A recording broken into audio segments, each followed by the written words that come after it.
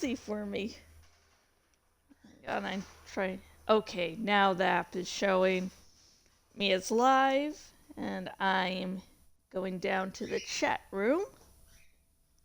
So yeah, hang on. I shortly before filming, like just a second ago, I started to get the sniffles. So I'm gonna take some medication. So hopefully this stream won't be me sneezing like every 5 seconds.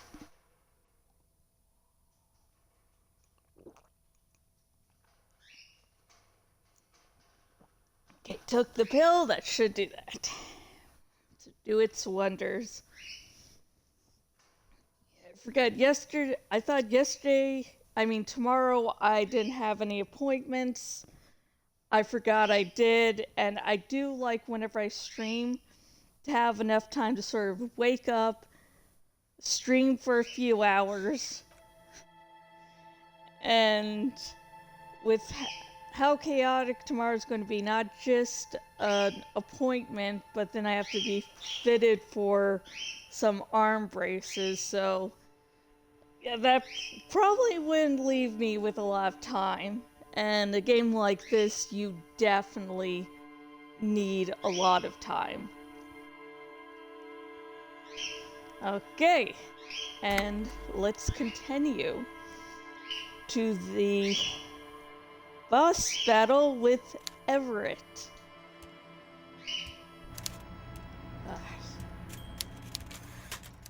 Fucking hate this douchebag. Mr. Dubois, I hope time is on your side this time. Please, take a seat. He gestures to the minuscule folding chair opposite his huge desk.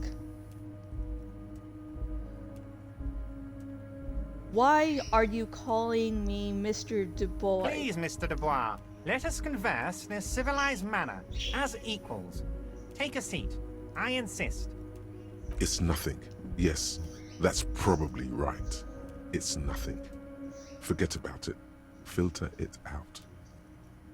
He's trying to throw you off your game with this Dubois nonsense. Don't give him the pleasure.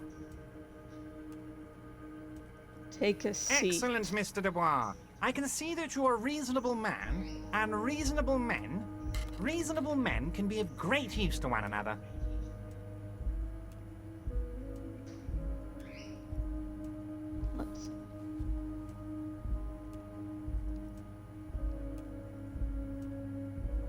Remain serious. So tell me, how can the head of the Debarders Union help a representative of the Revachol Citizens Militia today? The chair you're sitting on has got to be the most uncomfortable chair in the world. It's violating your backside. Oh, by the way, I heard you got a rather rude reception from a certain Lawrence Gart. Some people have no manners, it pains me to say. This should take care of that nonsense. He points to a giant novelty check on his desk. It's absolutely comically huge. It should be sufficient to cover your expenses for a few days and patch over your differences with a cafeteria manager. Go ahead, take it. He points at it again. Hey, that's 25 real. That's good money. Think of all the stuff you could.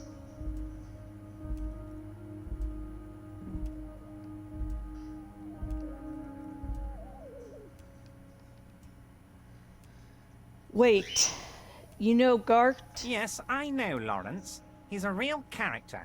No union man in him. A real piece of work, that boy is. I don't know, Everett hating the guy makes me like a guy more. With a grin, he points to the checker game. It's like you're on a game show. At least don't thank him for it.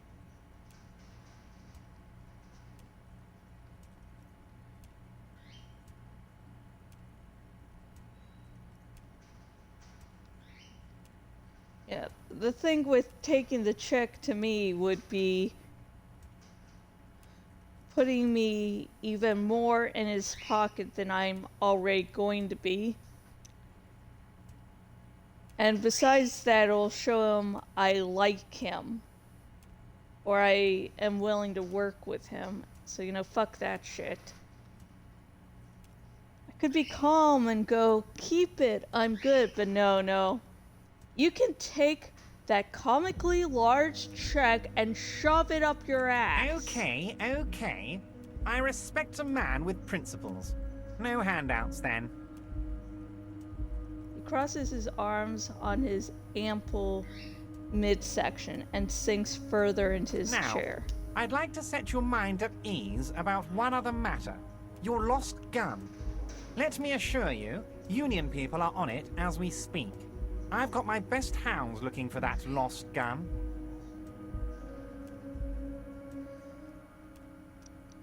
Now, you can work with Everett Clear to get your gun. I didn't do it my first time around because I hate the man. But after I finished the game and I sort of looked up what would happen if you did do all the things to get your gun back, it leads to a pretty interesting side quest that I really want to try out, so that's the only reason. Dude. His slug-like lips move, but all you hear is an echo. Lost gun, lost gun, lost gun. The world is swallowed by a black hole of fear. Only 2 words escape its gravitational pull. Lost and gun. Oh God, why didn't you think of this before? Cops have guns. Where's yours?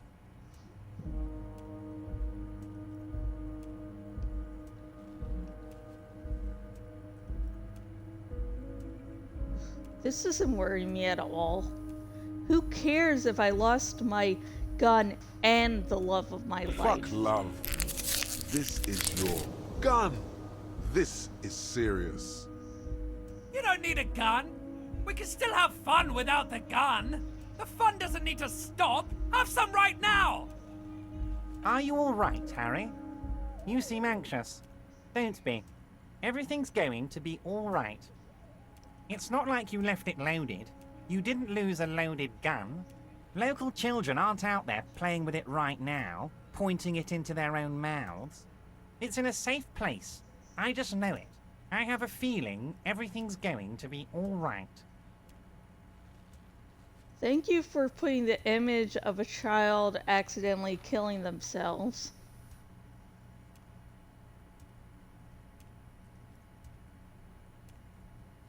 Officer, we will deal with this later. We don't need Mr. Clare's help with this.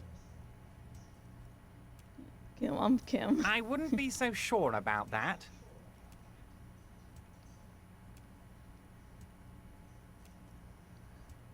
Don't panic. God, you're sweating. Your knee is jerking. You're about to cry, aren't you? You're about to cry because you lost your gun and those children are gonna shoot themselves with it.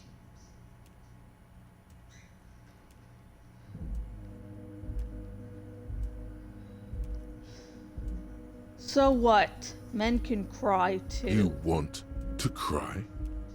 God, you're weak. Whatever you do, don't cry. He'll think you're disgusting.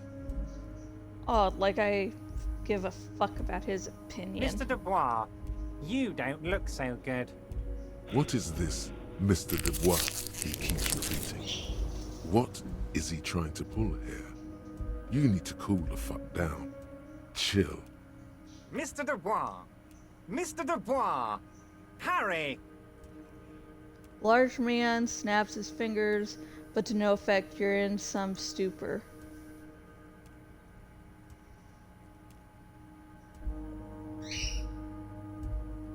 There are no Harrys. Let your mind go to your safe place. While Everard is distracted by your odd behavior, the lieutenant's eyes are mapping everything around you. The folder, desk, papers on the wall. Mr. Dubois, are you okay? Can I get you a glass of water or something? Are you having some kind of medical emergency? Maybe you could use your hands somehow, in a kind of throw-in motion, like you're throwing that Mr. Dubois act right back at him. He's Mr. Dubois.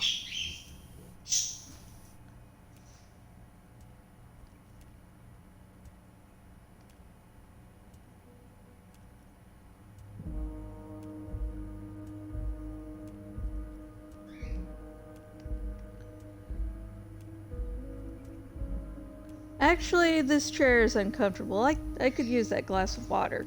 What an odd demonstration of... you got me, Harry. I don't even know what. As entertaining as it was, I'm afraid we're wasting our time. And I'm an extremely busy man, as I'm sure you are too. Okay, enough. We are here to ask you some questions pertaining to a murder investigation. Thank you, It is Kim. about time to stop embarrassing yourself. Questions will help you regain some of your lost dignity.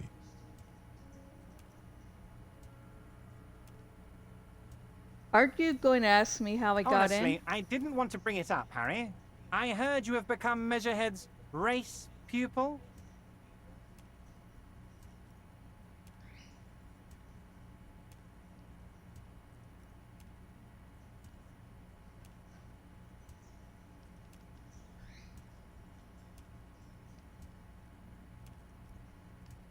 I'm not a race pupil. I just listened to some of the things he had to say. Of course, Harry. Of course.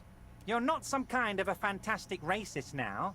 And rest assured, no one's going to hear about it. Fuck off. No one's going to know what you did with race there, Harry. Your race bonanza is safe with me.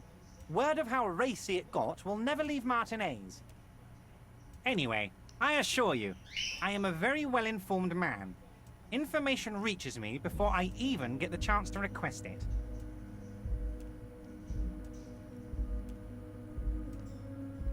You called me Mr. Dubois. Of Why? course. Let us dispatch with the formalities. You call me Everard, I call you Harry. That's what the hanged corpse called you. Harry. So that's really my My name. God, so it's true.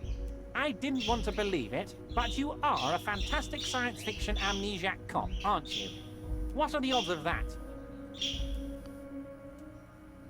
I think the odds of that are very low. It might be a good idea to hide your confusion. I mean, see what his game is first. My memory is fine. I'm just testing So you. good to hear that, Harry. Apparently my sources were wrong. However, if you did have a spot of memory trouble, I could help you out. With my big fat folder.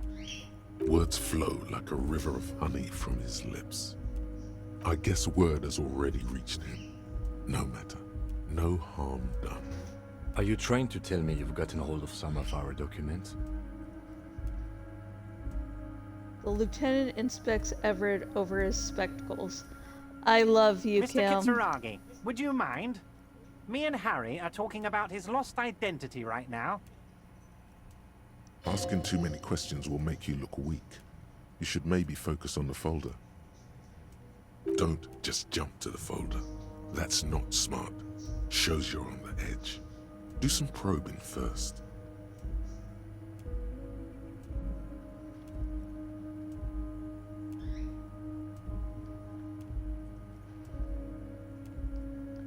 Where... Okay. Don't just jump to the folder. Let's get this straight. What is my full name? It's Harry. Harry Dubois.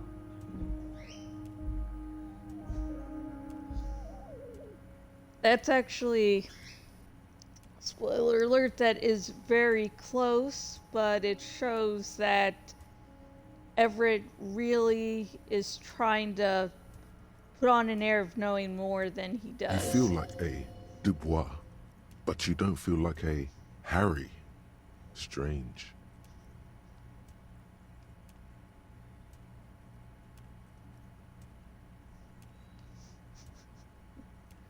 That's not my name. My name is Raphael Costeau. Fine, Harry. You can even be Harry Raphael Dubois de Costeau, or whatever you choose to be. Lieutenant covers his face and sighs audibly. He's like, I know you're full of bullshit, Harry, but god damn it. This is what I have to work with. Mr. Kitsuragi doesn't seem even slightly empathetic to your memory loss, Harry. I, however, wish to help you any way I can. Do you know where I live? But of course, Harry. Your precinct is the 41st and you live in Jamrock. You're a Jamrock boy. A long way from home, but that's okay. He doesn't really seem to know any more about it. Yeah. Do you know anything about my family? Do I have a wife or kids Family? or... Harry, you're not a family man. There's not one peep of family in here. Unless you think you're a family man. Do you strike yourself as a family man, Harry?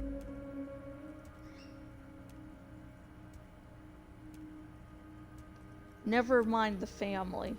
Family, Harry, is the most important thing in the world.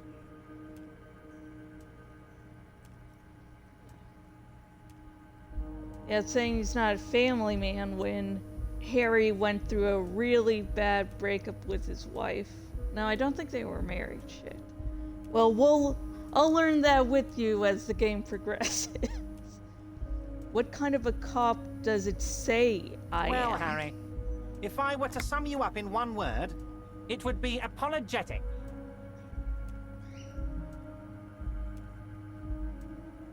I'm sorry. I can say that answer, that reply just seems too funny to me. I gotta practice. Yes. You seem to be. A lot of the time. But right now, there's no reason to be. Let loose a little. Be you. Where did you get that folder?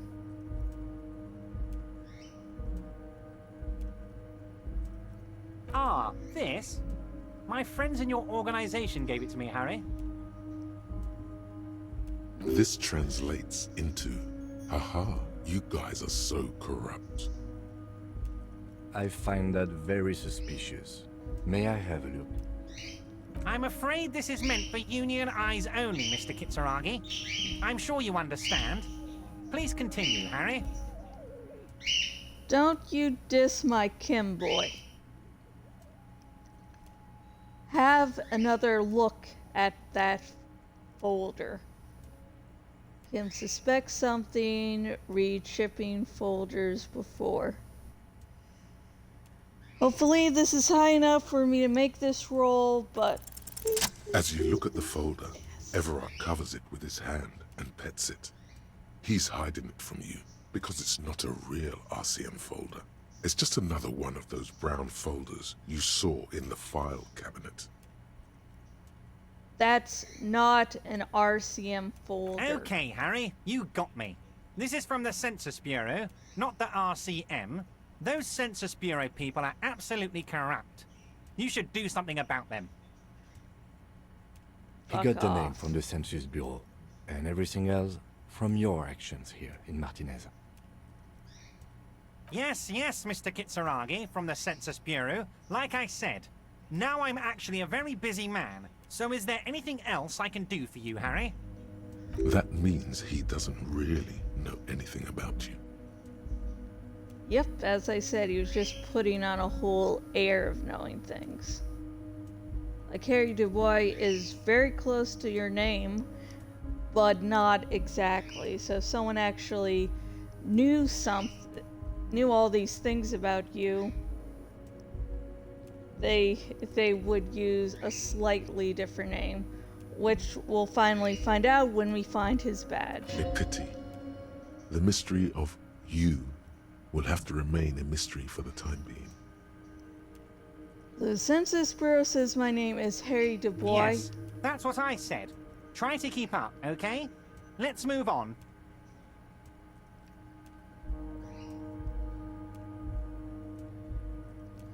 It's getting close to 21, so near the end of the day, so I think we can possibly come back here. But first, I want to do this one. Could you help me get a dead body down from You a might tree? have noticed there's one hanging on a tree behind the hostel cafeteria. Oh my.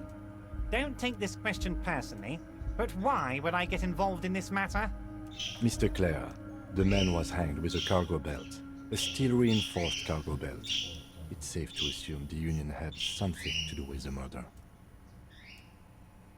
Besides, getting the body down would benefit all of us. It's a stain on the neighborhood.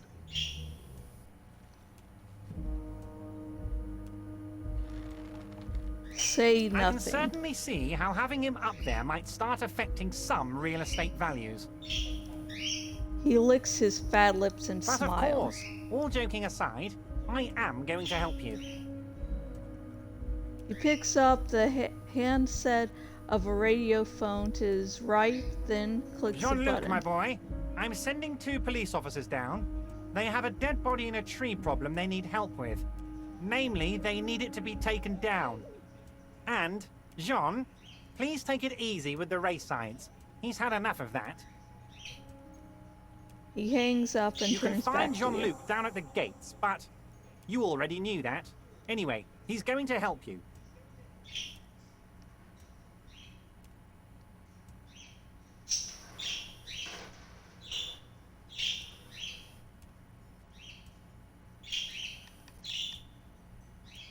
Let's talk about my lost gun. I want to make sure I can get back in here without Yes, dying. your lost gun. My best men are on it. They're turning every stone, searching every playground, asking kids, grandmas, everyone. Your gun will be found, Harry. Let me assure you of that. It's just a matter of time and effort. The only way to find it seems to be working with him. He might even be holding your gun hostage. Hold on. Could he really hold my gun Who hostage? knows? Only one thing is certain. If you work with him, you're going to get it back. And working with him might be the only way to do it.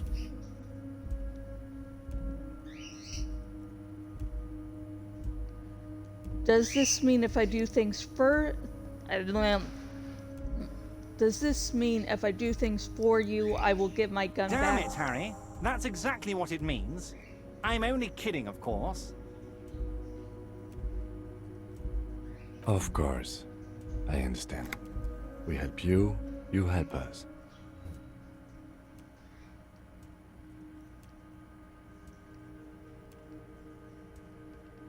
Tell the Union.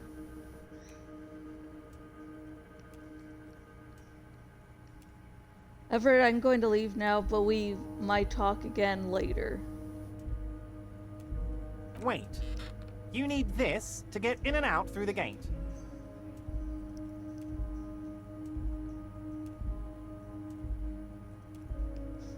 Great! Wouldn't want to get stuck in here. Yeah. You're one of us now. A real red and white Union man. Take care, Harry.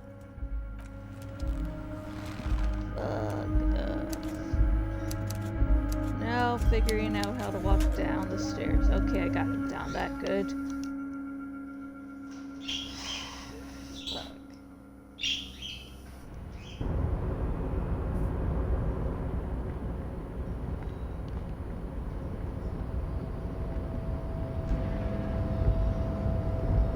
Tomorrow I'll deal with the dead body and then do all those little side quests.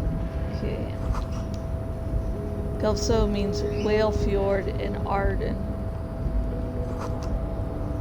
A composite eye of halogen lights watches you, emitting a low buzz. Let me... got a little confused here. It's even worse when I started playing the game. I just couldn't figure out how to get where. Like, what ones were walkable and which ones weren't. Then things got a lot easier.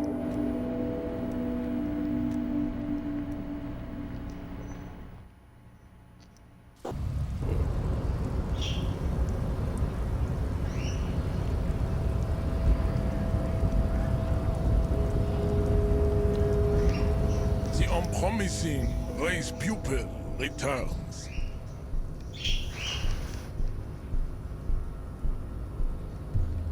Everett told you to help me get the body down from the tree. So it was. My unpromising race pupil entered the harbor and used my superior to give me orders. I salute your cunning and will remove the body from the tree with my bare hands. Oh, You're yes. so noble, Measurehead. Oh. There's a but. But while I am gone, someone must stand guard on the bridge. That someone needs to be you. Both of you. That would mean you're openly showing the people that you're taking the Union's side. Wait, that means showing everyone that we're taking orders from the Union? Yes. That is precisely what it means, homunculus. This is not going to happen any other way. Lieutenant, what if we don't want This to do is that? the uncomfortable result of not taking it on ourselves. I can live with a compromise. Listen to your little friend. He is wise in his childlike way. His mysterious race may yet prove fierce competition to my heroic haplogroup. Okay then. Babe, see that they stay here the whole time.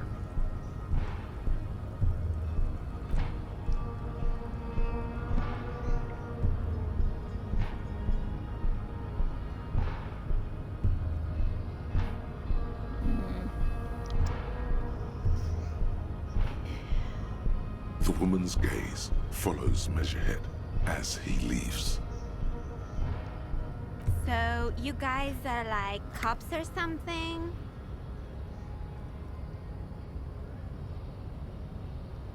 We're just trying to keep things from going to Have you shit. ever thought that maybe things should go to shit?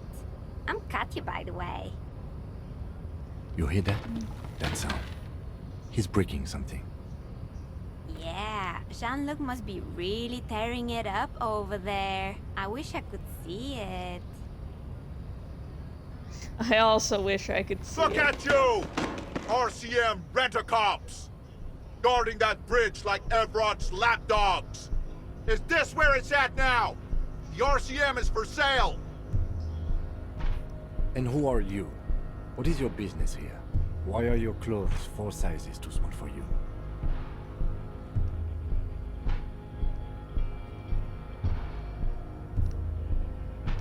That's none of your business. A shrill laughter interrupts you, echoing across Martinez. It's Kuno. Then, the man turns to look behind him at the behemoth appearing around the corner, approaching him, walking past him.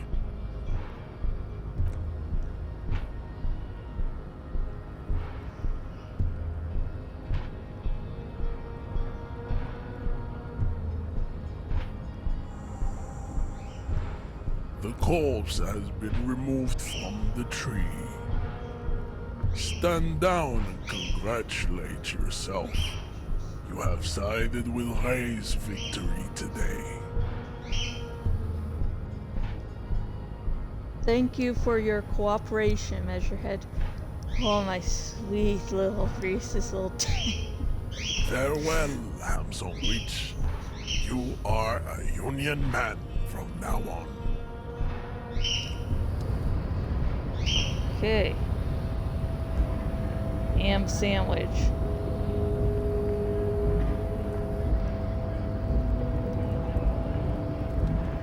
See if I can get down these stairs.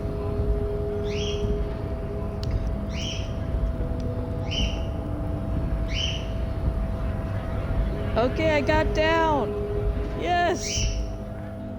That's the hardest thing for me to do in this game. Get down the effing.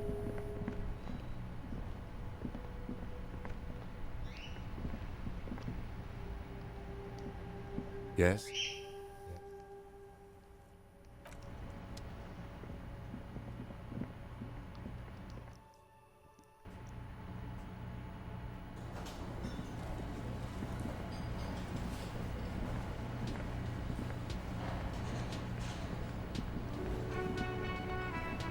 Can I help you? Yes, have you got it?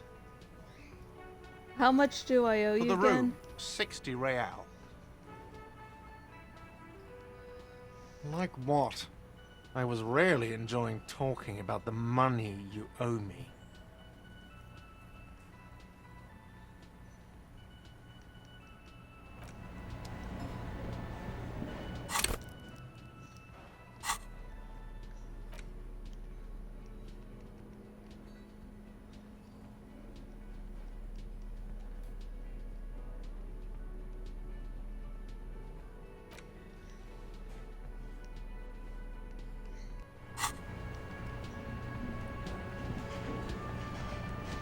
Can I help you? Mine? No, it belongs to the Whirling in Rags.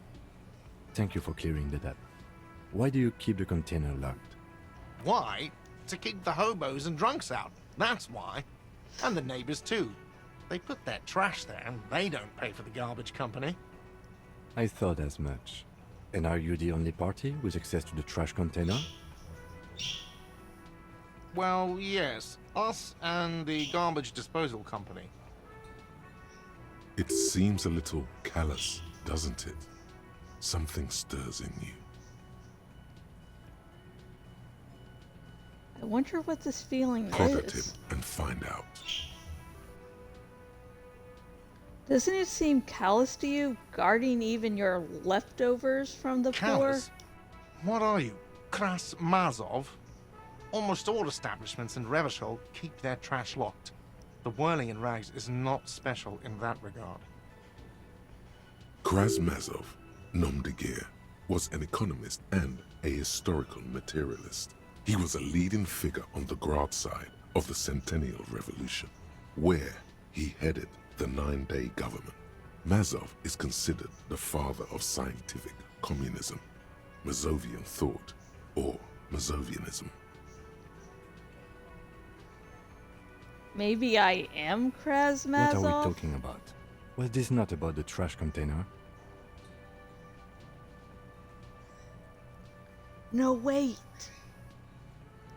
What if I am Krasmazov? We should return to the case of your mistaken identity at a later time, officer. This was about the trash container.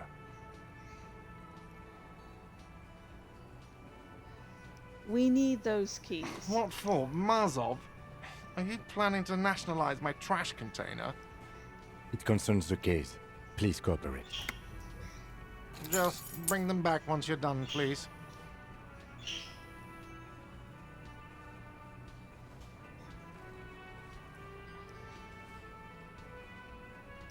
By the way, I'm going to sing karaoke here. Absolutely out of the question.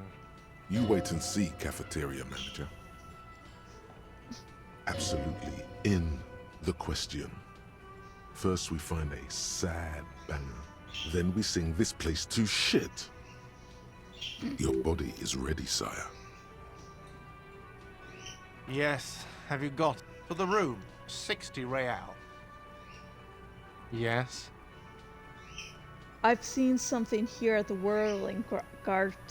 A thing I need to talk What about. thing?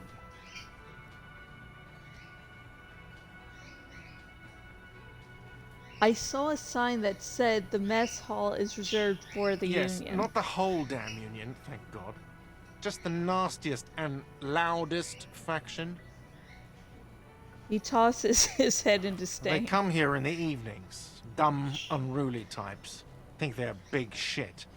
But they're good customers. They place big orders and always pay on time. He hates the union, but grudgingly recognizes its power over him. So he's directing his frustration at you instead. Retaliate.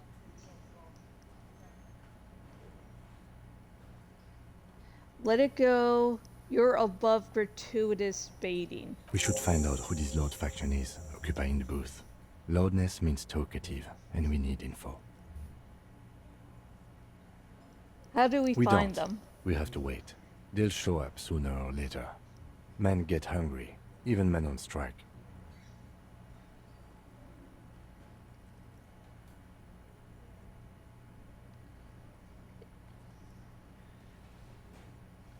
It's after 600. The sign said reserve starting 1600. Why isn't anyone in the Good mess hall? question. They're probably getting drunk or protesting something somewhere. Or laying low after the, lynching. Whatever he may feel about you, he can't miss the opportunity to throw you a look of what he assumes is shared understanding. Go with it.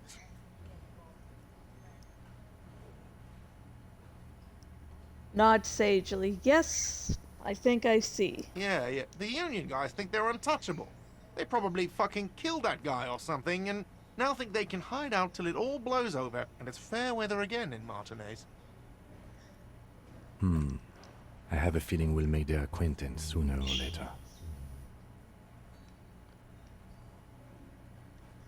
There's a mysterious blue steel door in the back of the kitchen. Oh, yes, that door, sure. There's nothing mysterious about it. It's just a door. He shrugs. Do you know what's behind it? Do No, you I have... don't have a key. I don't know how to get there. And I don't care either. It's not like I've been wondering about it for 10 years. It's just a frit warehouse, probably. Or some boring storage space with a bunch of old junk and dust. Junk and dust.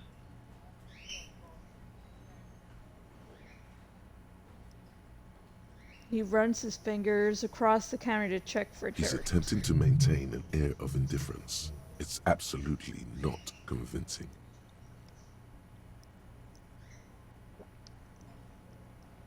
I think you'd like to know what's back Fine, there. okay, a little. But my job doesn't leave me time for wondering about one locked door in one of the cafeterias I manage. So, I haven't opened it. I have cleaned the whole place 100 times over, though, after the animals. And I haven't found a key, so good luck with that. There's something else I want to ask about. What?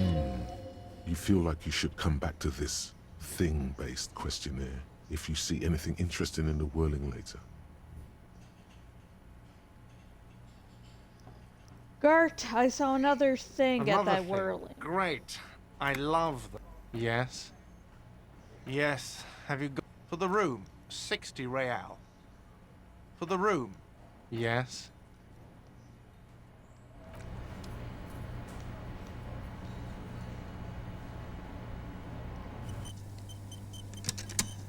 Yes?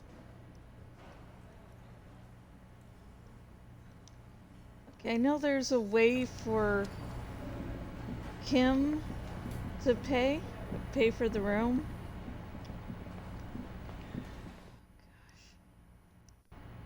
Let's see if I can sell the, like, my bottles and stuff, or go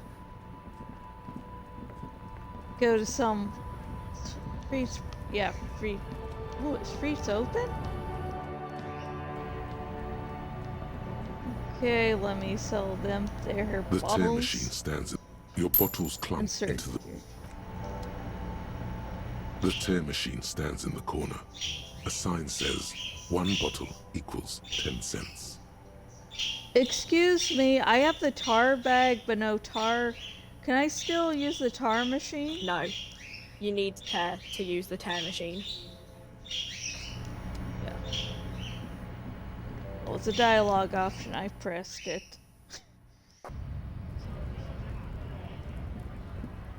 $60 real.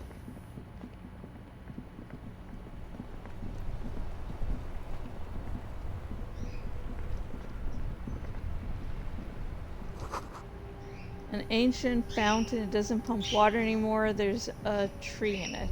Yeah, I noticed. A sewer grate. A gateway to the river of filth.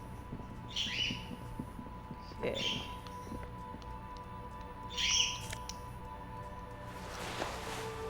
Fingerless gloves.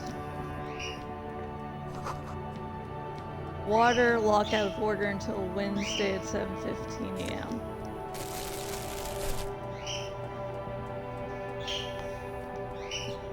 Let's see. Roy's Pawn Shop, Fast cash for faster times. Okay, let's see if we can sell some stuff we got here. It's a very it's not interesting often that dude. I see officers from the RCM in my pawn shop. The man at the counter What turns can to I you do slowly. for you? His courtesy is not insincere, but he prefers being alone with his projector, just watching the movement of light across the walls of the shop.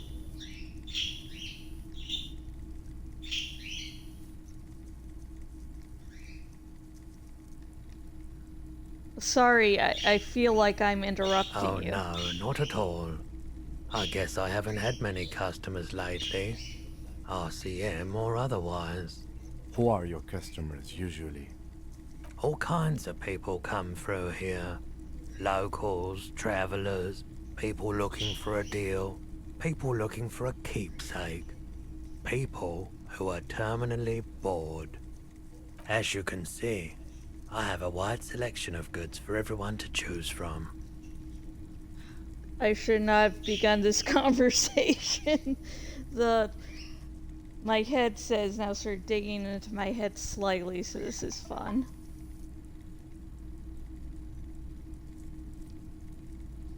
Nod. Quite the collection It indeed. keeps me entertained.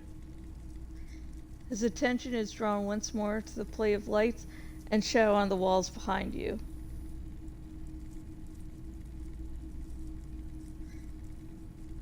There's something I'd like to sell. Let me have a look.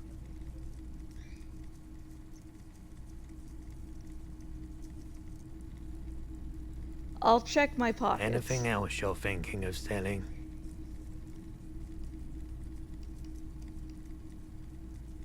No, not that.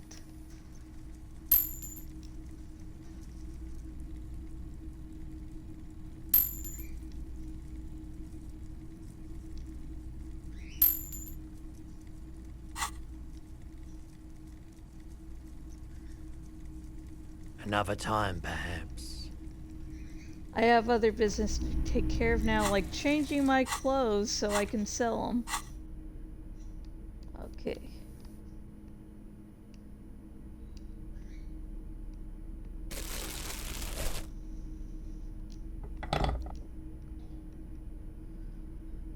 Let's see. That's, of course, not the horrific necktie. Let's see. With the glove stats, interfacing.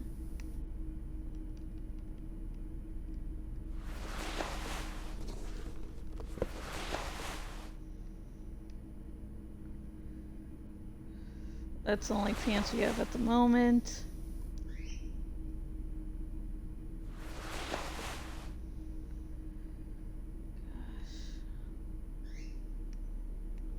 Let's see.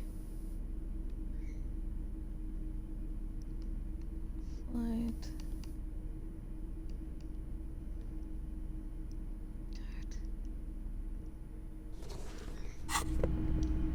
Let's see Hello if they'll again. take How that. Sure, let me have a look. I'm not purchasing any more clothing at the moment. Another time, Okay. perhaps.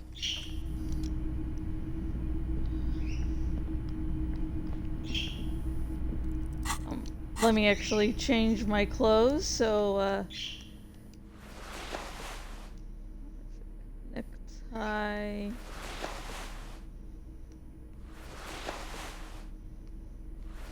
Pants. Shoes. Tools.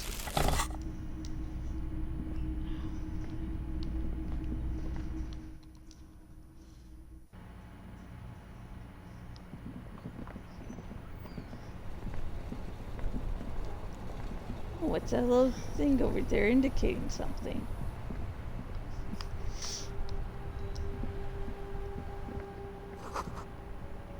Tire tracks lean onto the roof. The slush and rain has almost washed them off. And I'm going to take a small little break because the headset, as I said, is starting to dig into my head just slightly, and if I'm going to be playing this for hours, I sort of want to have my head feel right afterwards. So I'll be just stepping out for a moment or two and then I'll be back. So, have a little stretch yourself and we will be back with more Disco Elysium.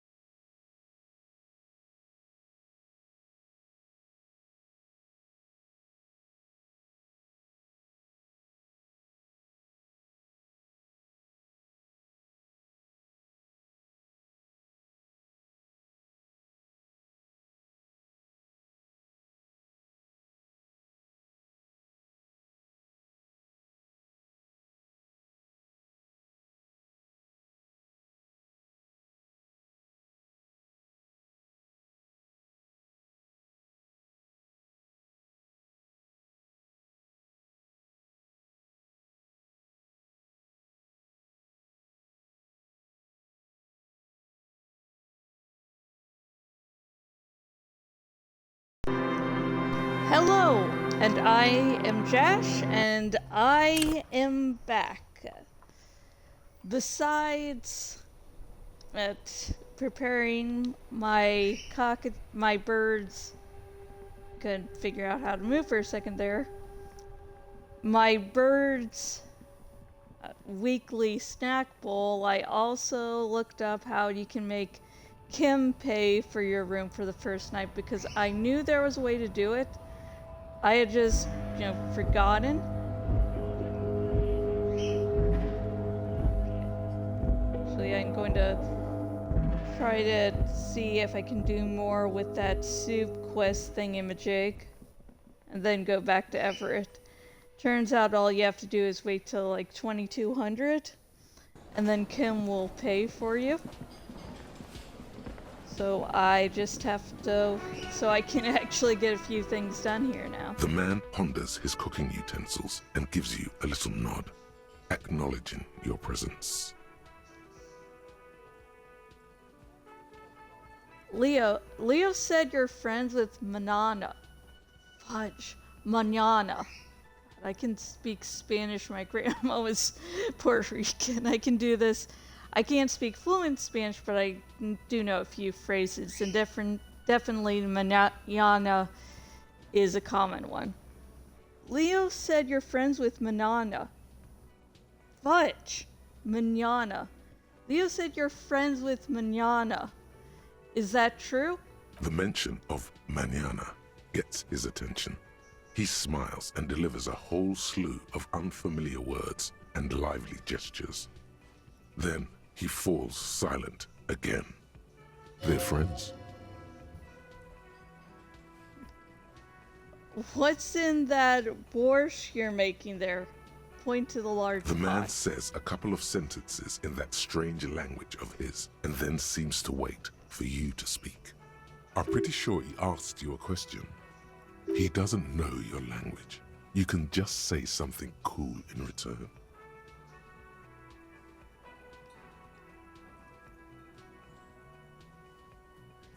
Mercury rising. Borscht need more vodka? He picks up a bottle from the Okay, shelf. so it's vodka that keeps the men happy and in good spirits. Clever move by the Union. Vodka borscht! I love it, Bratan! Turn it the fuck up and then ask for some yourself. I love you, horrific Turning it necktie. up seems like a dangerous idea, honestly. The place is a powder keg. I'll leave the cooking to you. Shrugs. I have The cook business. gives you a long, inspecting look, then shrugs too, and seems to wait for you to speak. I don't think I need anything else. Stay masculine. What the heck was that?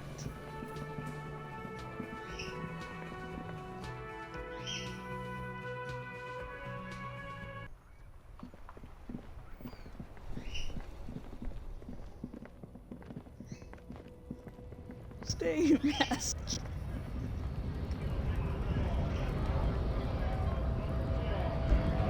Yes, I am amused by little things. Oh, no, you don't want to go that way. At least I don't. I am in control of you, Harry.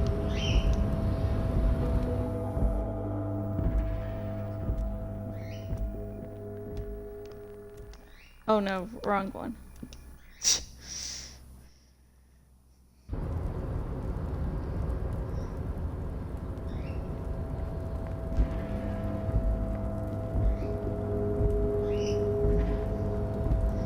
Okay, walking to one of my least favorite people in this game.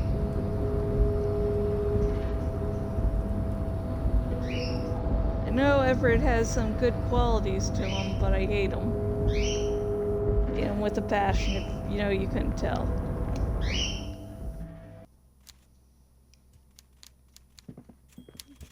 Like, in case that was too subtle. Mr. Dubois, a pleasure as always. You don't have to sit down this time, since you've already sat on that chair. Thank God. I'm told the union is involved in the local drug trade. What? Harry, how could you say that to me? You know I appreciate a joke as much as any Johnny Fat Guy, but I can't take slander. Are you actually investigating this?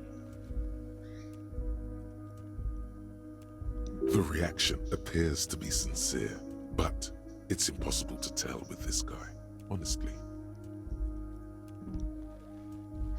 No, I'm not. Actually, no comment. Harry, you wound me, Harry, in the heart. But I trust you to put this to bed. Do what you must, and let's change the subject, shall we?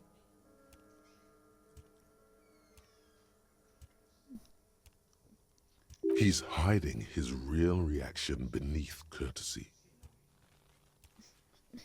I just put the food bowl out, so she's really munching away. Thank you for your understanding. We will continue to do what we must. You too, Lieutenant. You know, I like you, but you never were my favorite. I'm a Harry guy. I'm Team Harry. And I'm Team Kim. None taken. Did we have anything else to do here, Harry? I want to talk about the hanging. Oh, of course. That's your main thing here. That's why you're in Martinez. I know everything that goes on around here, and I would love to help you, like I'm helping you with the body and your lost gun. I mean, it's no secret that the lynching is connected to the strike. So much to talk about. Honestly, it's been weighing on me so heavily. I understand you need to interview me. I sense there's a but. But there's a thing that's been keeping me up at night. I want to talk about the hanging. I mean, if we could just calmly talk, exchange information, we could blow this thing wide open. Yes, that sounds good. Let's do that. But I can't think straight with this thing weighing on me. You're police officers, aren't you? I have a crazy idea. You guys are basically door-opening machines, incredibly talented at opening doors.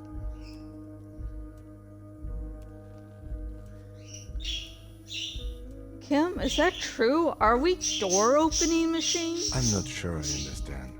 If you're asking us to break down someone's door, it's not going to happen. Come now. I just need you to go open a little door for me and leave it unlocked. A simple thing. Absolutely nothing shady about it. Bullshit. An excellent opportunity presents itself, sire. You could win the trust of the arch-liar, pretend to play into his hand. Then, should you wish, bend his efforts towards your own.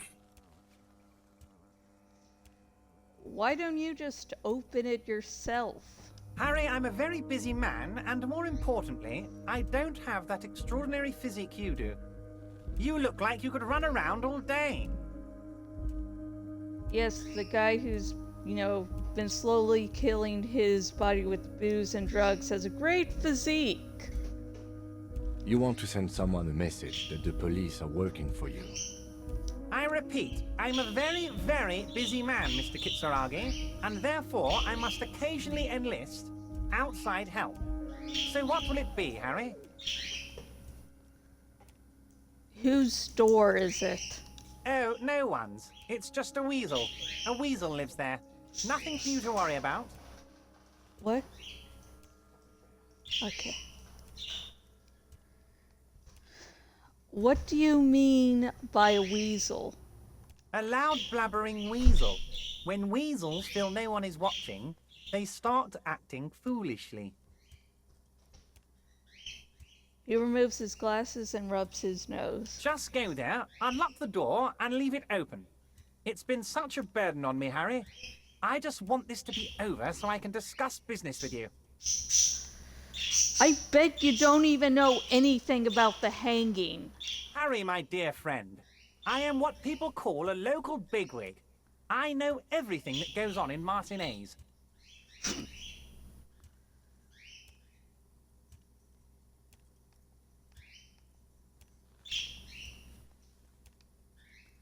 Damn it, fine. I'll look into it. We need to talk about that murder. Fantastic, my friend. Just let me know when it's done and we can take our friendship to the next level.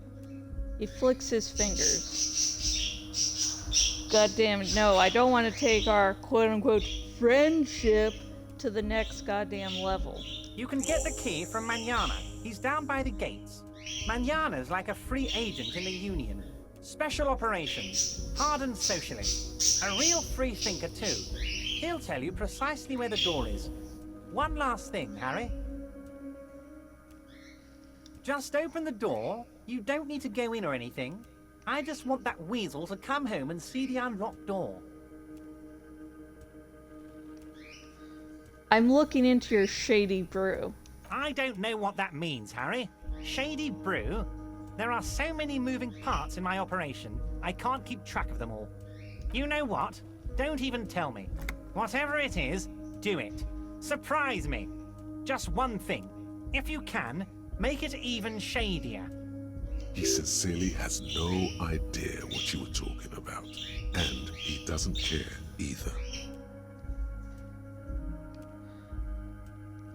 I met Joyce, the company representative. Oh, that's very nice. I haven't gotten around to her yet. I'm very, very busy, you see. I hope you're getting along. One thing I want to make very clear, Harry, is that this is not some kind of union versus corporation situation. Everyone is just pals here. Just pals? We're all trying to do what's best for Martinez. Don't feel like you can't cooperate with her because you and I are such good friends and I helped you get the body down. And I'm helping you find your gun. I'm not a jealous guy. Whoa, that's so nice of him. Suspiciously nice. Are you sure? I find it a little odd. I'm just a nice guy, Harry. I wouldn't be where I am now if I wasn't nice. Politics is all about emotions, and I want you to have positive emotions when you think of me. What happened to the previous negotiator, Mr. Gaumont? What do you mean, Harry? Nothing. I let him go.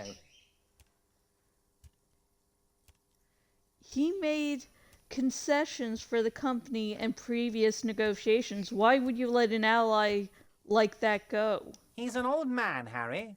I wanted him to spend more time with his family. God knows how long he's got left. You called him a midget. Harry, I have little people in my organization. I would never call someone a midget. What is this? Honestly, I'm beginning to think you're a midget, Harry. I'm only kidding, Harry. You're not a midget. No one is. We're pals. That midget comment hit hard. I'm like 5 feet 3 inches. I'm shorter than a lot of people my own age. I just subconsciously, whenever I walk up to a new person or see a new person around and they're taller than me, I'm like, oh, that person must be as old as me, if not older. And then they're like 13 fucking years old. Like, I'm short. And one of those people at Publix that have to stand on their toes to get to the highest shelf and sometimes have to wait for a tall person to come by. It's pathetic. Joyce said the previous union leader vanished under suspicious circumstances. Vanished? Harry, the woman left her casserole in the oven and couldn't make it here in time for the voting. Oh, did I leave my casserole on? Better go home and check. The election can wait. When she got back, the whole thing was over. Wait, there was no mention of a casserole from Joyce. Funny, Joyce didn't mention any casserole. Harry, Harry, Harry. Do not fixate on this little matter. Maybe it was a rabbit stew, or a hairdryer, or an iron. The point is, her heart wasn't in it. Mine was. So he seems like he's lying. Like now he's like, oh, I don't know what it was, but you know, it was something. Fuck. That much is true. His heart truly is in it, though you wouldn't think so by looking at him. This particular brand of humor he has, it makes for a fine distraction. If it's spilled blood you're looking for, then there certainly isn't any in his expression or demeanor now. Everett, Joy seems to think the Union is lowballing her. Yes, yes. Low-balling, of course. This isn't a casino, Harry. Real people, real livelihoods are at stake here. But everything's a casino for those rich types. His expression makes it clear. This is childish and irresponsible behavior.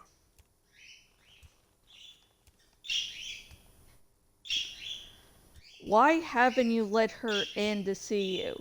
If she actually wants to see me, she will find a way. Any good negotiator would. And I just don't have anything to discuss with a bad negotiator. He doesn't want to see her. It's as simple as that. Understandable. Okay, let's talk about something else. Of course, Harry. Let me just assure you one more time. It's perfectly okay to share anything we discuss here with this Joyce. This is a completely transparent organization. I have no interest in what she is doing, but I myself have nothing to hide. Your business is your business, and I respect your privacy. Just remember, none of this is secret. Tell her about all of it. My brother's picture, my singing swordfish clock. Tell her how overweight I am and how I'm helping you find your lost gun. Tell her about everything. Everett doesn't mind. It is rather interesting to tell people things about each other, isn't it? It was nice telling him about her right now. God damn it. What's in the container that's outside your office? My dear Harry, there are literally millions of containers in this harbor. I couldn't possibly remember what's in all of them.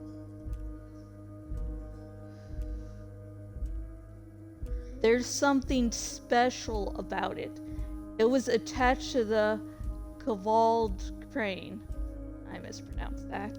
Harry, you smooth-talking son of a bitch. Time is a precious resource, and I don't have enough of it to count containers with you.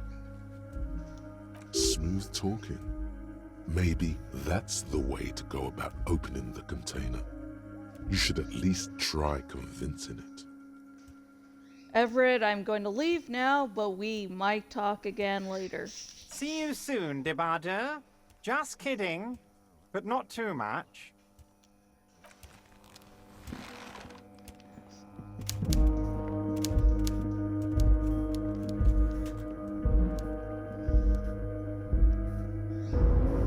And there is something in the container.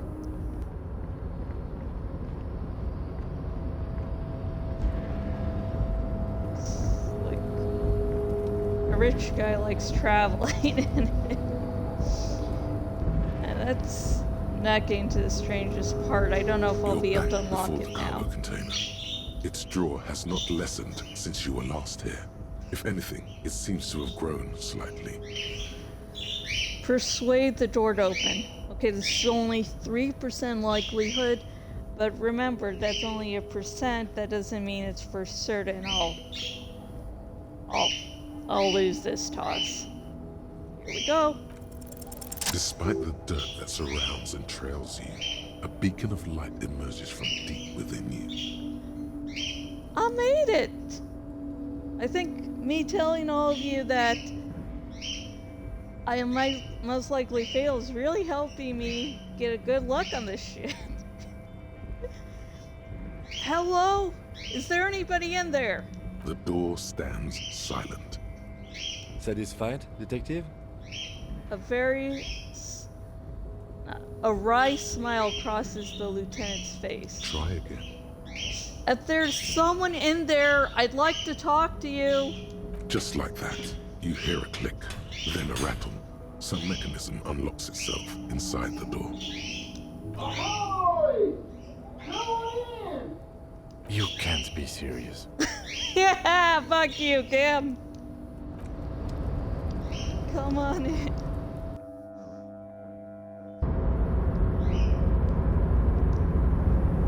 The man stands at the far end of the shipping container. It's hard to say anything more about him. You cannot make out any of his details, but you do feel the overwhelming presence of capital. The feeling causes all the hairs on your body to stand at attention, like soldiers preparing for review. Squint. Something's amiss. The light beams bend around his face and scatter in 1,000 directions. It seems the laws of physics do not apply here. They are suspended, distorted, and echo. Trying to visualize the physics at play is liable to give you an aneurysm. Don't think about it too hard. In the general stillness, only your tongue moves, flickering as you utter. Hello! Welcome. Come in. Make yourself at home. Sorry, I'm not better able to receive you. I wasn't expecting visitors today. You can't hear him exactly, yet you're able to understand every word he says. It is very strange. An overwhelming hum covers everything. Voice doesn't escape from him. Now, what can I do for you, gentlemen? What you can see of his what you can see of his body appears composed in a sharp summer suit and yacht shoes. I think when I first played the game, I opened this container a lot later. I don't think I could even see that much of him.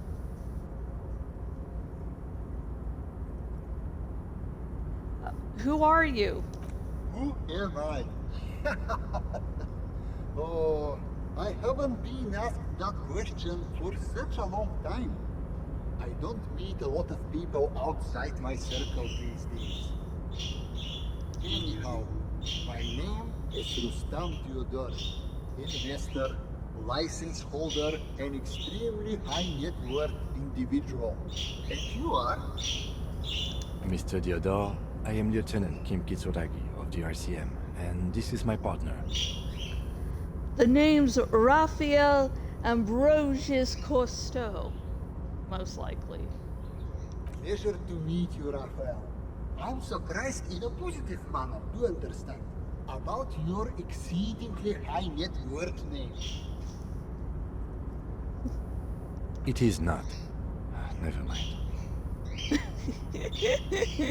Kim's like, stop introducing yourself as an obviously fake name. God damn. Oh, don't you worry, Lieutenant. I can tell a good man when I see one. How did you become so rich? To be perfectly blunt, I inherited my fortune from my grandmother, who herself was an extremely high net worth individual back in Gra. All I did was take her fortune and invest it prudently. Believe it or not, it takes more than a bit of skill not to blow a vast fortune on sailing boats, bad choices, and unsupervised state policy. What's it like being an extremely high net worth individual?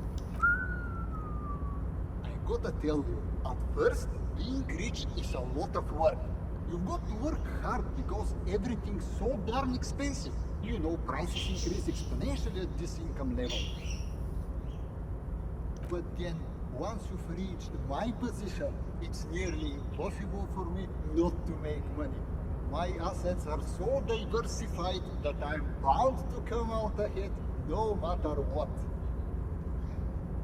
Oh, everything's so damn expensive at first. Yeah, I'm under the poverty line, I know. Some of my lower net worth friends say to me, but doesn't that take all the fun out of it? And I tell them, not really.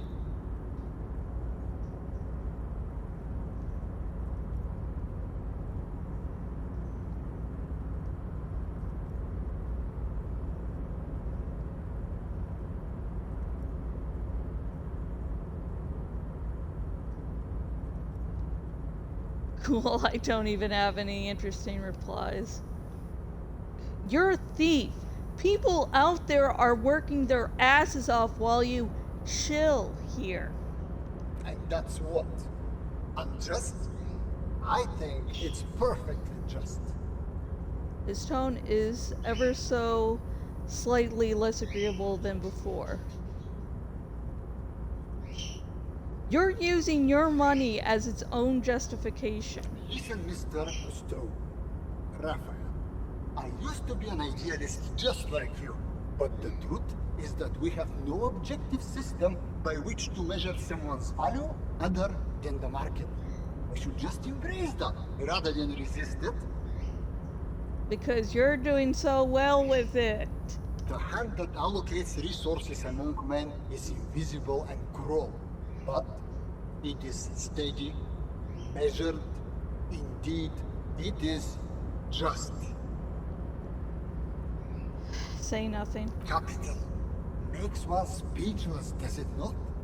Blinds like the sun that rises from beyond the horizon after a gloomy winter. Hey, all this talk about money has made you lose the thread. What is going on with the light in this place? That's what you need to ask him about. There's something strange about you. What do you mean?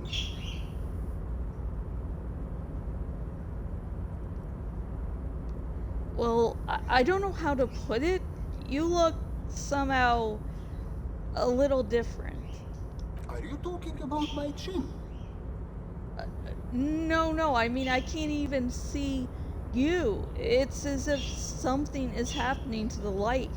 Oh, that's what you mean. Yes, I've heard of this effect, though I've never witnessed it myself, of course. It has something to do with our Weiss-Wiesemann coefficient. The Weiss-Wiesemann coefficient is a ratio designed to reflect the difference in net worth between individuals. When the coefficient is close to 1, or 100%, it means one person possesses all the net worth. Among that group of individuals, it's been observed that when the Weiss-Wiesemann coefficient reaches about 0.96 or so, the laws of physics begin to bend around the high net worth individual. So, what is our coefficient? The Weiss-Wiesemann coefficient for you and this individual appears to be 0.9998, repeating. Shit. That's not good for you. Are you telling me that you are so rich that light literally bends around your face? Among other things. But calm down. I am but a lowly single-digit billionaire. Among other things, are you saying light bends around your dick?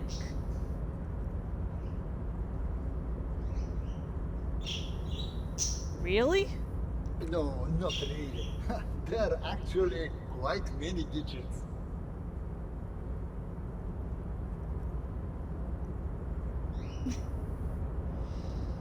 A man this chill is at least a triple-digit billionaire. Kim, are you seeing this weird stuff? I see nothing of the sort. To be frank, all I see is a gentleman who's unusually well dressed for Martinez, in a cargo container, which I admit is odd. Yes, I imagine that does look strange to you, my container.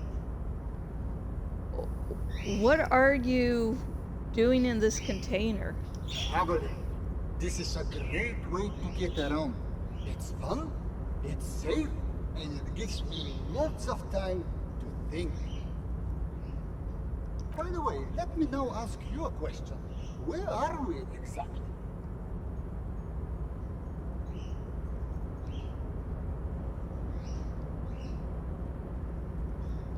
We're in Martinez. There's a pretty good hotel here called the Whirling in Rags. Oh, interesting. I've made quite a few real estate plays over the years. It's a shame I can't get out and explore myself. One of the downsides of being an extremely high net worth individual is that mobs of low net worth individuals are constantly banding together to ask for money.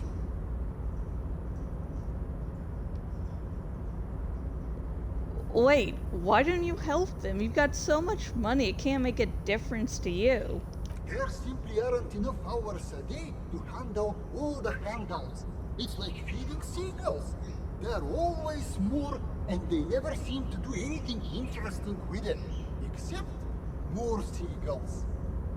They don't do anything interesting with it because they need it to fucking survive, you cunt.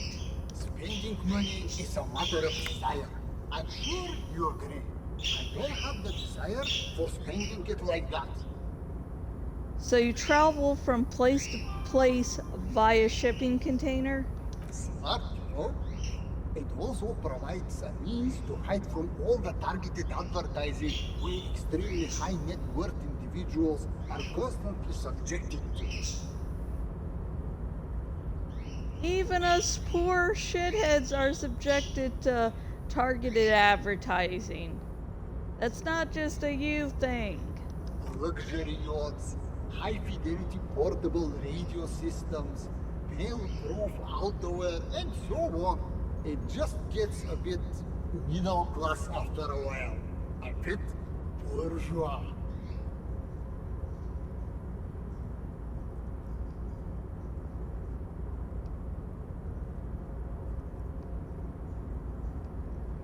So you're saying being rich isn't worth the hassle? What? No, I did not say that at all. Being rich is great. Just don't tell anyone I told you that. The bending light appears to wink. You're a rich investor, right? Can I have some money? I don't see how it's appropriate for a representative of the law to ask a wealthy person for money. This shines a bad light on the RCM, if you catch my meaning. Come now. There is not even a cent of corruption here. I'm merely being polite. So, let me check my pockets. As you may know, us high net worth individuals do not have a lot of cash on hand. Investments and liquidity are enemies of one another. I think I only have coins for coffee machines. Here is 3 real. How much can you get for this?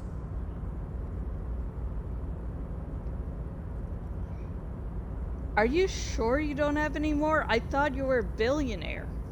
Yes, I'm sure. You know, The light seems to bend more aggressively. maybe you can make that money grow. Come up with an investment plan. How's that sound? Yeah, if I live, like, if the money barely covers anything, like if it barely covers a meal and board, I'm not going to be able to invest it because I need to spend it to live. These ultra-liberal types love losing huge sums of money on ludicrous proposals. Ergo, you should come up with a plan that's totally dead in the water. Present a sound investment plan. Present an investment plan that is sure to fail. Fuck it.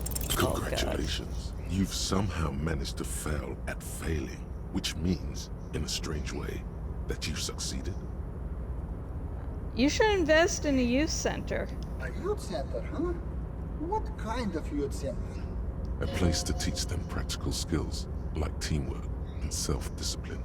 Come on, tell him what he wants to hear.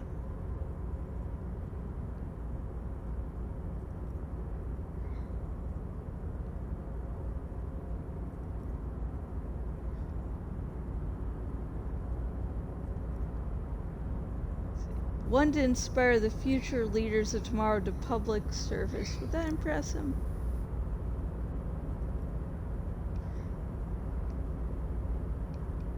One dedicated Still not liberal. He would fucking hate that shit. One to inspire the future leaders of tomorrow to public service. No, he does not like the public service thing. You know, a regular youth center with basketball courts and stuff to teach teamwork and other emotional skills. That seems like the bullshit.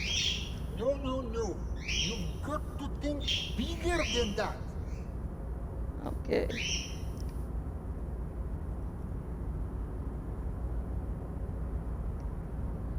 One to inspire the future leaders of tomorrow to public service.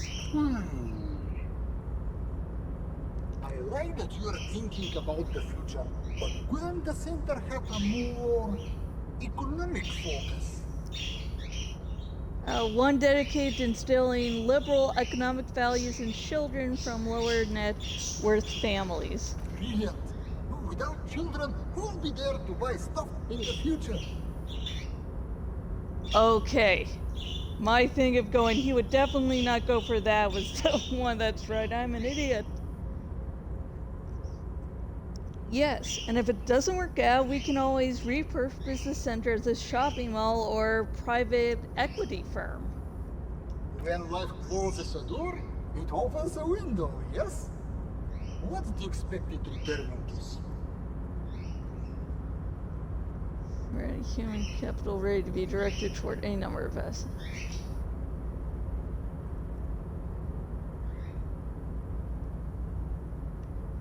Highly educated work ready human capital ready to be directed toward any number of your vast interests.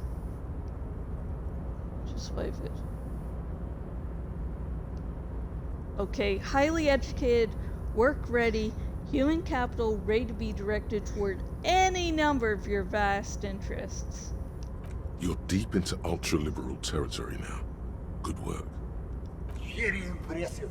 You've got a natural eye for unusual investment opportunities. Thank you. I don't normally do this without a formal pitch deck, but to hell with it. What's the point of being rich if you have to follow all the rules? Here's the round of seed funding. This should be enough to prove out the concept and get things off the ground. Bratan, now's your chance to take some time off. Spend it with your good buddy and get absolutely wrecked in the process. Woo!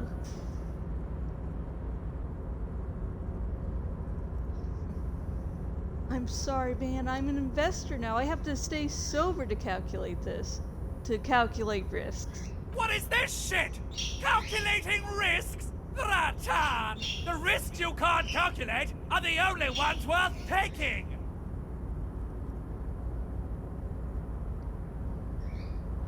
I'll give it some thought. The lieutenant looks at you with horror. You've been mumbling to your necktie in a daze for several minutes. Yes. Now you're displaying it. The eccentricity that becomes a wealthy individual. If the money saints Vistage were enwrapped in physics-defined light, you would see his approval. Thank you for placing your unwavering trust in me. Remember, it's not a handout. It's an investment, and I expect to see returns. The lieutenant stands there, dumbfounded. His mouth opens slightly, then closes again. Kim, are you alright? Oh shit. Yes, I'm alright. Can we get going now? Now, was there anything else I could help you gentlemen with? We should get back to our investigation. Thanks for your time. Why go so soon? I feel we've so much more to talk about. Well, until next time.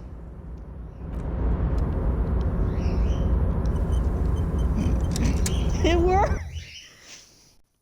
First time playing I didn't get money. Well, I guess we found another way we can pay for that pesky bill. Oh my god.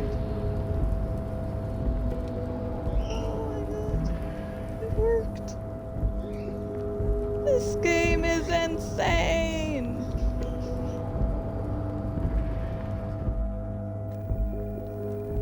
Okay. Let's pay for our room and then some, bitch! Oh.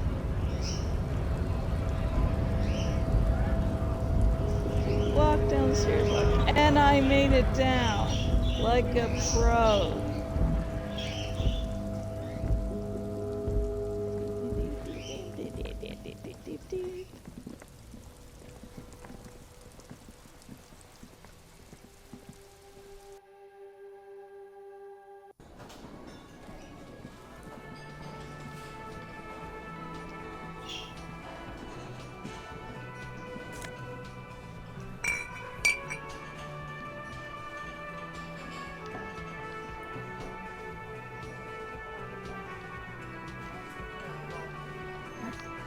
I clicked John Garth. Guess I did. Can I help you? So, about that money I owe. Yes. Have you got it? I have your money. Well?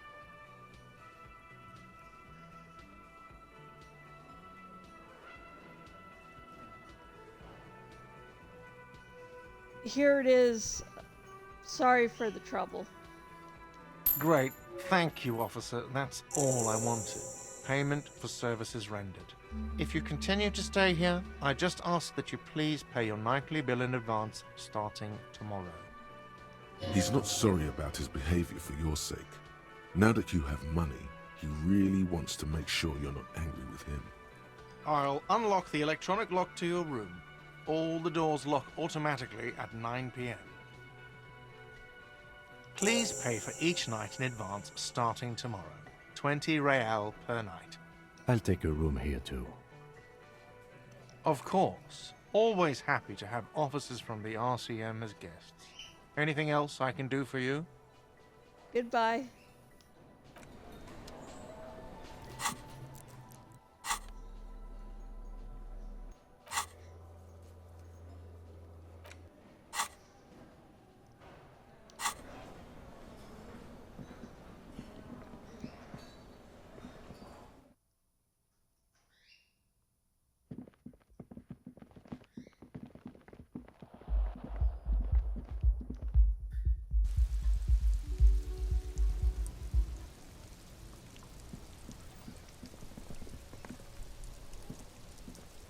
Yes? Tell me about the case again. What do you want to know?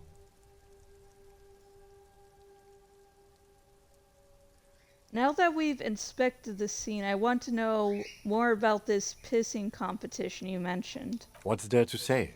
It's just stupidity. What kind of stupidity? The cop kind. Our precincts can't decide if Martinez is part of Jamrock or the Industrial Harbor. Yours or mine, as if we somehow own parts of the city. Typical street gang mentality. So we've let the Union make a mockery of law enforcement here. And now it's come to its natural conclusion. So this is a struggle over who runs Martinez? Well, sort of. It's less a matter of who gets to police Martinez than who has to. It's an orphan district, in other words. I think the dispatch desk just told both our stations about the hanging. There was quite the brouhaha at the 57th, I can tell you that. Time to settle it, they said. Cop off. But I assure you, I am not their finest or toughest, with 102 cases solved. What I am is least interested in the pissing competition. Hang on, I'm just rearranging some things here. I finished my coffee, so I'm going to water for the rest of the day.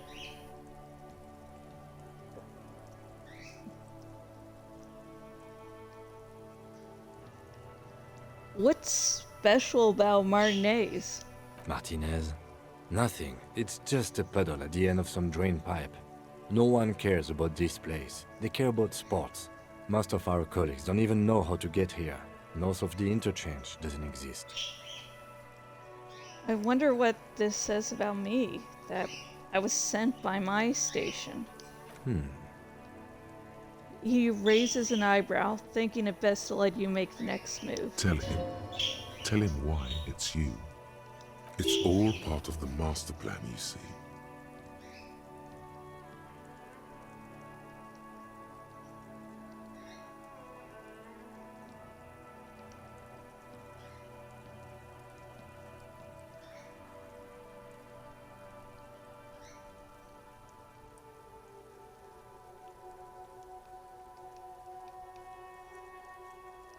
Don't be scared, but I think I might have supernatural abilities. He opens one hand and looks at it. A moment passes. Which school do you subscribe to? Mambo or Jambo?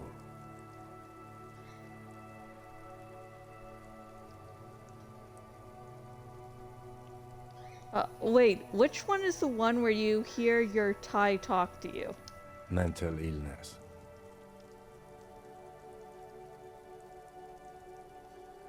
Because I have that.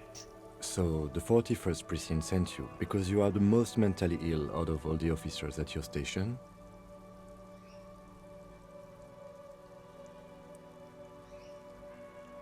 I don't know. I don't remember any of the other officers. Of course. Sounds like you just answered his question. Okay, enough of the competition then. Tell me something else. Yes, it's a wholly pointless matter. Forget I ever mentioned it. He's actually glad it's addressed now. This is a white check. You may retry it. Why did the 41st send me? Because you're the best qualified. No, that doesn't seem right. Dumb brain, I'm good for nothing. You look dumb Oh, if you fuck. keep the lieutenant waiting for too long. Nothing.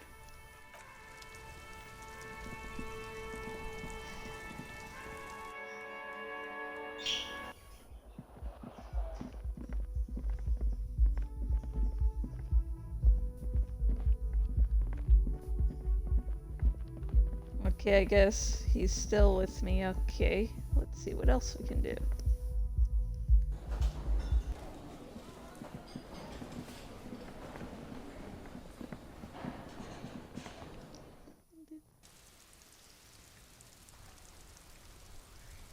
Okay.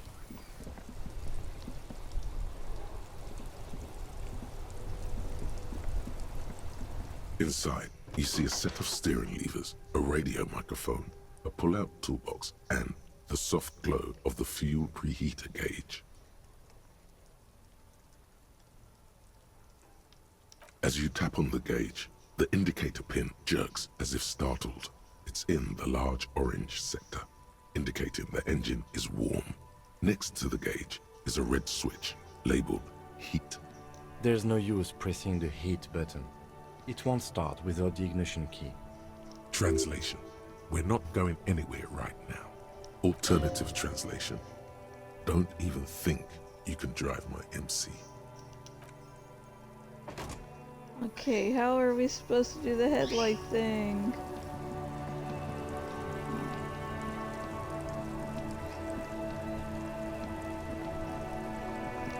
Let's see, do I have... Let's see my clothing. Let's see. Let's see, will this work? Does it have something different? No. No, it won't. Or is that the headlight? No clue what's going on.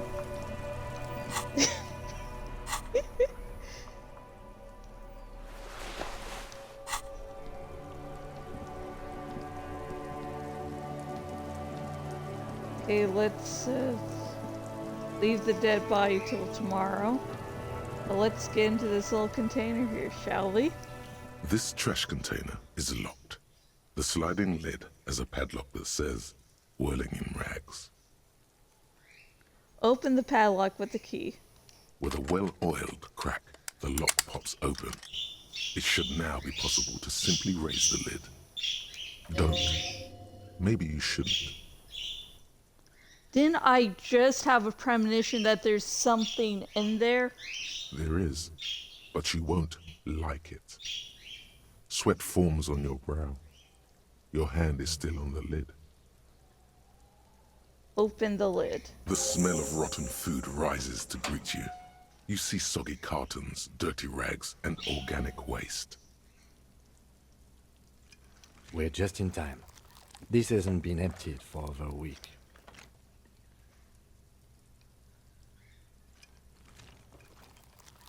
The container sounds a muffled gong. Okay, I just realized I want to put on my... We should return later, officer.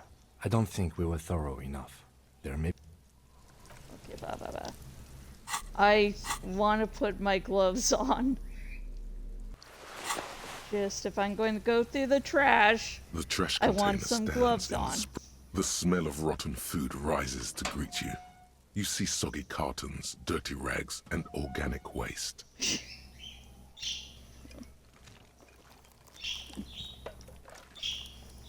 Look under the boxes of carton. You see milk, an egg rest with one broken egg in it, some pasta wrapper. Picking up the soggy packages somehow feels familiar. A box falls into pieces in your hands. Batiste Soleil cereal. There are plastic pasta packages below, and turbo noodles. Nothing of note, however. Pick at the rags. Among the threadbare kitchen towels, something catches your eye. A pair of denim trousers. Grab them! Clothing! As the legs of the slime-covered jeans begin to unspool from the garbage, a rank corpse smell fills the air. The victim's clothes? Cadaverine odor is faint. If these belong to the deceased, they were removed when he was still in the early stages of decay. Drop them in here, officer. The lieutenant produces a black plastic bag marked evidence from his pocket. Guitar marked blue jeans. Pockets empty or emptied. He wore them with a belt, too. A white belt. The loops appear stretched, but He looks into the container. the belt is missing. That's it. Do you see anything else in there? I have another bag here. Something slimy catches your eye.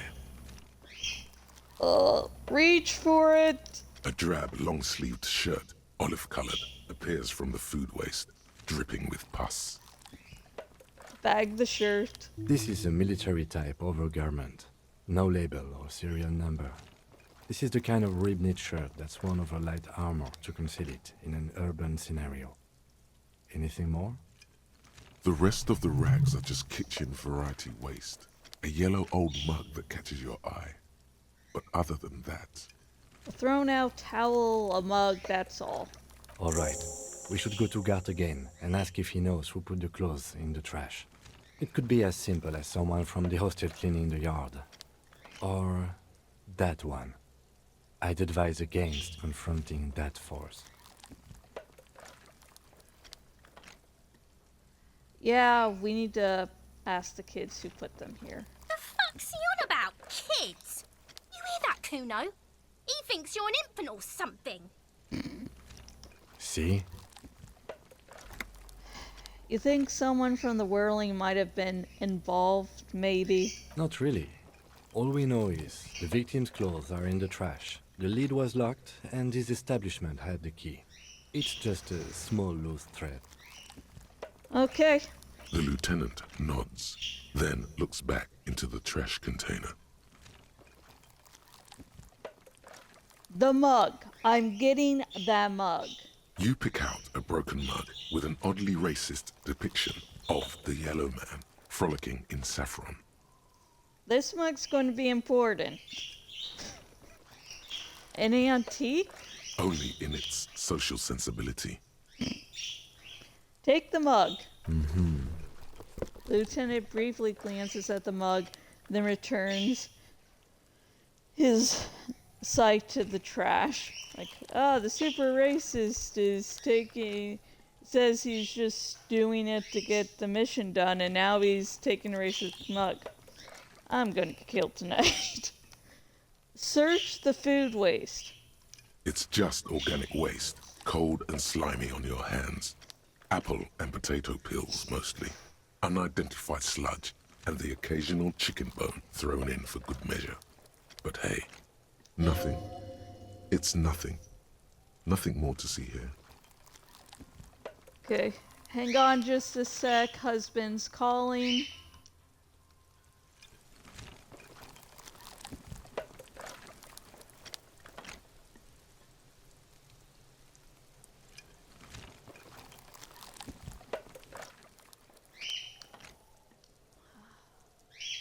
What's this? What? What? A blue piece of plastic sticks out from the apple peels. It's shiny. Looks like the corner of something. Pick it out. Something larger. A clipboard. A blue plastic clipboard with moist papers hanging from it. They look badly damaged, but you can still make out forms and notes, written in a man's handwriting. Okay, Joa. Okay. Husband's coming home, so I have to put the birds away, so if the door opens, they don't just fly out. And hang on, they knocked down a treat, so I am having to deal with that. Okay. Okay, sorry, folks. Sorry. Oh my gosh. Sorry. Officer, is that your paperwork? No, it can't be. Yes, it is. Look. This plastic has the RCM street grid on it. You've even got an autopsy form. A miserable looking slip of paper sticks to the board. If you don't mind my asking, how could you have let your paperwork end up in the trash?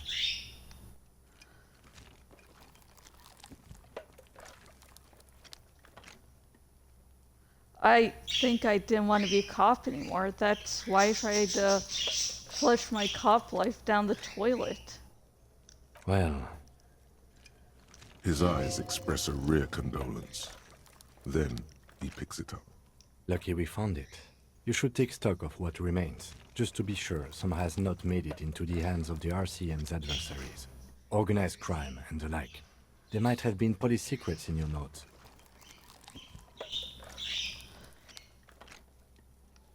Okay, I'll do that. It would also not hurt to start taking notes on the case.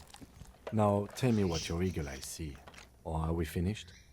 Close the The lid. container sounds a muffled gong.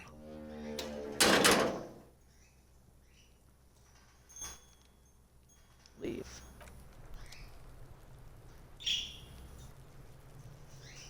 Okay, I am going to do a quick save here, and I'm going to give everyone a little bit to move around, loosen up, and then we will continue. Plus, the headset is digging into my head again. Husband's coming home, so woohoo! I will be back soon, folks. Adios.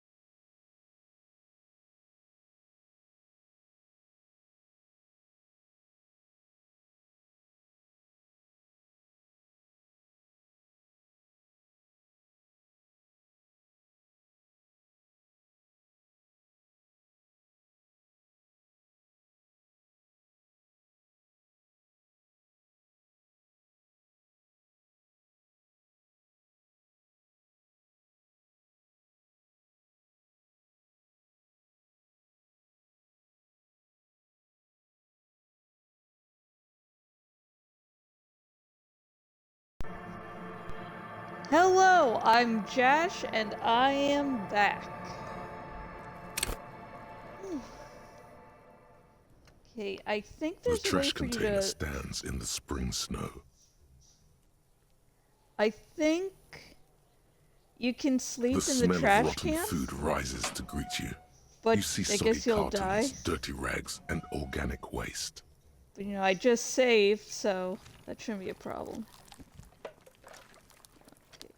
Pick the rags, and I've seen that The here, container so... sounds a muffled gong.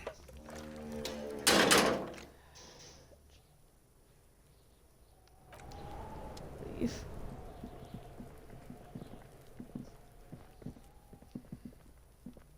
Okay. Takes a little bit of time by calling stuff in, finally. Inside, you see a set of steering levers, a radio microphone, a pull-out toolbox, and the soft glow of the fuel preheater gauge. Pick up the radio This again. is Precinct 57. How may I assist you?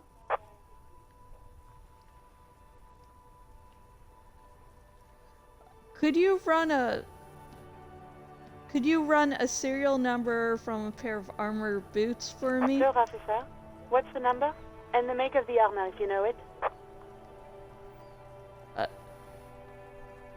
E50.100.1000. The make and model of the armor is Fairweather T500/VE. Got it. I'll contact the ICP database immediately. Call back tomorrow. Hopefully they'll have dug up something useful by then. The International Collaboration Police, ICP, is an inter-Isolari law enforcement service, the crown jewel in the moral intern diadem, alongside EPIS and the coalition government. I'm 57. In the cabin, you see... I'm not just checking my thought cabinet thingamajig. And if there's anything I want that I couldn't have before. Masovian economics. Okay. We're going to need a skill point to unlock this, I believe. I don't know if choosing one of these spaces really affects anything or not.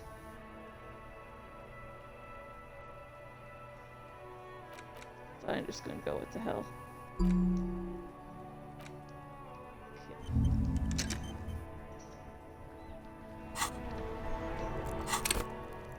Just wanted to do that. And now I see it used up a skill point. I want to be a communist. Inside, you see a set of steering levers, a radio microphone, a pull-out... This is Precinct 57. How may I assist you? Could you connect me to the 41st precinct? I have something I need to report. Just a second, officer. She puts you on hold, the stack crackling softly like a bonfire. After a while, nah, words, things. Alright, let me drink some water. Clear that voice box right up.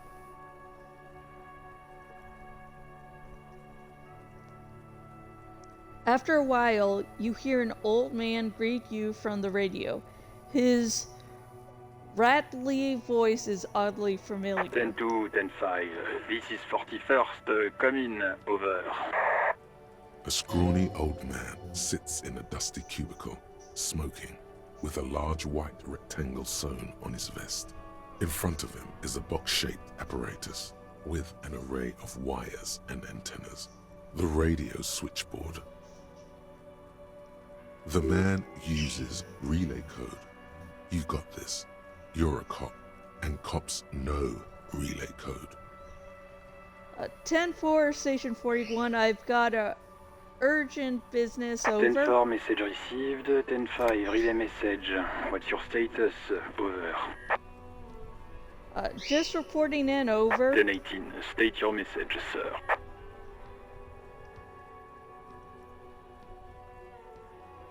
I need to report my badge missing. 10-9, over. My badge, I can't find it anywhere.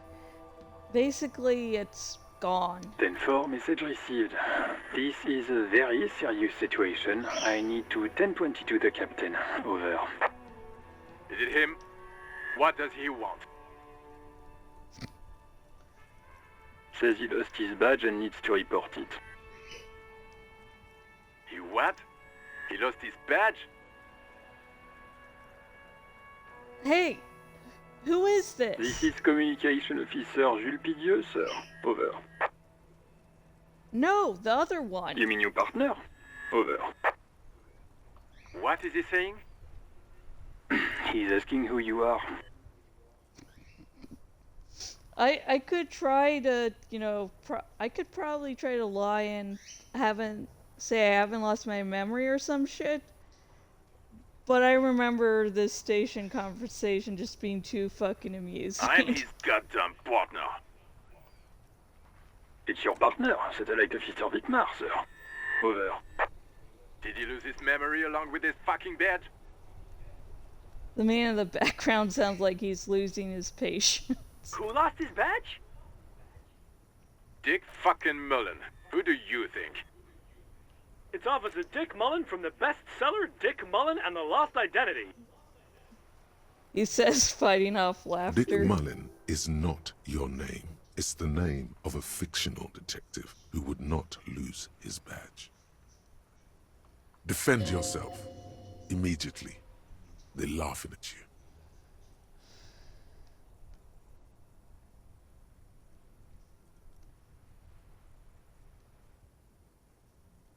Ha ha! Officer has lost his badge. Ha ha! Like I'm the first cop to ever misplace his badge. He says this has probably happened to other policemen before him and laughs sarcastically. So much resolve to take all my bullshit and just translate it to something coherent. Oh goddamn it! Is he fucking kidding? The whole station's gonna be dicked for this. Satellite Officer Wittmar is wondering if you might be joking and adds that this tarnishes the reputation of the entire station. Over. Mullen dicked us. Come on, operator, tell him to stop. This is serious. He's asking you to stop, says this is serious.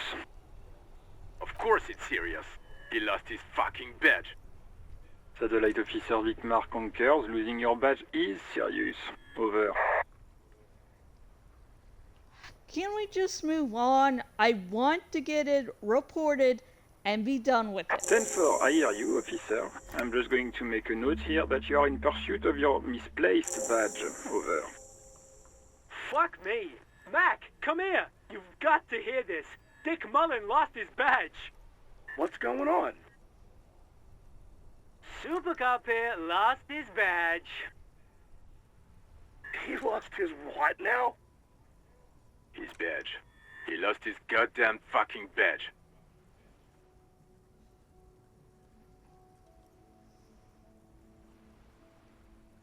Could you all please just stop saying lost his badge for a He moment? asks you to please stop saying he lost his badge. Why? Did he find it? The room at the other end of the line erupts in volcanic laughter. Sergeant Person was wondering if you found your badge yet. Over. You don't have a comeback. Sorry. It's hard to think like this. Say nothing. He's not replying. Looks like he's still looking for it. You can hear laughter in the background. Enough with this. Now, I have other things to discuss. 10-9, come again. I didn't get that. Over. The animated conversation in the bag is making it difficult for him New to hear heights you. even for Captain Sober. Ask him. Ask him if he's lost his gun, too. Sergeant Orson wants to know if you lost your gun too. Over. Oh, fuck. Okay. Convince them that you didn't lose your gun. Okay. Even before you can get the words out, everything gets scrambled in your brain. No, of course I didn't lose my fun gun. Fuck it. I didn't lose my gun. He says he didn't lose his gun. or his fun, whatever that means. Ask him to describe it. His gun. Not his fun. Just the gun will do. Satellite Officer McLean requests a description of your weapon. Over. Oh, request a description, huh? We'll give him one. Describe the plasma gun.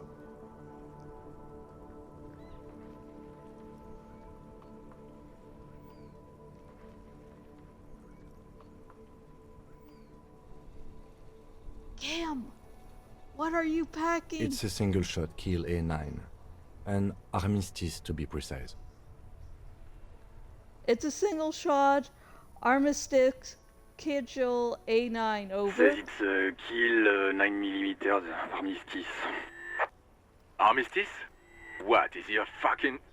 Clearly he doesn't have his Villiers anymore. Dear God, he lost his gun. Oh my, I can't. The man succumbs to laughter again. Yeah, I figured the two precincts would use different guns. But, you know, it was something to try. This isn't really a laughing matter. Mac can face a giant of Coco Noor by himself, but Disco here made him piss his pants. That's true.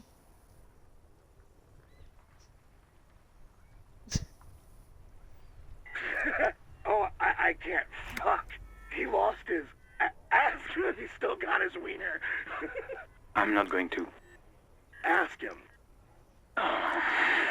Sergeant Orson here is wondering if you are still in possession of your genitalia. Over.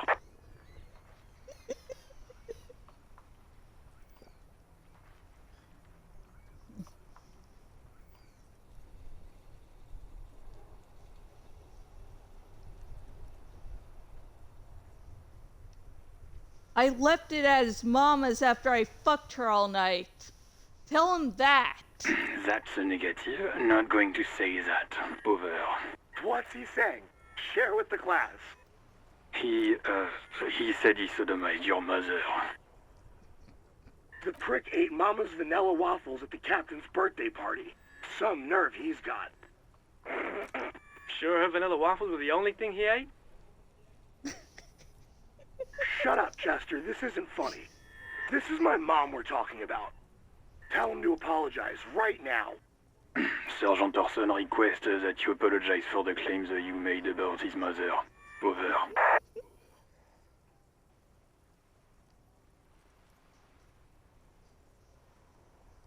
Hey, if you don't like the Fallout, maybe don't fuck with the Firewalker. Mac, he says you shouldn't have antagonized the Firewalker in the first place. Who? The disbelief in Vickman's voice is overwhelming. Satellite Officer V. Firewalker. I'm afraid he might be referring to himself as Firewater, sir. Firewater? He's lost it. Fuck it. Tell him to find his goddamn badge and gun. That's the only thing that matters. Satellite Officer V. I heard him, and I'm on it. 10-4, affirmative. Officer is in pursuit of his firearm. They're static. Oh, God, The man is fighting back Officer, do tears. you need further assistance? Over.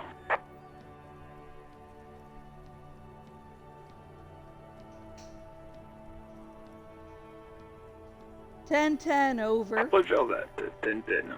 Over and out. The stag ends with a loud click, then everything is silent in the 18 cabin. kilometers to the south, in the 41st Precinct's relay booth, a small crowd has gathered around Communication Officer Jules Oldboy Pidier, around a dozen cops. The small room is filled with cigarette smoke, abuzz with laughter, when Officer Judith Minot enters. Her left arm is in bandages, and her hair trimmed short. What is going on here? Did something happen? She asks, startled. Jean Vaquier turns to her and What says, happened is my partner made contact. It's not good. He's lost his badge and his sidearm. He seemed confused, delirious even. Mac, the torso Torson, is finger-fucking his fist, laughing hoarsely and apparently telling some dirty story to his partner, Chester McLean, near the entrance. Yeah, Mullen was fucked, alright. Sounded fucking drunk to me. Yeah, Mac's right. That was some gnarly shit there. Enough! None of this is funny. It's fucking sad. That's what it is. He's a cop. He's one of us, goddamn this. We must help him.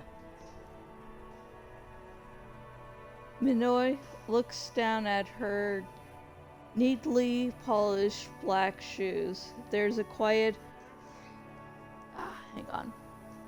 firmness to her voice when she speaks. Yeah? How do you fucking plan to do that, huh? Get him off the drink? Go jogging with him in the morning and get him on carrot juice? He's a lost man. I just know we can't give up on him when he's at his weakest. He wouldn't.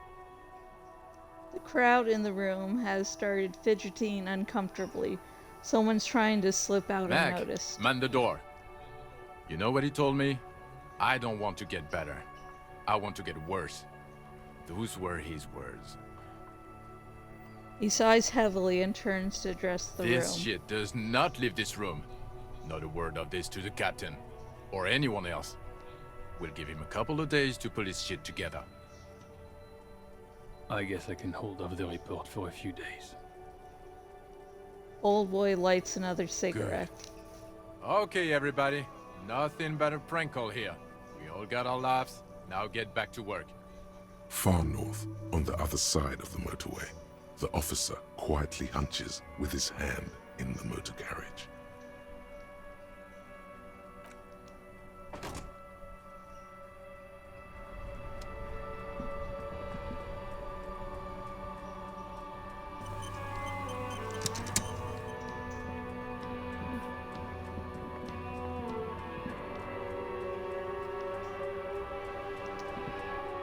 We should think about calling it a day, maybe.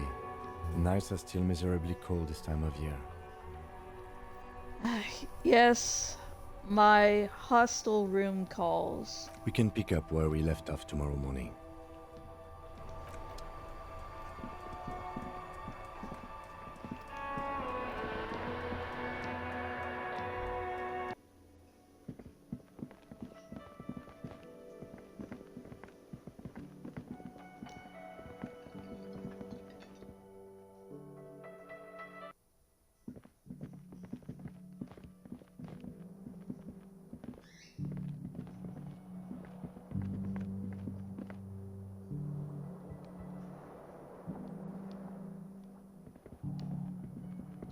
See, I know you can talk to Kim at the end of each day.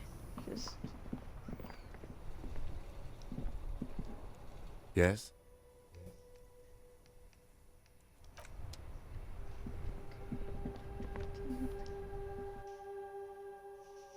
I don't know, can't remember how to trigger it, so I'm just going to try to go back to the This room. is the door to the room you redecorated. Just a moment. You had some questions earlier, I believe. And besides, we should discuss our progress on the investigation. Let's go out to the balcony. All right, let's go. Okay, yeah. I was worried that wasn't going to trigger that, but I'm The glad air I was wrong. outside is brisk. The lieutenant is silent for a moment. He listens to the traffic hum. Then, Where shall we begin? We should talk about the investigation, first and foremost. But I also remember you wanting to discuss the RCM? I didn't know you smoked, Kim. I have a cigarette every night when I go over my notes. It's something of a ritual. oh man, he looks so devastatingly cool with that cigarette.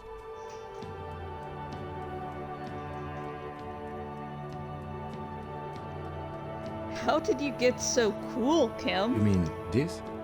This isn't cool. It's an unnecessary trial of will and unhealthy. He flicks the ash. Keeping the habit within the parameters he's given himself takes a lot of focus. it would be easier to simply quit. I think I might want to pick up smoking. Do you have any more cigarettes? I apologize, but I only brought one with me. I have exactly one cigarette every night while going over my notes. Right then. The debrief. Yes. It's been a long and eventful day. How do you think today went? Well, we inspected the victim's body, so that's good. It was not easily approachable in that state, but we did it. I would say our initial inspection was very thorough, and we have solid leads to follow up on. In addition, we got that body down from the tree. We still have to perform the autopsy, though, and there's more work to be done at the crime scene.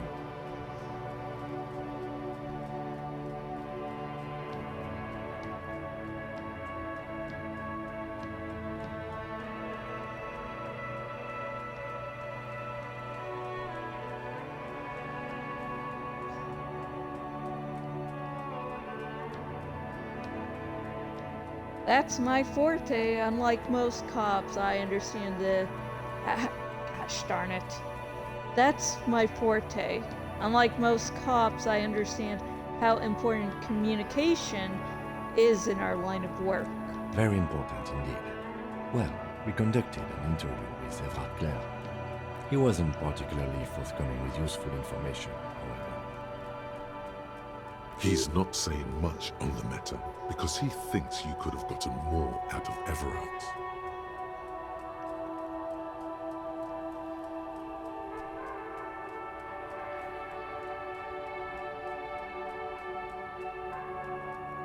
I'm sure I could get him to tell us more. Claire also helped you, how should I say, remember your name? That's a relief.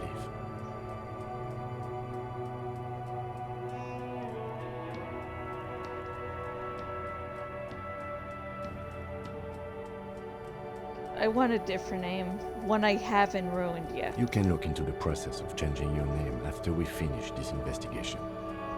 We tried to interview the White Pants rep, but she asked us to do something for her first. Fine, so be it. I have a feeling Joyce knows how dangerous the situation really is. We have to get her to talk to us. If Kim is emphasizing something with this much, it really must be important. Above all, though, today was exhausting. What's with all the running? You run a lot. Is that a standard Precinct 41 practice?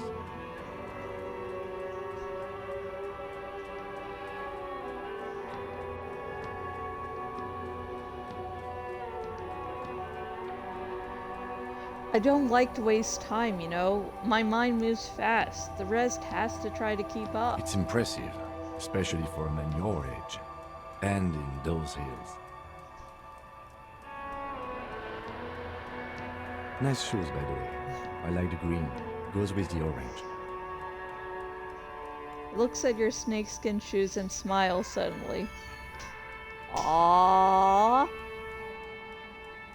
So, what are our powers exactly? The RCM? They're quite limited, actually.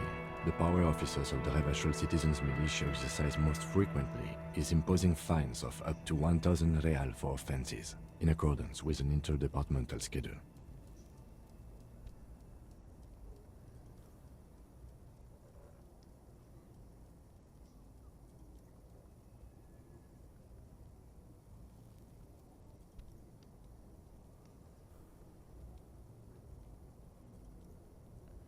Wouldn't that be an easy power to abuse? Yes, although indirectly, as citizens can always request records from their local station. Officers of the RCM have been known to take bribes of less than the prescribed fine amount. It undermines trust in the RCM.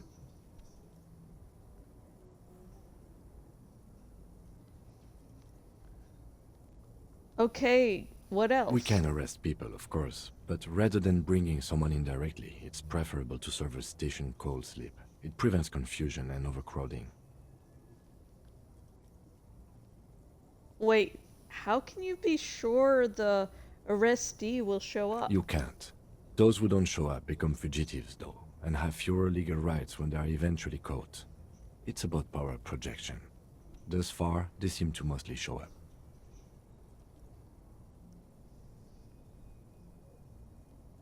When power calls you, you come. But power itself is a fragile trick of perception. I see. And if someone resists? We are permitted to use whatever force we deem necessary, even lethal.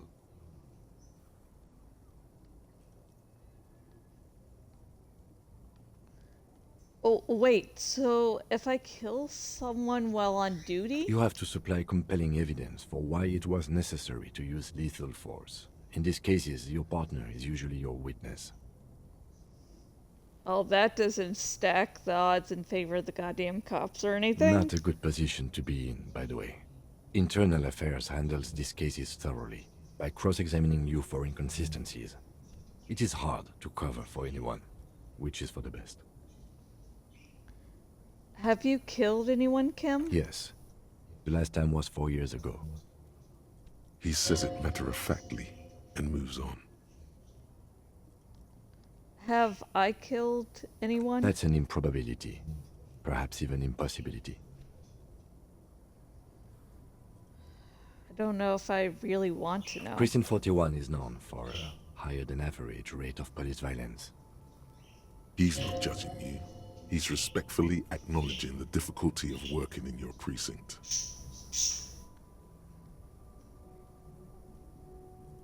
What happens to the people we convict? We don't convict. We arrest and send them to coalition government courts in Couron and La Delta. The prosecution works off our testimonies and records, which is why it's paramount to keep them. He taps on his coat pocket where he keeps his notes. And who makes all these rules? The coalition government. Yes, the international community's mission in Ravachol, and the moral intern more broadly. The RCM was formed by the coalition government to restore order in the international zone after the revolution. So we did. Now we attempt to maintain that order. No more, no less. His gaze is absently fixed on a window below that just went dark. Or perhaps it is better to say we were allowed to form. It's a point of contention whether the citizens of Ravachol or the coalition government founded the RCM.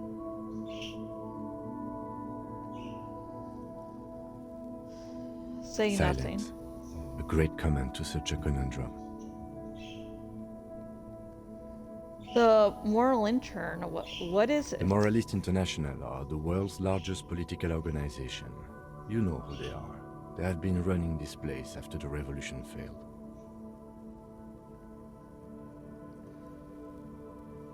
I really don't know.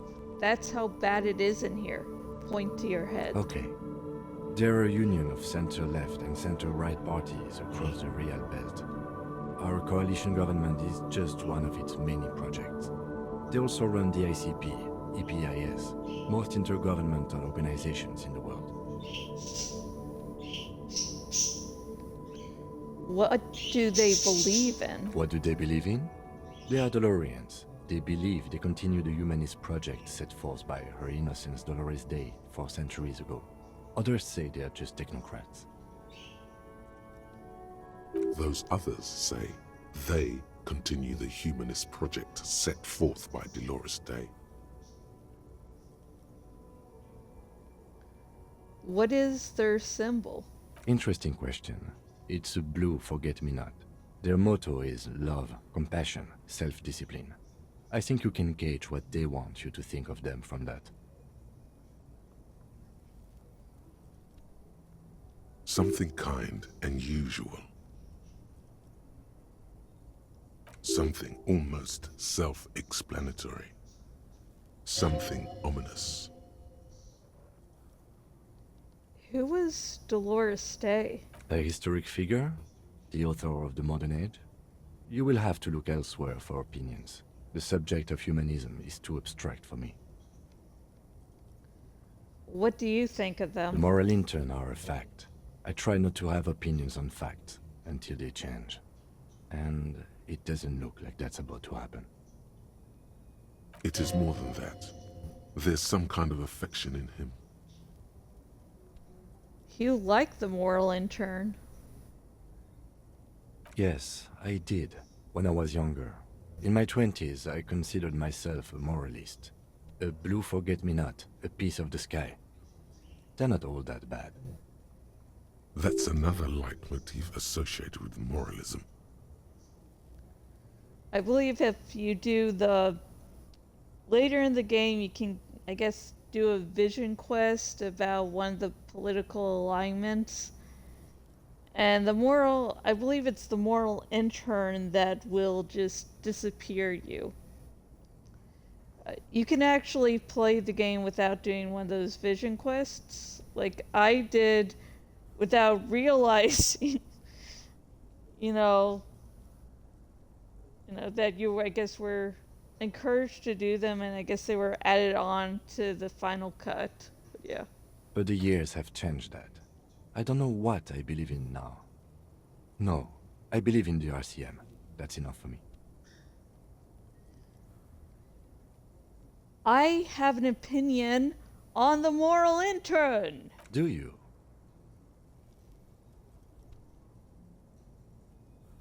The lieutenant arches his brow, then pulls on his cigarette. It's a slim white thing in his finger.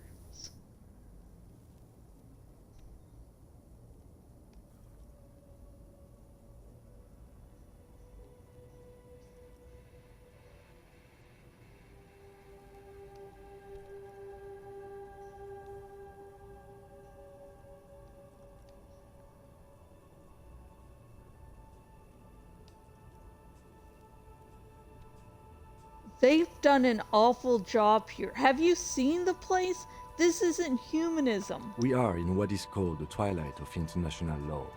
The laws we claim to enforce come from the MI. Without them, we are simply vigilantes.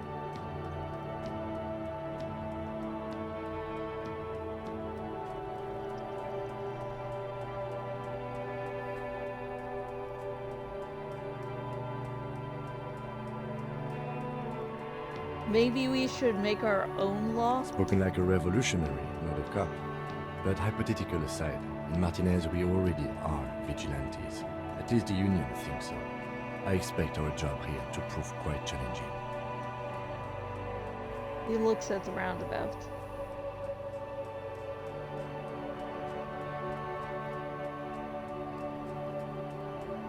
Say nothing.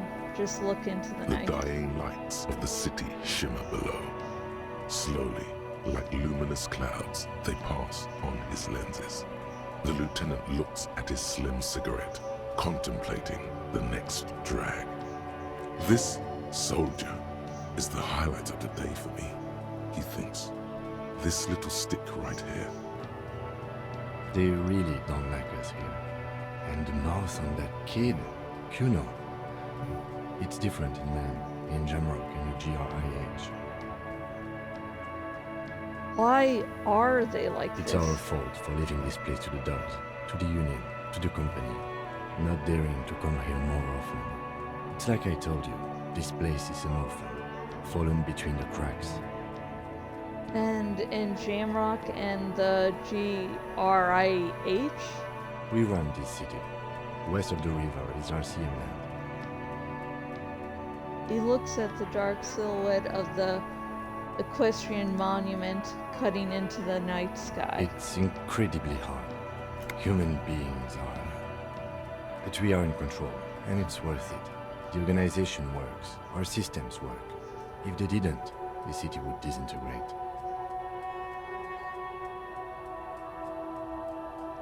Night. Captain Bartholomew Price steps into the yard. A piebald horse waits by the motor carriage, chewing oats out of an oat bag. Seagulls fly overhead. The sky is black. Captain Price wears a black suit and a standard patrol coat as he mounts the horse to head home. Rows of houses on either side, hunching over the sidewalks, and Precinct 41 with its dome roof growing distant. Around him, the streets are silent.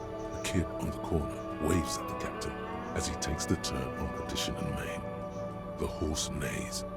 The captain nods back. Thanks, kid, he thinks. He's grateful.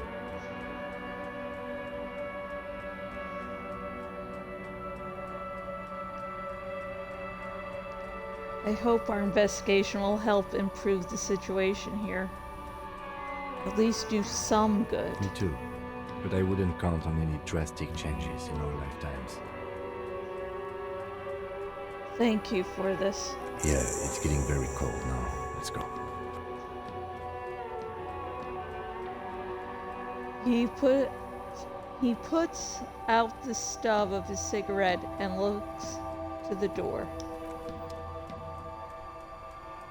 So my original playthrough, since I had forgotten to pick up the other shoe, he, made a comment about your shoes over there, and it's like, oh shit.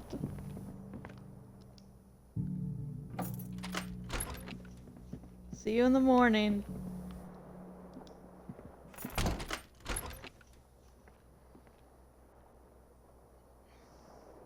Wait, why didn't I know? Oh yeah, I can't pick up stuff. Because I didn't have... Let me pick up all the bottles. I'm gonna make a fucking killing here.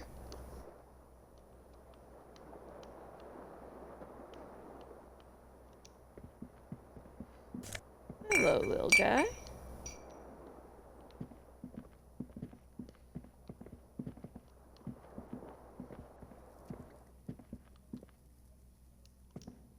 A mirror hangs on the bathroom wall. In it, your face, adorned with the expression.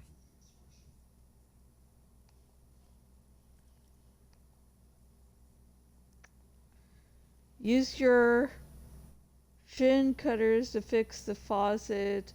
Stop steam from fogging up the mirror.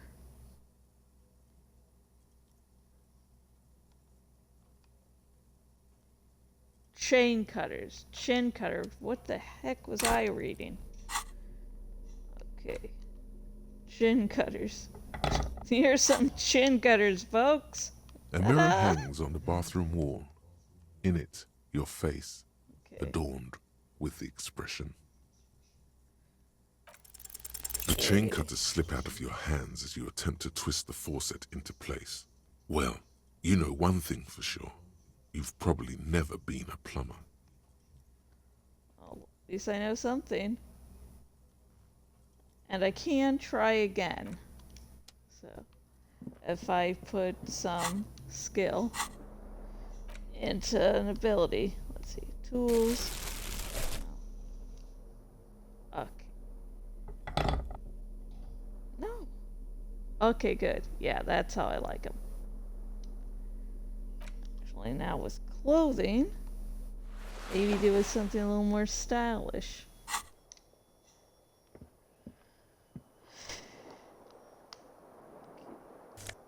Okay. Nearly missed you. You thought I wouldn't see you, but I did. I noticed. Noticed all them bottles.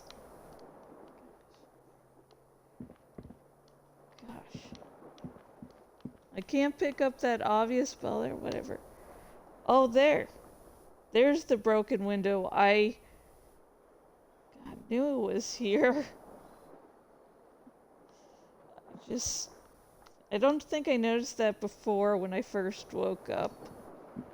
The window stands broken in its frame. Cold wind blows in. Look out. You see some lights shimmering outside, but it's difficult to make out the outlines of the buildings below. Dark phantoms with many tiny eyes, chaotically arranged and not looking at you. Assess the damage. The shards face outward. Whatever broke this window came from the inside. Did I break it with my own hands? A fine web of scarring covers the back of your right hand, but none of it is recent.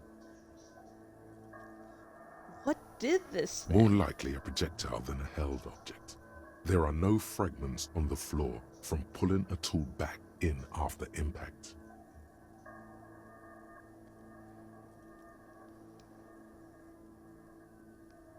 Assess the size of the It is impact. too large for a bullet, yet too small for a piece of furniture. You're looking for something heavy and larger than your fist. The shoe you found on the balcony fits the hole almost as well as your foot.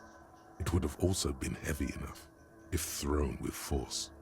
Congratulations, you smashed the window with your own shoe. Maybe it wasn't You me? mean someone else took your shoe off and smashed the window with it? This Yeah, person sure. also forced the drinks on you.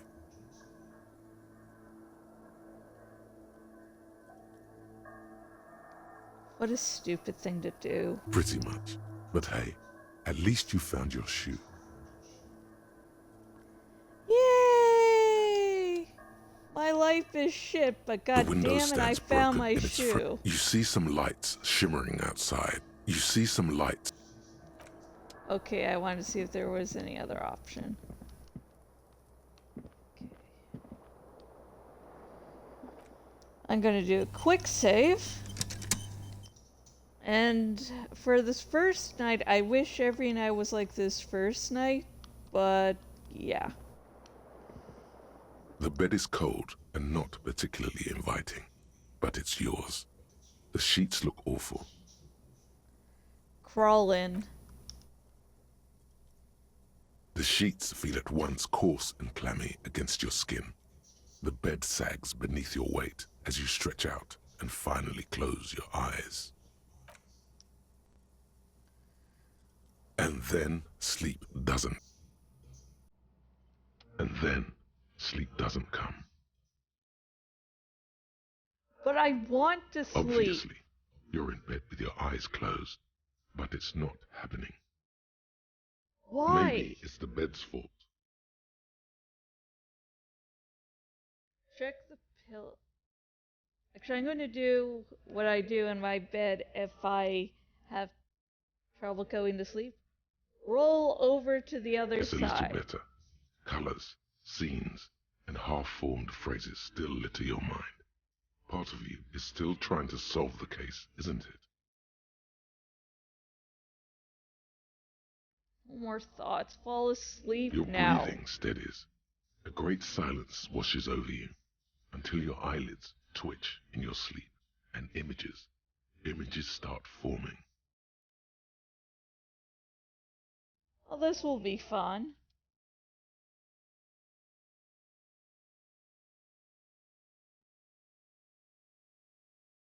Okay, so my first playthrough, I just went like that without seeing if I could go anywhere else. And there's an invisible wall here. Invisible wall. God. Look at, the black stuff, I believe that's the pail. Basically, I think, sort of like non-existent. I'll talk to the rich bitch later.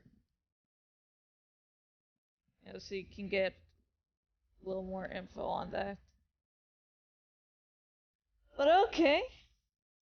This is hitting too close to home. These are my dreams. If you want to know what I dream, not about this, but dreams, I sometimes have a lot of nightmares. So, unfortunately, this is hits a little too hard to home right here. Like, first time I saw this, played this, I was like, oh shit, yeah, this is dreaming. Do you remember the scent of your childhood?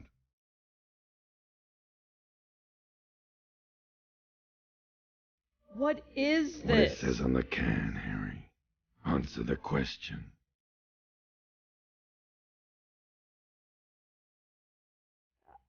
I was born in a hospital where people usually go to die. You're not kidding anyone, Harry. You don't remember shit. Tell me, do you remember your wife's hand on your face? Tell me what this is. I'm not answering before you tell me who you are. You know who I am. I'm the bad day. The one where you ask her, and then later in the streets, wandering. It's the worst day of all time, Harry dear. And it's coming. She will hear about it on the phone. Reality will turn into a grotesque nightmare. This will be the last thing you did to her. Tell me, do you remember the love of your life?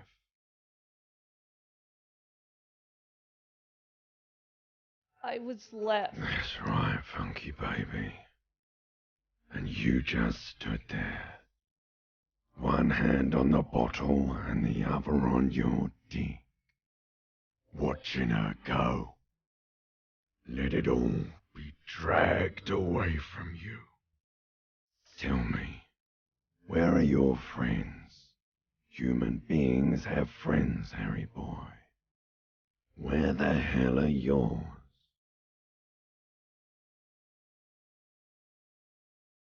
I don't want to come They back. were only cramping your descent into the abyss. Now they're gone. 3 times gone and never coming back. All of it. You failed. You failed me. God, this scene. Yeah, you notice the hangman is now Harry, and the disco balls, because Harry likes disco. And he just feels like he wanted to die. I mean, no one drinks so much that they forget themselves because their life is happy. You failed Elysium. What is Elysium? Everything. The Pale and the Islas. On the surface. The outer magnetosphere. Burning, furious truth. 8,000 years of written history. You really dropped the ball, Harry. 4.6 billion people. And you failed every single one of them. You really fucked up. If you want to know the dark thoughts I tell myself, this is hitting really fucking close to home. Like, I'm really emphasized with Harry because I got these feelings too. Not like him, but yeah, those basic emotions. And I believe the guy who was behind designing Elysium and all was, not having a great time himself. So yeah. I can come back from this. You're not coming back from shit. Thrashing around in that high conductivity state of yours. Bumping into things and acting like a clown. Who are you kidding?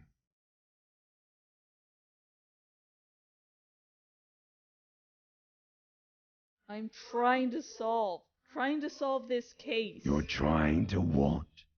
I can't hear you. This is just a word dream now. Jumbled up garbage. The pictures are gone. The bed rises to meet you. A thin, sleep-like state. More glass than velvet, grinding in your head. So something is wrong. Sleep shouldn't be this bad, this dry, this unnourishing. There's something wrong with your thoughts. Some kind of new type of hangover. God, there's another type? Oh yes, party boy, and it's worse than the one before. Just think of the shit you saw. Here it comes too. So soon already. A silent alarm goes off in your head like clockwork. Barely let you sleep at all.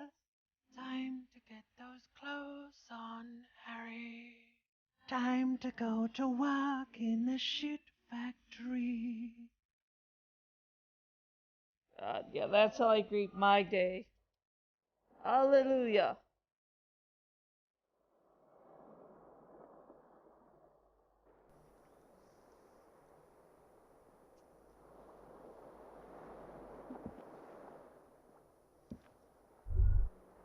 Good going, buddy.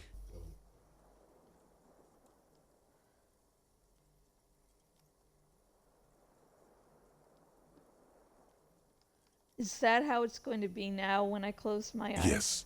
Wait till you see the one with the chick in it. It's gonna be a good one. You feel even worse this morning than you did last night. What chick? You don't know? You don't know? Some broad that messed you up. It'll come to you. It always does. What the hell is going on with You me? mean, why are you so tired? Too tired and down to even think? It is worrying, isn't it? You can't be a detective like this. Detectives need to be able to think. Why is this happening? It's just that your heart has finally pumped all the speed out of your system, Buster. Time to get some more. Don't do that. Stay strong. The hangover will wear off. You don't need to keep doing this to yourself. What? Wait, what is speed? Speed is a potent central nervous system stimulant. It kept you propped up all day yesterday, despite your debilitating hangover. How else did you think you even got up from this floor? You got up from this floor because of a holy vow you made 16 years ago. With me. To wake up exactly 7:30 every morning until the day you die. Don't be silly. There was no vow. You were high on speed. That was the only reason you got up. You can't detect without it. It's that simple. No, I can take this. I'm not going to go looking for speed. Are you sure? Ready to live as this pathetic shell of yourself for days? Basically, a week. Let's be honest, 2 weeks. Maybe 3. You won't make it. Half the town will be dead by then. You will be fired. That's a lie. I can do this without the speed. Half the town won't be Suit dead. yourself, slow, sad shell man. See how you do without your spark. Yeah, fuck you too. Asshole. A mirror hangs on the bathroom wall. Locked. Okay.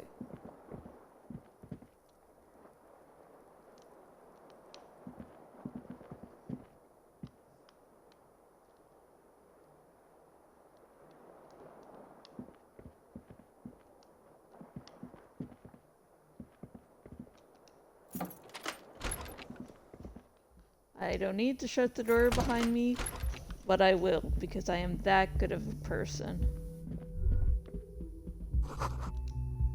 Nothing on the front page rings a bell. Strange.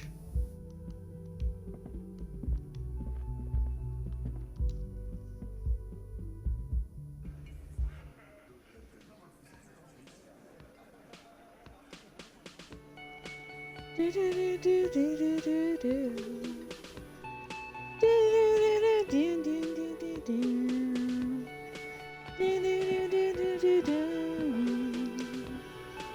Morning. He gives Looks you a like we quick can nod. get to work at once. The union muscle turned up. They look rowdy. We should talk to them.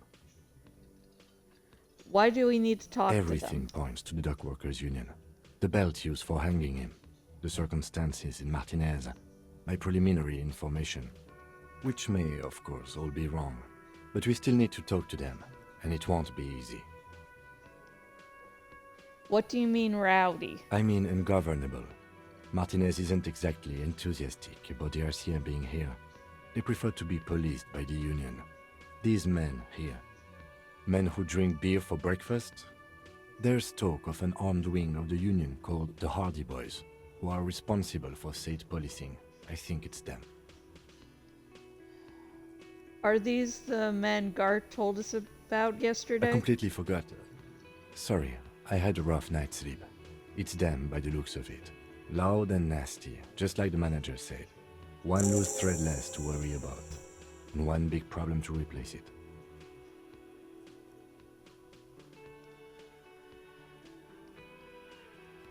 There's so many of them. Maybe we should call in reinforcements? That would just escalate tensions.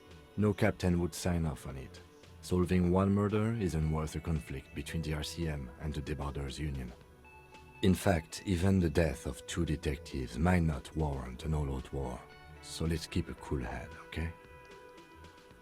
One more thing before we do. We don't have to talk to them immediately. We can walk right past them, continue with our business. Good. A power move. Purposefully concentrate on something else first. But aren't you curious to know what they have to say about the murder? They're in no hurry to leave. They think they own the place. Anyway, I leave that choice to you. Whatever you decide is fine by me. Can I help you? Got the 20 real? Good. You got the room for the night, but remember, you'll need another 20 real tomorrow. Okay. And I will talk to you later.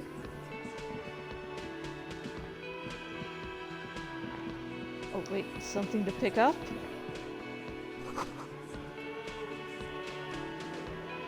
Oh, guess not.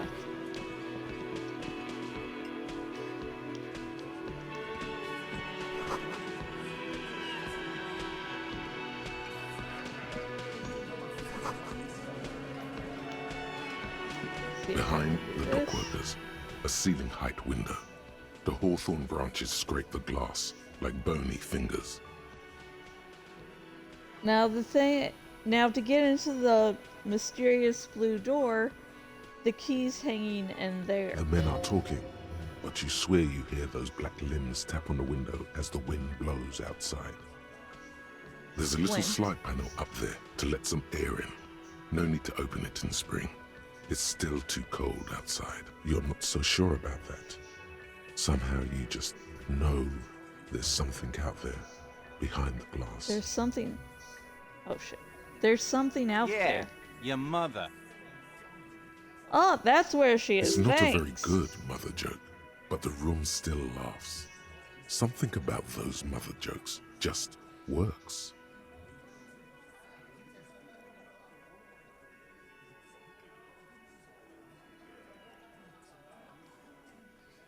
Mysterious door scene. It's not time yet.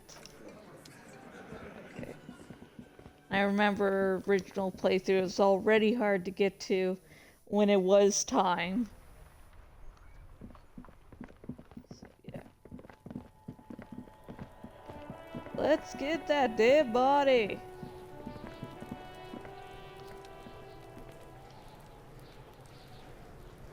I actually need to take a small little break, so I will be right back, but in the meantime, just feel free to, I don't know, stretch, relax, do something interesting, and I will be right back. Okay.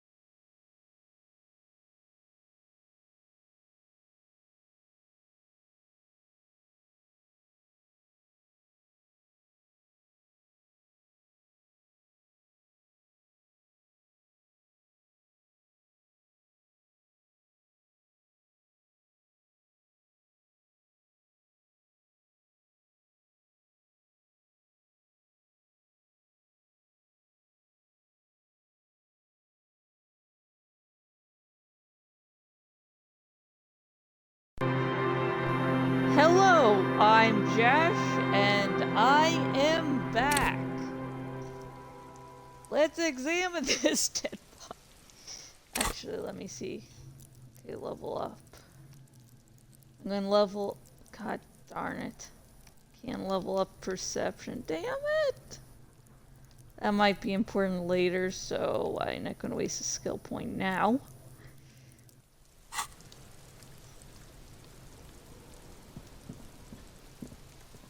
There are several footprints in the mud, left by work boots.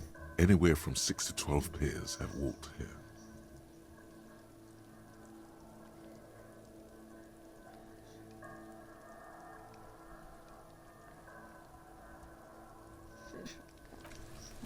Let's see, what do the glasses do again besides looking cool as all hell? Plus visual calculus. Will that fool that? Gosh. Oh, There are come on. several footprints in the mud, left by work boots. Anywhere from 6 to 12 pairs.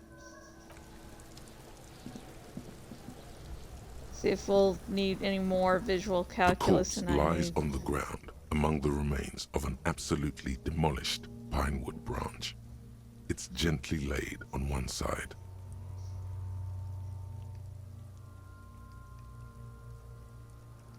Great job, wise race mentor. Mr. Measurehead has Go done to a good hell. job. Nothing is too broken or compromised. The victim is ready for a field autopsy. A field autopsy? Yes. 1. Investigation of the scene. 2. Initial examination of the victim. 3. Field autopsy. 4. Transportation of the body to the morgue. We are on number 3. The RCM's 4-phase murder scene processing manual. Okay, let's go back. Examination field autopsy. And we're going to need Kuno's help to figure out where the little ice thing fridge is. Because we're eventually going to have to ask people, so do you mind if we use your fridge? No. What are they on about? Cop's gonna cut his shit up.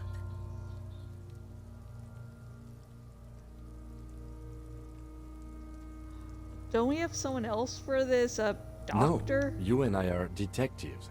The honorary rank of detective signifies our ability to handle the entire incident chain. From autopsy to cleanup, to social work, everything. Okay, jeez.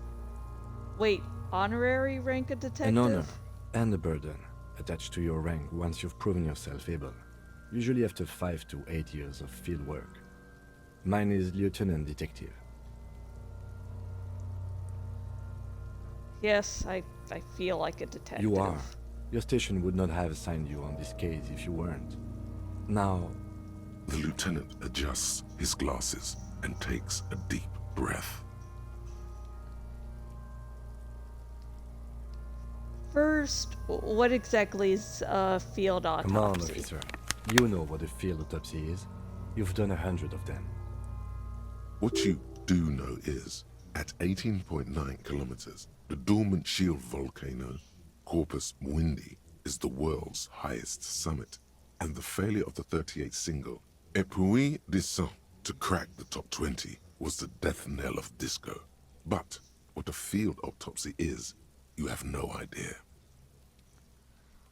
Why don't you know? What use are you? You must have me confused with the Coppepedia. Who's the Coppepedia? I think I need to talk to him. You, sir. You are the Coppepedia.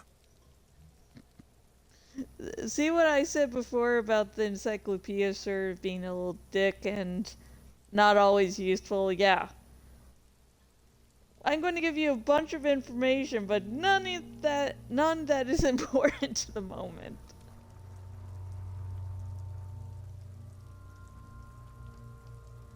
Actually, it appears I have forgotten what a field autopsy Fine. is.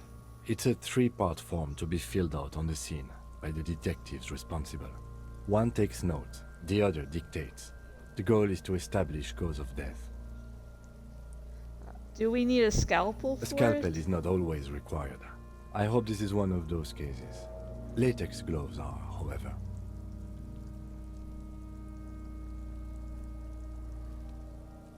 Do you have another pair of gloves? Unfortunately, no.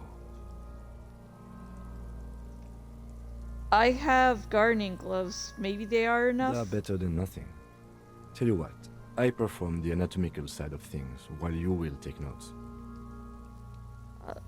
Where should I take these notes? In my paperwork? Yes, you see, the field autopsy form is the one on red copier paper.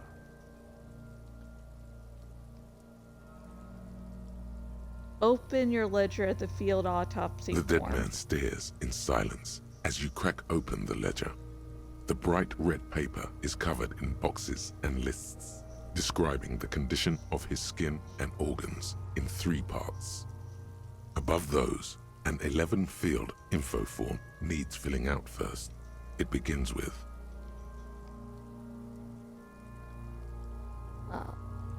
Begin. 1 assistant. It's you. Right, Harry the Du corpse Bois. is indifferent to your scribblings, just lies there. The next box says Okay. I was going to use a fake name, but I'm like, this is sort of official, so maybe not fuck this up. Coroner's case, no. KK57-0803.0815. Write it Next. down. NA. Name. Next. Date of NA. birth. Age. Roughly 50. dry 40. The damage is so extensive, it's better to err on the young side. I'm going to write 42. He nods. Race. Fair to olive-skinned, from the Isola of Muindi. This is as vague as it gets. You might as well say whitish. Write it The down. pudgy mess of curdled meat looks neither mondial nor anything other. Sex. Fucky, fucky!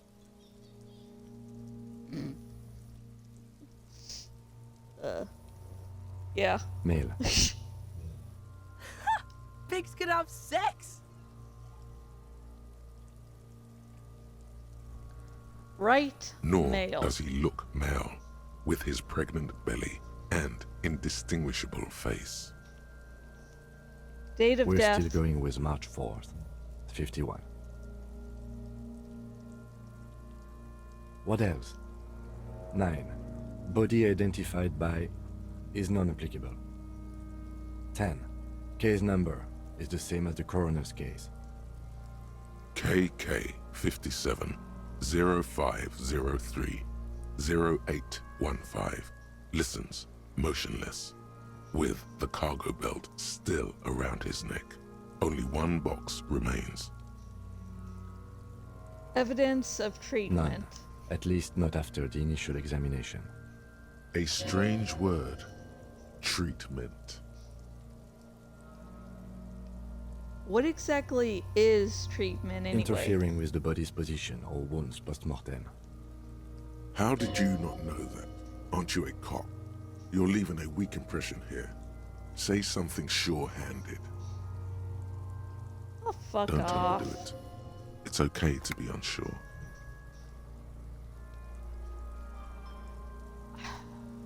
I'm not so sure. A silent nod. The lieutenant places his gloved hand on the corpse's chest, as if in preparation. We should start the post-mortem. Turn the The page. corpse cannot feel Kim's hand on his chest. It no longer meaningfully interacts with its surroundings. A thicket of boxes and lists on red copier paper tries to answer why. External examination summary. Clothes. The deceased wears armored boots and white briefs. The make of the briefs is Babrodine, I think. Let's see. He turns the body onto its side to check. the underwear label. See, it's happening. Babrodine, yes. Inexpensive. Size M. Color white. The disappointment is palpable. The red-haired thing was expecting something more lurid. The Write it boots are down. ceramic, vitreous enamel. They are fused to his skin from blood flowing downward post-mortem. Removal of the boots is left for processing. Write The it boot down. has a serial number. It's E50.100.100. The lines between the plates are in the shape of the alphanumerical. The number is purposefully concealed by the design. Write it Tattoos. down. He stands up, feet planted on either side of The the upper body. torso is covered in a single, continuous tattoo, resembling a map of the night sky. It reaches from the right shoulder to the heart. The ink is blue and white. The assistant has a color photograph of the markings, to be added to the case files as document A1. The photo is taken on the scene, using a Trigat Mini.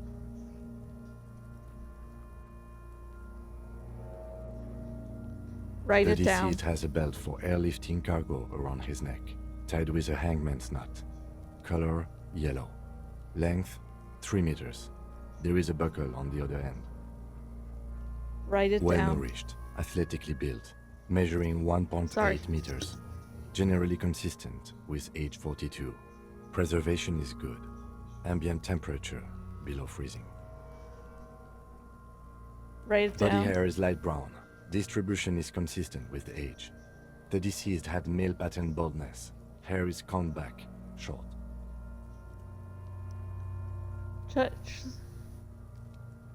Touch the corpse's hair before moving His on. hair feels wet, soaked with rain, cold to touch. Not that different from a living person after a swim. Stroke his The hair. stench is suffocating. Strands of dark brown hair start sticking to your hand, like thread off a ragdoll's head. Keep petting him. More hair Oh. sticks to your hand. Hair off the rain-soaked head of a dead man. There are bumps and dips on the skull below. An alien landscape. There, dead man. You were someone's child. It's all There, baby. The lieutenant watches you in silence.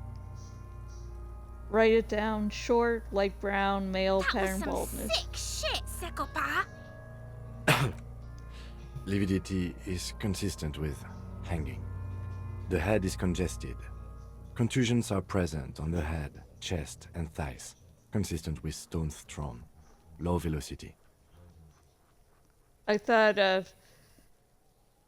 I'd find something on the head. It wasn't just to be kind and shit. But yeah, now I freak him out even more. I pet dead bodies. I'm totally fine with it. That's my thing. Fucking low velocity. You think Kuno doesn't know what you're talking about? Velocity was fucking max.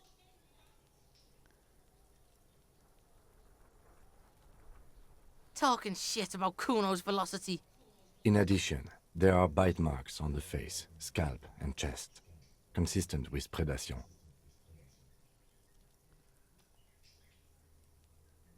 Write down. Ligature mark.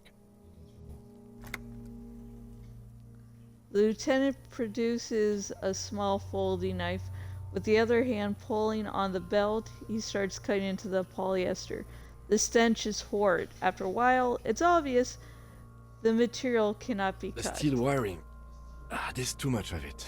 We need to remove the belt so we can get to the ligature mark.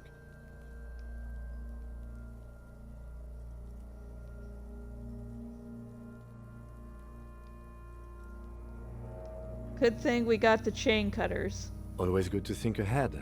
Now, we need to cut the belt to see the ligature mark below.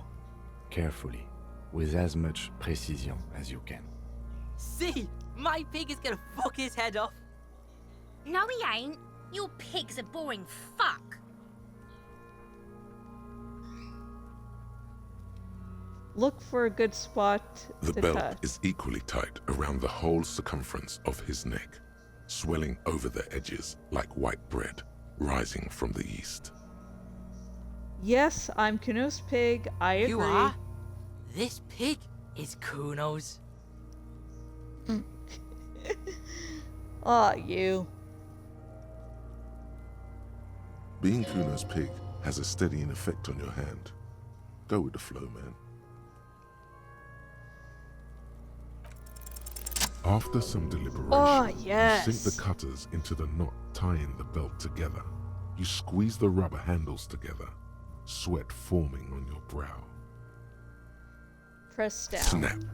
The knot is slashed. Another cut and the belt falls apart like a flower bouquet, revealing the dead man's neck and the dark red ligature mark around it. Interesting, with making it easier cut agreeing with Kuno. I was just doing it because I like Kuno. Things work out, The man. rope rises to a point, leaving a gap in the ligature mark. The suspension point is in the back of the neck. Lieutenant has kneeled closer, running his finger along the dark red groove until there's a gap. Hemorrhaging is observed on the skin, above and below the ligature mark. The mark is well pronounced, consistent with a drop from 1 or 1.5 meters. Write it Chest down. is intact, normal contour, abdomen is protuberant, pelvis intact, genitalia... No! Let's get out and see! I fucking knew it! This is clearly what they've been waiting for, ever since the autopsy began. The lieutenant is trying to make it as boring as possible. Genitalia is male and unremarkable. No evidence of injury.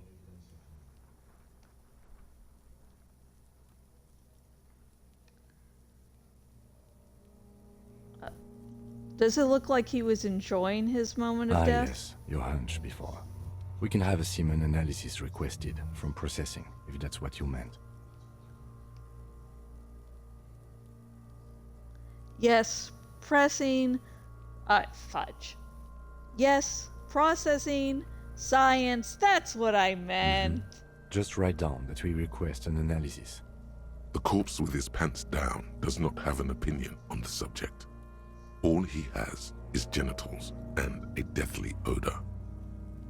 Inspect the genitals. The dead man's penis is average-sized, congested from the downward collection of blood. The testicles are uneven in length, hanging underneath. The genitalia is greenish. Marbling is present around the crotch. Write it down. Add semen Back sample. is symmetrical and intact. Upper and lower extremities are intact, but asymmetrical. There are combat injuries on the right hand, thigh, and hip. In addition, I see smaller, residual scars, too numerous to count, covering about 30% of his skin. From wounds sustained over 2, maybe more decades, dispersal and accumulation indicates long and active combat duty. This scarring is extensive. Way more than a law officials. We have a real museum here. Of battles, wars. Write it Last down. item. Hands. He takes the man's right hand in his, inspects it, then moves on to the other hand. Let the lieutenant work Hands alone. are clean. No sign of a recent struggle. Were we expecting I any? was. Maybe I'm just not seeing them. Honestly, this stench is making it hard for me to think at the moment. Write it Ooh. down. That's all for the external. Well done. What next?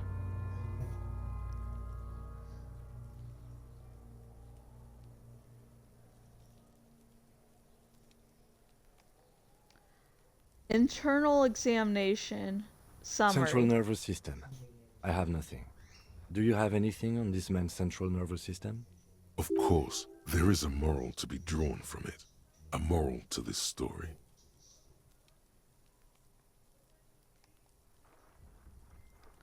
If I may add the moral of this story. What would that be? He looks at you The inquisitively. dead man looks, too. with barely contained excitement to hear the moral of his story.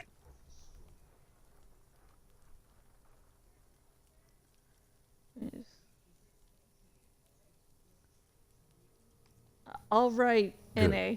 Musculoskeletal. Purge fluid is coming from the mouth. Not injury related. Eyes and tongue protuberant. Hyoid bone. Let's see. With his eyes almost closed, the lieutenant puts his hand on the dead man's throat and begins to massage it, gently. A rotting smell erupts from the mouth. Purge fluid runs down his lips, black and viscous. Yeah. Yeah, jack that fucker off! The hyoid bone is fractured. The rest of the musculoskeletal system is intact. Unremarkable. Write it down. Respiratory system. Back hunch. As if in prayer, he begins to pry open the dead man's jaws. He stops to exert more force. Both hands are Oral used. cavity shows no lesions. The victim has received dental implants, possibly after a combat wound. Mouth swollen. Hemorrhaging present in mucosa of the lips and mouth. Oh, Navi! Oh, the mighty Navi! Navi! Navi!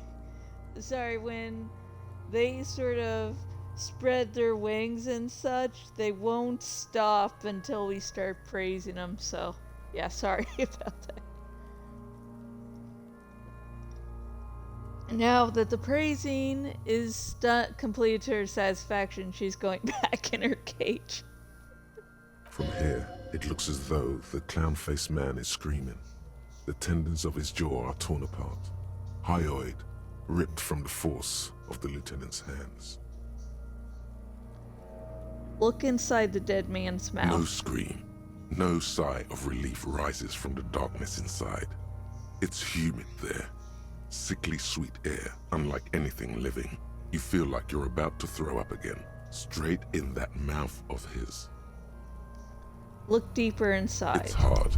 Once more, you taste stomach acid in the back of your throat. A contraction. Your throat pumps a little something from your stomach and into your mouth. You're forced to swallow, just to keep looking.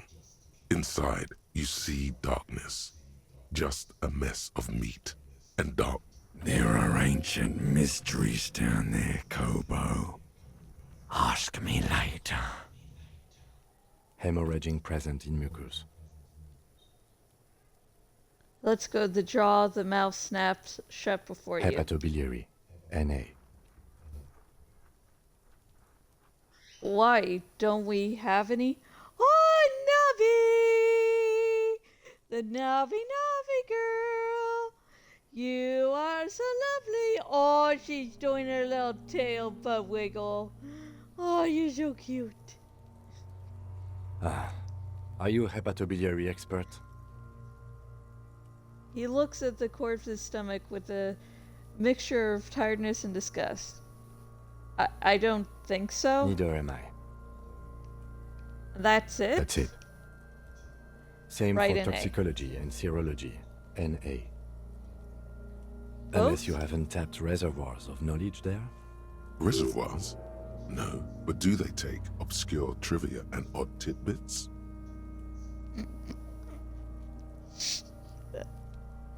That's honestly me in real life. Oh, you want some useful information? No, but I can offer you some useless trivia you will never need. That's me.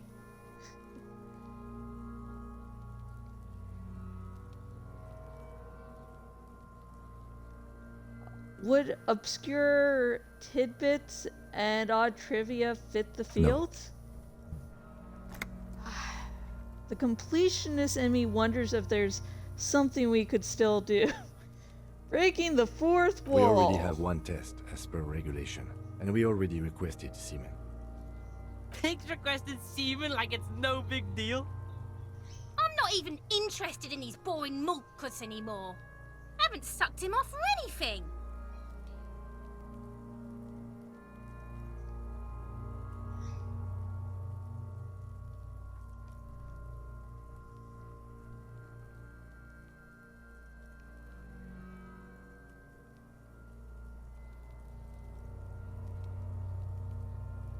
Can we change it to toxicology? Seems prudent.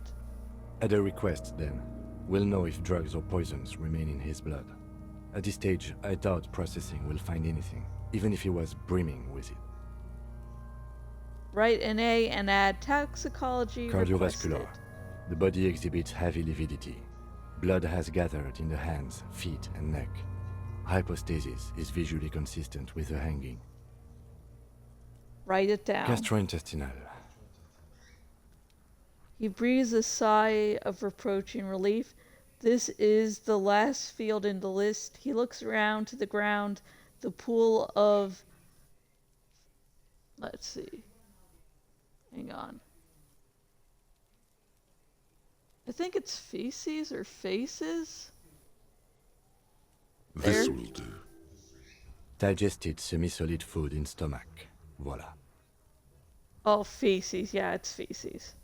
He touches the corpse's bloated lower abdomen briefly.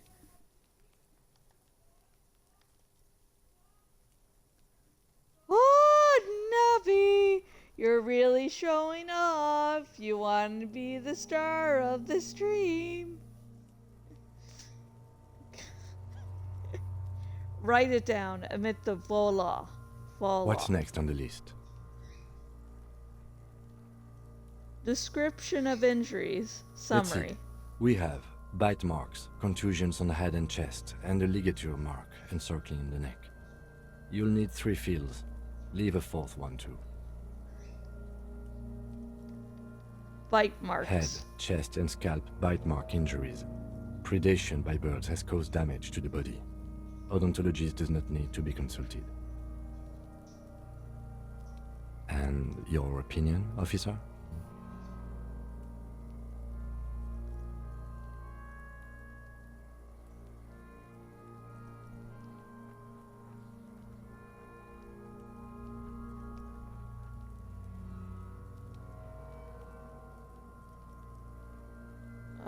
Non-fatal Agreed. post-mortem. Next injury? Contusion. So, the scalp bleeds from a post-mortem head injury, a stone. The injury does not have the rim of an early inflammatory response. The perpetrator on the scene has confessed to causing it post-mortem. At maximum velocity, fucko! Has confessed to causing it at maximum velocity. Write it down. Coagulated blood sticks to his scalp and chest, where the countless stones have hit the dead man. Beneath, the description of injury. 2 boxes. Non-fatal post-mortem. Next, What's the 4th injury field for? nothing. Just in case. See, The turn corpse the page lay back. slouched to the side, oblivious to its surroundings. The field autopsy form describes his state in 3 parts. Tell me something, dead Shoot, man. Looney Rooney. At the autopsy, you said you have ancient mystery. Oh yes, Kobo mi Lobo. In the gift horse's mouth. Tracts and wakes and waterways. Ancient materials buried. Yeah, but to where, brother? Just a small gulp away. My beloved Kobo. Come back Enough. later, Kobo. Amuse yourself with my frank manners and my memento mori features. If possible, also, see me in your dreams. Description of injuries. All right. Summary. Bite marks, contusions on head and chest, and a ligature mark encircling the neck. Ligature mark. A dark red abraded ligature mark encircling the neck, with a gap on the nape measuring, let's say, 7 centimeters. The hyoid bone is fractured, the cervical column intact.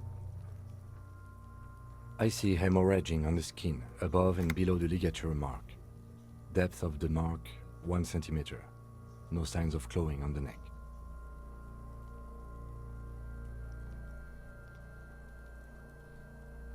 Below the note, 2 customary boxes wait to be ticked. The man's head jerks to the side. The ring around his neck is visible. Non-fatal post-mortem.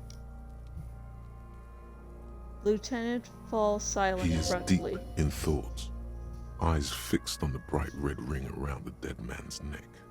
Why do you say that? I'm serious. I don't think this was the injury that killed him.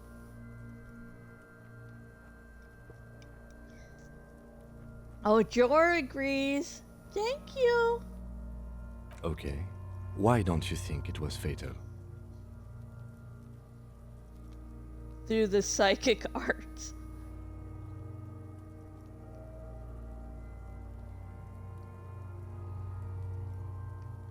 Why weren't his hands tied? A big man like this, I would tie his hands when marching him to the gallows. Honestly, I'm not sure there weren't marks on his wrist. That part got blurry for me. The stench. But you are right, I was ready to call this. Now I think we should leave it empty, at least for the time being. Let's wrap this up. I pronounce this field autopsy over.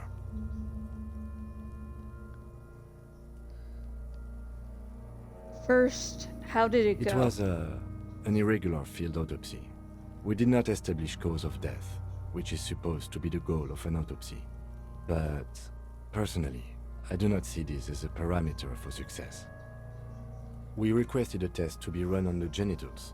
That was the règle. The results should arrive in a couple of weeks if we are lucky. I will not hold my breath. What else? We were thorough with the list of injuries too. We described them all in detail. What is there to say? Given the circumstances, it was a professional field autopsy. What now? I need a copy of that autopsy form. Then I will drive him to Faubourg. Rip out a copy of the autopsy page. For processing. He looks at the dead man one more time, then at the slip of red paper in his hand, then at the He's corpse thinking, again. did I miss something? I'm sure we didn't get everything. There's always something.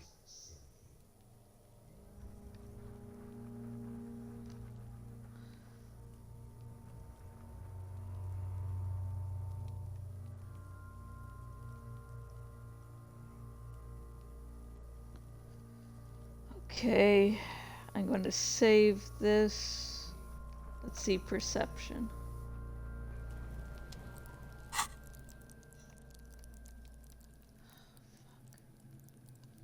Not able to do oh yeah, that's only one. Oh shit.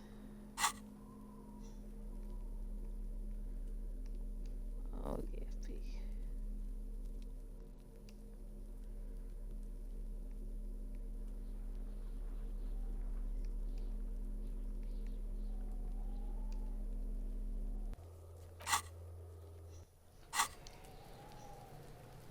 I'm going to do a little quick save in here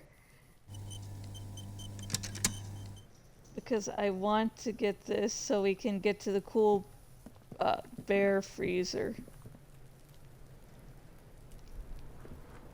The man is the lieutenant adjusts his glasses and takes a deep breath. Actually, hang on. Hang on. I got an idea. I'm gonna use the gloves. Okay. Quick save. I'm gonna be cool this time around. Not doing the save before rollings that I did my first playthrough. Aha! The man is the lieutenant adjusts his glasses and takes a deep breath. Okay, I looked in the mouth. Okay. I was going the right way. And didn't establish probable cause. Okay. You run your hands over the victim's cold body, his limbs, his torso with its swollen organs. Maybe you should be more thorough. Load game. Quick save.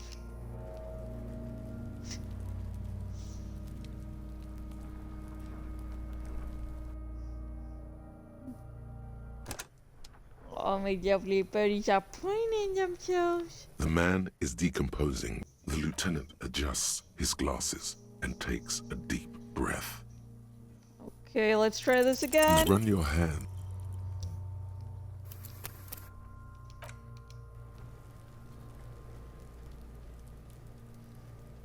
I'll just do this 2 more times, I promise.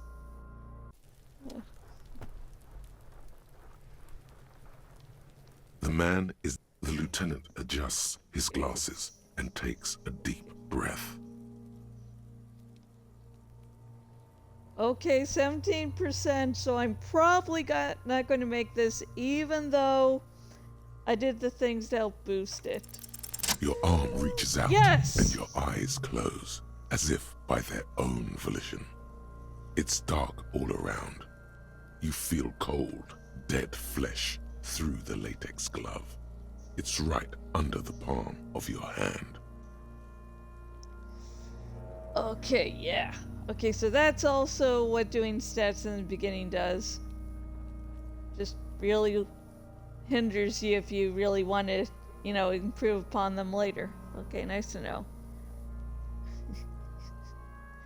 What is this?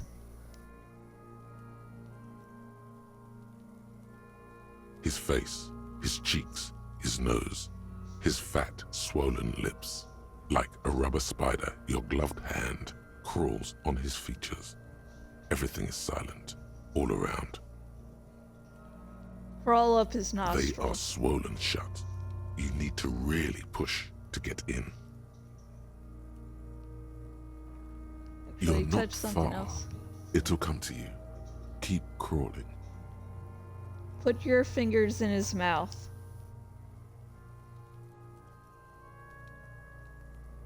The oral cavity is cold and moist. A ball-like tongue attaches itself to the base of the mouth, lolling around like a scallop. You're on the right track.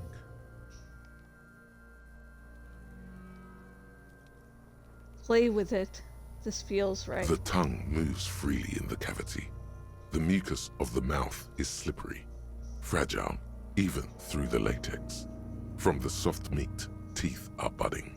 Hard pearls of bone in the gums and in the back of the mouth. Can you feel it? You're so close. Rip his jaws open now. Look in. Open your eyes and look. A vision of black and dark red death, pried open by your hands and studded with teeth. Looks like he's laughing. Death fumes rising from his throat. And there, in the back of his mouth, above the bell of the uvula, right in the soft palate, you see a hole, barely visible to the human eye. It is swollen shut, almost vanished. No larger than 0.4 centimeters in radius, the edges appear darkened. An abrasion collar.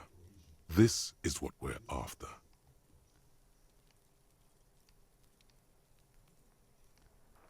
Fuck yeah! Keep going. Kuno nods, too. He takes a step closer. Touch it with your finger.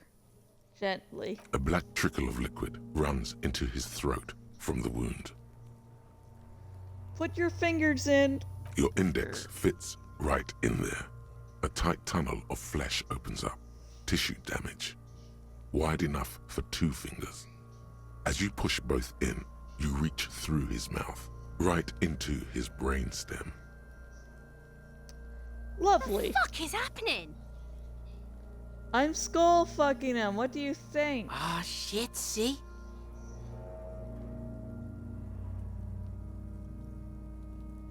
Feel around first. The basal ganglia feels clumpy.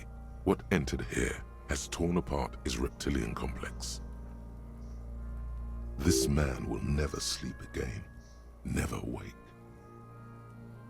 Push deeper. Your yellow fingers slide into the remains of the limbic system. There is no resistance. It's gelatinous. The slug-like structures are damaged too. The tearing extends deep into both hemispheres. The undulations of the limbic system have ended. All is quiet. There's a cavity, a cut right between the hemispheres. The lieutenant answers with the sound of his pen on paper. Fucking cavity, see? Kuno's voice is hushed. Quivering with awe. Push deeper. Your fingers are all the way in now, reaching toward the inside of his skull. The cavity goes further, but the entry wound isn't wide enough for the rest of your hand to follow. Oh, Navi! Oh, she's trying to impress Jor with the wings spreading. Aren't you, girl? Aren't you? And sorry if this is awkward for you watching the stream, but this is my life. I'm watching her doing something serious, and my birds are, you know, birds. I love you, Navi. And my little Napster. Wriggle in. Your fingers reach toward his skull. His cerebral cortex feels like jelly. Cold jelly.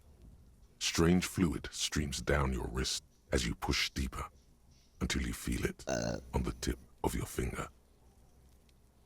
Yeah, glad I don't really have a thing for jelly. Now Jello! Ice cold serrated metal. Its edges cut right through the latex and into your finger.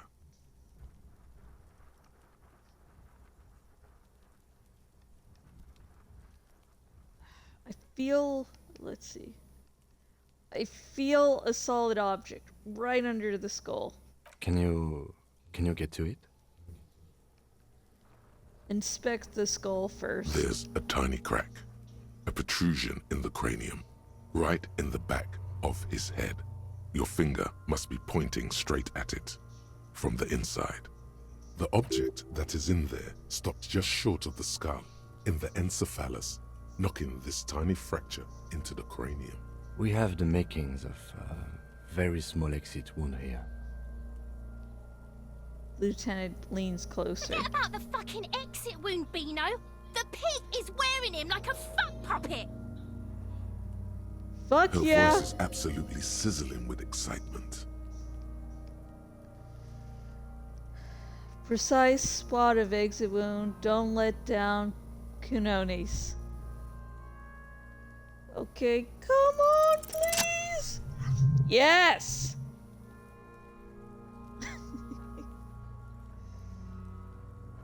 Easy You pick success. the object between your index and middle finger. It feels sharp, like metal. With your face twisting from pain and concentration, all you need to do is just... I got it. My pig's fucking got it? He's watching his old man get the big prize at the claw game. What? What is it? Slowly pull your fingers out. The inside of the head feels cold and smooth, like a glove. Sweat dripping down your brow. Careful not to lose the prize between your fingers. With a plop, your hand emerges from the mouth. The garden glove is covered in blood right up to the wrist. Between your fingers, a small flower. A blossom made of lead. Fucking beautiful! A bullet. Lieutenant puts a small bag marked evidence under it. Drop it in. The bullet falls in the bag, leaving a smattering of blood on the plastic. He raises the bag under his eyes and says, A non-calibre. Rifle. Some kind of brittle alloy. Fractured on impact. Keep it, Lieutenant. As a gift. No, you deserve it. We can log it later. Oh, no, I want your boyfriend to have it. No, you have it. Oh. Sorry. I'm good. Lieutenant drops the bag in your hand. It feels We need like... to add an item to the injury list. Injury number 4. Oval entry wound with an abrasion collar. Soft palate, back of mouth. High velocity. Temporary cavity in brain tissue. Small exit wound on the occiput. How does that sound?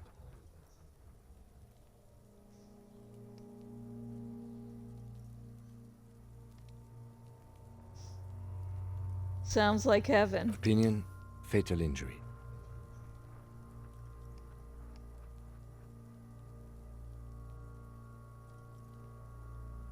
Goddamn right. And one last thing. We can now fill in injury number 3. Ligament mark. Opinion non-fatal. Post-mortem. Treatment. He's proposing the bullet was the real cause of death, and the hanging an attempt to conceal this fact.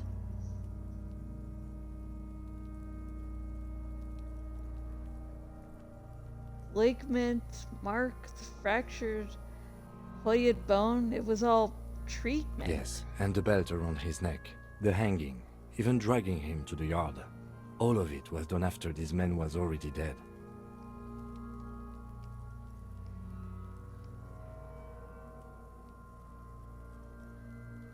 Agreed. I have had my doubts for a while now, since I saw there were no signs of struggle on his hands, and no claw marks on his neck. There have been other signs too, small things. We were right not to assign hanging as cause of death, as the perpetrators expected we would.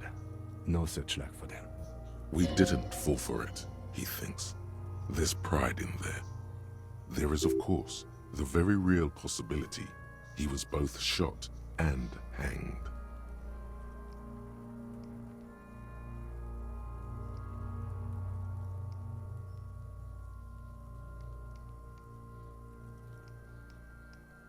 Maybe the bullet holds more answers? Yes, we should take a closer look at it.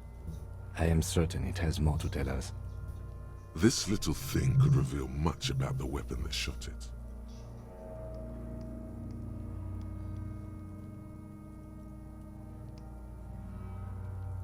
Who would do this? That's for us to find out. But this, it will make finding them just a little easier. Why would anyone do this? To hide something. The real killer? The real motivation? What really happened here?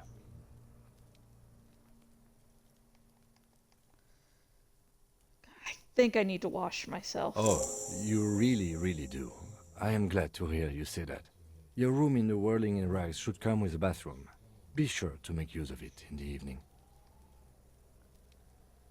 What happens next? We bag the corpse and carry him to the holding pen of my kinema. I can transport him to processing myself, but I will be gone for the rest of the day. You'll be gone? What should I do in the meanwhile? Work on the case. Tend to personal matters. Try not to do anything too dangerous. An officer needs backup in a neighborhood like this. I'll leave that choice to you. And one more thing.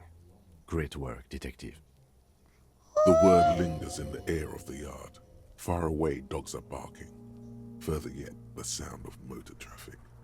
Detective.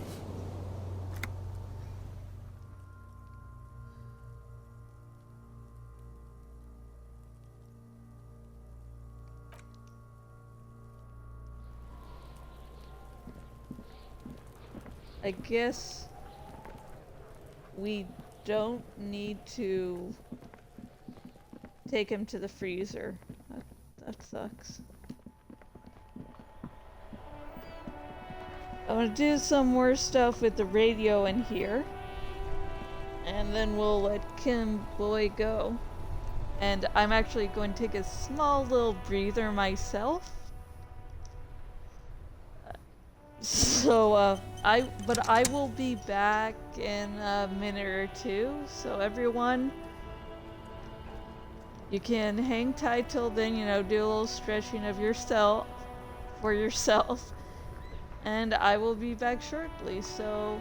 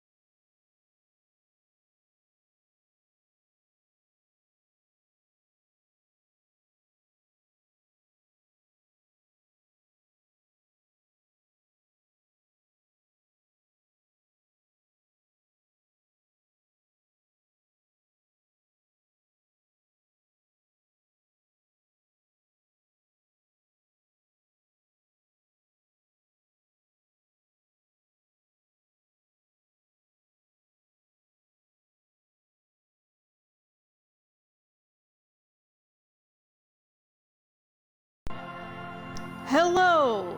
I'm Josh, and I am back. I don't know what you did while I took the break, but yeah, I now made myself a nice bagel that I will slowly be eating.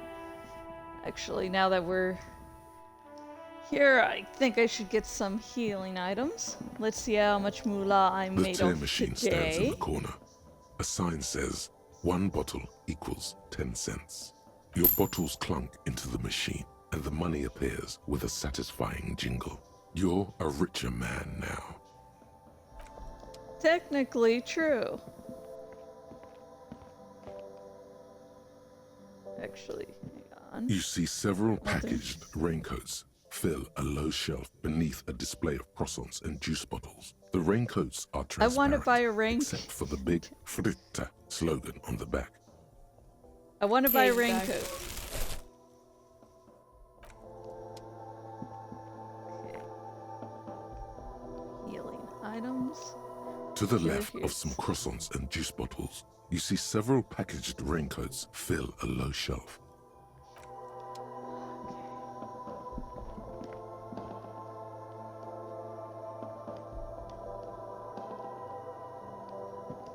A small cabinet on the wall is filled with various medicine bottles, nasal sprays, and blister packs. They all bear the Saint Baptiste Pharmaceutics logo. Their logo is the bloodless rose, pure white, untouched by harm. Just ask me if you need anything from Saint Baptiste. We don't stock prescription meds, but we do have Nosafed, Duramine, Magnesium, and Hypnogamma. What do those products do? I don't know. Let's see. Nosafed is a nasal spray. Duramine is a really good painkiller. Magnesium is a dietary supplement. Hypnogamma is... I don't really know what Hypnogamma is. I guess it makes you feel less shit. It's recommended to use after lots of partying, studying, or exercising. Can you be a little more specific? No, sorry. I'm not like a doctor or anything. Who is Saint Baptiste? Saint Baptiste. You know, the pharmaceuticals company. Saint Baptiste Pharmaceuticals. The one that sells meds out of Saint Baptiste. That one. There. She is right. Saint Baptiste, the company, derives its name from Saint Baptiste, the city. Itself so named because that's what it is. A rare case where that really is the full etymological history. As far as almost anyone knows, at least. Health. Plus health. Plus morale. Okay, here. I hope Saint Baptiste makes you feel better or something.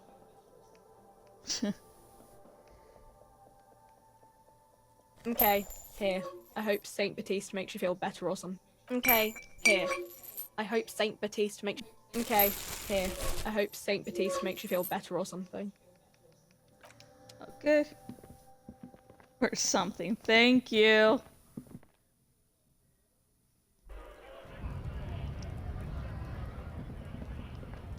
Let's see if I... Looking for something, Rod? Come to tell me to fuck off again? Fuck you, racist.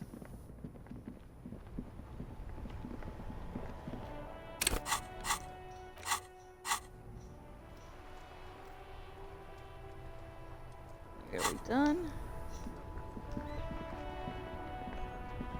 Inside, you see a set of steering levers, a radio microphone, a pull-out toolbox, and the soft glow of the fuel preheater gauge.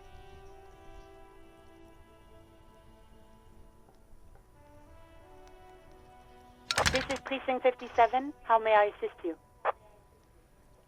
Sorry, just eating my morning breakfast.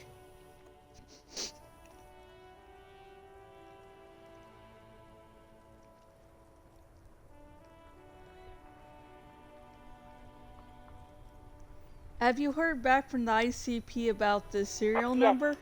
The armor was produced by Fairweather in their facilities in Bétancourt, sur la Clé in 42. It was part of a special order for Corps de Pharmacie. a security firm contracted to protect the interests of Iranian pharmaceutical companies in the Semenine conflict. So, it seems the armor went to Semenine. That's where the paper trail ends, though. Even the firm has proven difficult to track. Corps de Pharmacie has been renamed several times over in the years since the armor was issued. Do you know what it's called now? The most recently registered firm that the ICP has been able to connect to the CDP is a military contractor called Trinell, and the one before it was Downwell. I think they might be the same contractor. A suit of armor like this would have been manufactured with a particular person's physique in mind. You should ask for whom this suit was fitted.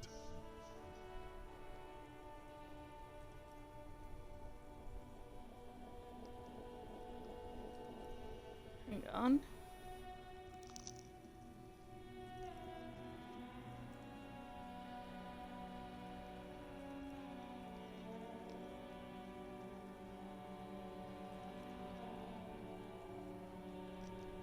First, has the firm continued to work for pharmaceutical companies through all these name Hard to changes? say. Their client list is rather diverse and incomplete. The only constant seems to be that the mercenaries are always deployed in third and fourth world countries. A suit of armor like this would have been customized to fit the wearer. There must be a record of the person to whom it was issued. Yes, but the ICP tends to be reluctant to share private sector records. I could try to talk them into it, though. This is a fun challenge for her, an opportunity to contribute beyond doing her job by rote. She'll gladly put in the extra effort for Team RCM.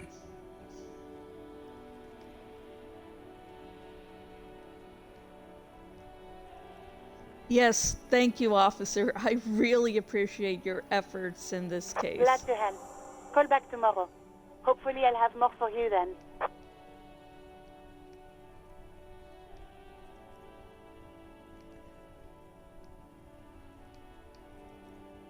Not yet, but I was able to convince the database people to share private sector information. They promised to get back to me by tomorrow morning. Do you have any other questions? God damn it. Please connect me to Sylvie Just again. a second, officer. Sylvie Malaika on the line for you, officer. Yes, hello? Hey, Sylvie, it's the police again. Great. What else do you need, detective? Do you know who put the victim's clothes in the trash? No, I don't know. It wasn't me. I haven't been out there since. I was terrified of the stench and the corpse. Have you seen my badge? Yes, I know who you are. You're a police officer. The law. This exact conversation has happened before. Establishing authority before this young girl seems to have been important to you in the past. Don't go there again. My badge is missing. Have you seen it anywhere? Oh, no, I haven't, sorry. Real policemen have uniforms too, by the way. Where's yours?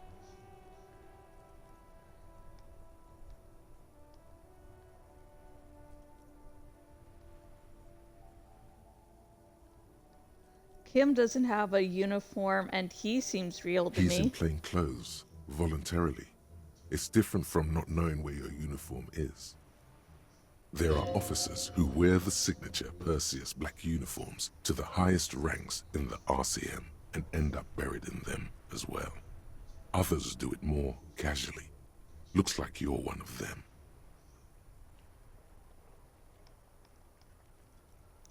Have you seen my gun? Please, no. Not this again. Everyone saw your cool gun, detective. She sounds beyond exasperated. I showed you my gun. When did it You were trying happen? to impress some people with it. Everyone was eating and...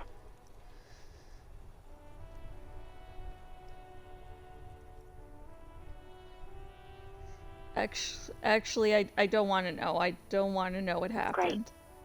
Anything else?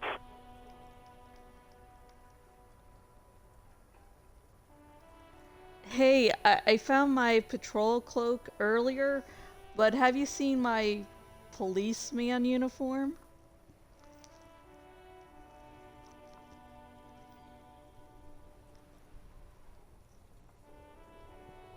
Uniform?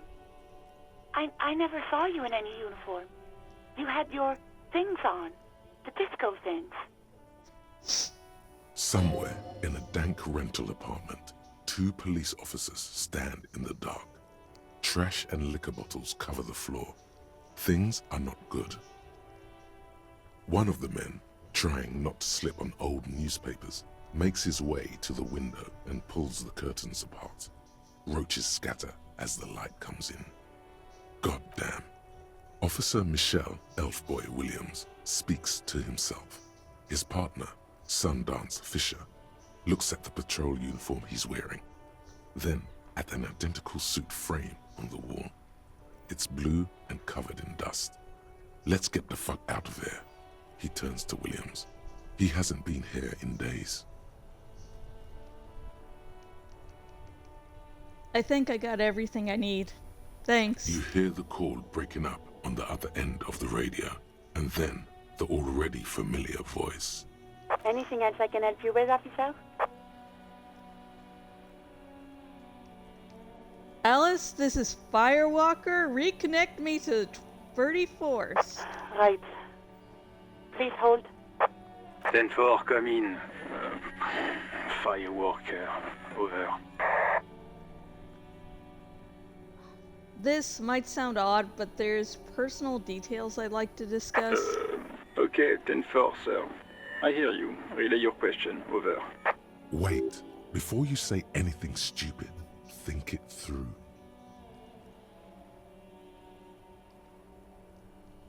What's there to think about? You're going to be looking at a straitjacket if you tell everyone you lost your memory. Be smart about this. Ask if he's there alone. 10-4, sir. I'm not hearing your question.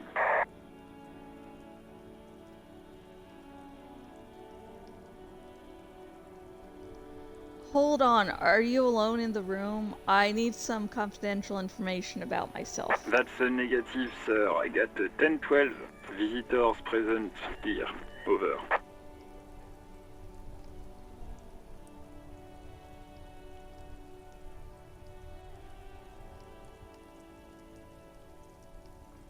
Yeah, let's wrap this up. Understood, sir. Over.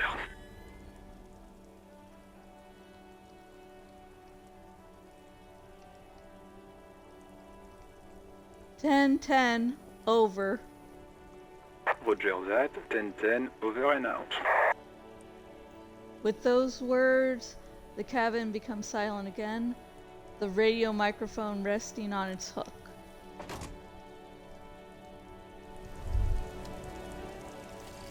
Mazovian Socioeconomics. 0.000% of communism has been built. Evil, child-murdering billionaires still rule the world with a shit-eating grin. All he has managed to do is make himself sad. He is starting to suspect Krasmazov fucked him over, personally, with his socio-economic theory. It has, however, made him into a very smart boy with something like a university degree in truth. Instead of building communism, he now builds a precise model of this grotesque, duplicitous world.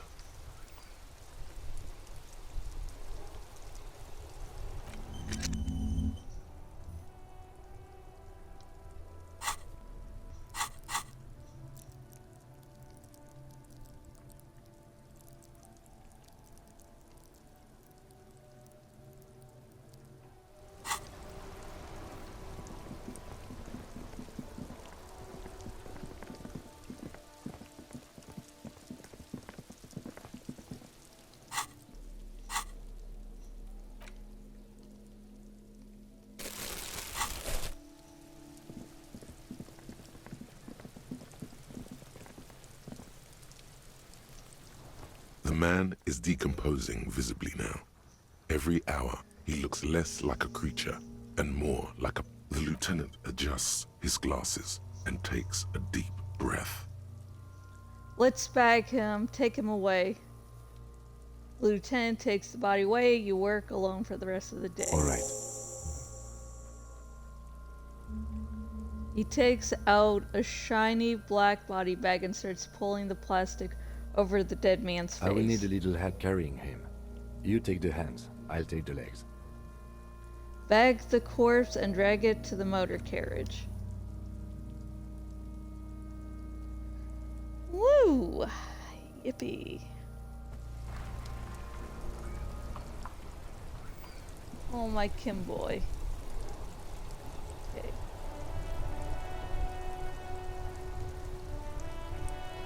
I'll look that up in the next time I take a break. Okay, what do I want to do now? Oh, talk to the rich bitch, yeah, but... Actually, yeah, talk to the rich bitch about the world. Yeah.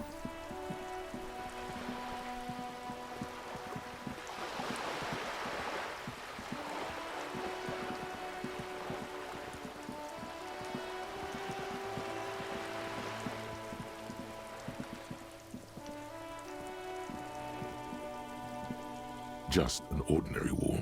Nothing to see here. Why am I looking at this wall? Because you see it, finally. This wall is sublime. Look at it. The shadows, the colors.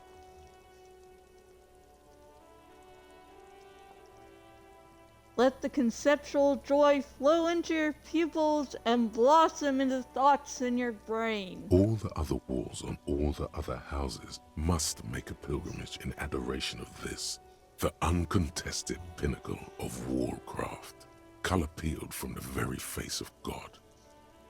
More. Oh, wall father.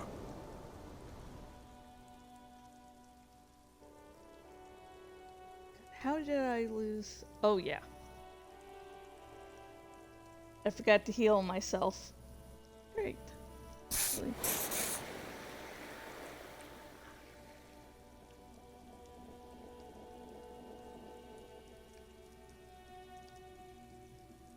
Yes, I must paint this wall.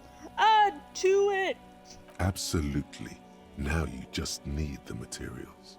Cindy the Skull has a paintbrush and paint. Talk to her. Cindy the Skull has what I Yes, great thinking. Go talk to her. The wall will be waiting.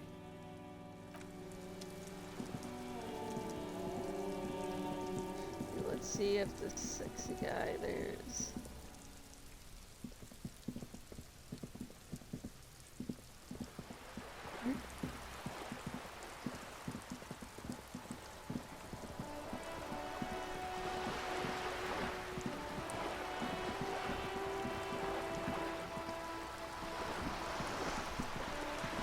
You're back. Good. What can I help you with? Not an umbrella, I hope. I don't need one myself, you see. She pats her wet raincoat. I could use a coat like that. The rain is freezing. Sadly, I need this one myself. It's hydrophobic, repels water, almost magically. The company makes them for offshore platform personnel. Very sturdy. What I can do for you is answer some questions. Nothing like talking to pass a rainy day. You seem smart. I need someone to give me a lowdown on this reality we're in. This reality? She pulls her hood closer around her neck. Yes, reality is your side case. An experimental side case. The aim is to gain a deeper understanding.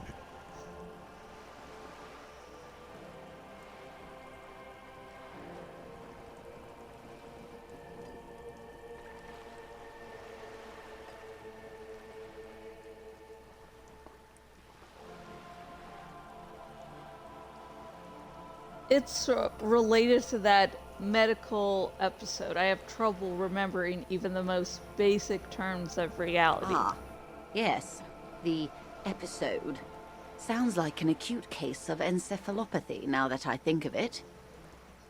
She puts down her thermal cup and looks at you. But then I'm no doctor. Ask away, officer. I'll help however I can. All right, we're in. I know these all look good, but begin with the first, okay?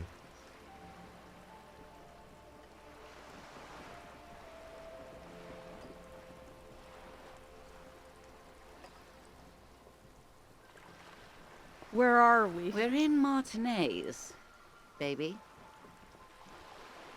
Baby? A casual term of endearment popular among the 50-plus crowd. It's a disco holdover, pay it no heed. I'm a disco holdover myself. Aren't we all? She refers to your corresponding ages. Mm-hmm. And what is Martinez? Martinez is a district of Revachol. A very small district tucked away near the industrial harbour, north of the 881 and Jamrock. You would be excused for not knowing about it. Unimportant, they say. Forgotten, even. Shelled to smithereens during the Revolution. It has its charms, just not this time of year.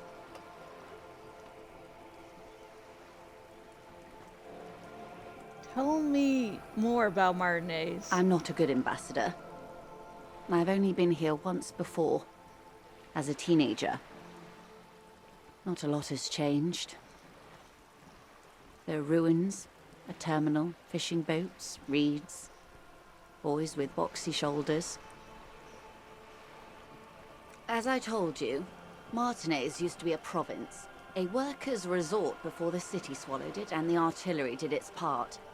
Now the reeds are the real star of the show here. The further down the coast, the wilder it gets. You mentioned a sea. What sea is this? It's not really a sea, it's the Bay of Revachol. And the bay feeds into the ocean. Are we near the ocean? Yes. We're on an island in an ocean. The world's largest body of water. The Insulindic. Known to the early Revacholians as Les Immensités Bleues, the Blue Immensities. Vast, lukewarm and unknowable, flowing in and out of sight. What's the name of this island? Caillou, as you already know. Imagine a pebble. A smoothed-over pebble amidst a great blue sea, misshapen, cracked. The cracks are the River Esperance. We're in the delta of this river, on the 6th branch, the Martinez distributary. It is clear this pebble is of enormous value to her.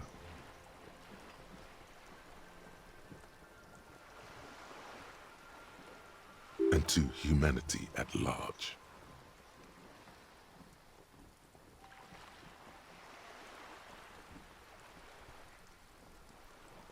Tell me about another, perhaps even more fundamental aspect of reality. I would be happy to.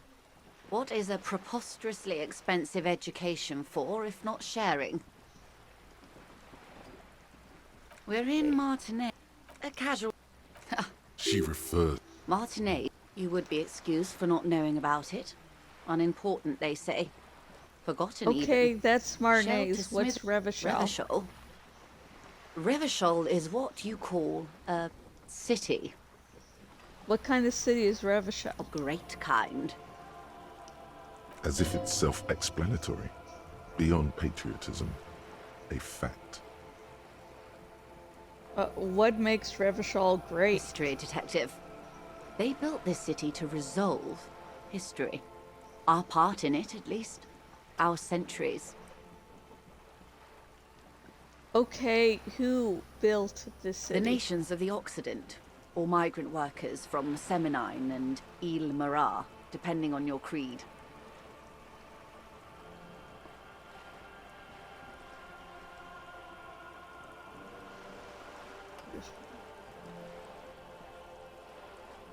When was Revachol built? In the DeLorean century.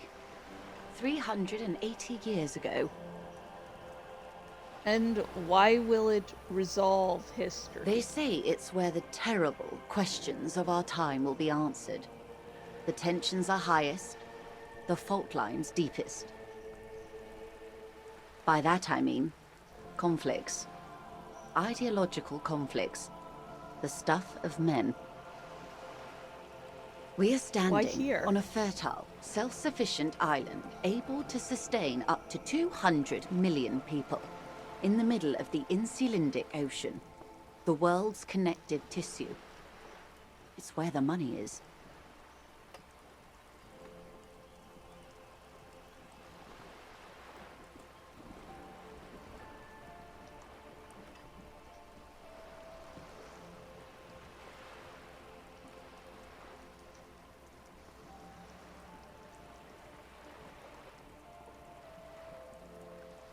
So we're on the periphery?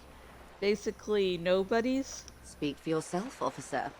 I'm well known in certain parts. As to the place, you're right. We are. He points across the water where the skyscrapers rise. Speak for yourself. You're nobody, but I am awesome. 22 kilometers from the center of the world. That soldering iron is the bank of the world building. The bottom floors are Insiacom.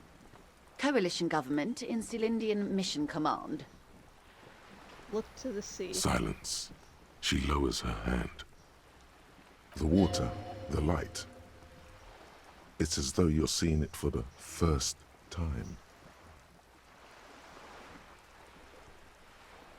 Say nothing. Observe the large body of water swelling. Cold. She observes your eyes scanning the horizon, then breaks the silence, slowly. This is one thought you need to complete. Where are you? Was there something else you wanted to know? I remember something about a lowdown. What times are these? These are unimportant times, Detective. You and I were born after the dust had settled. 1,000th of a second too late. Too late for what? For the big time. Her eyes light up. There's a flash of teeth. What's the big time? The revolution. Ha!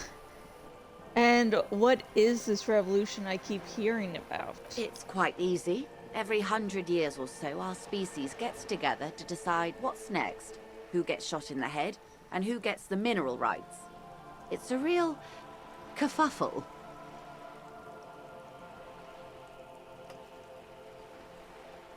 Who got shot in the head? Those would be the communists.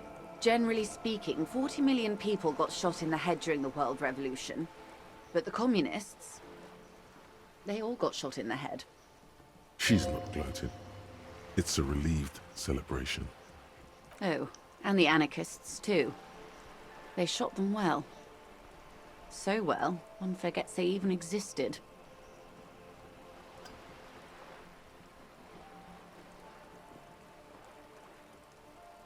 She likes the totality of it.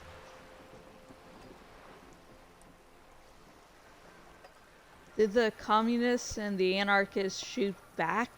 Did they ever? Before they got shot themselves, they shot 2 million people. That's a tragedy. Yes. The Red Deluge.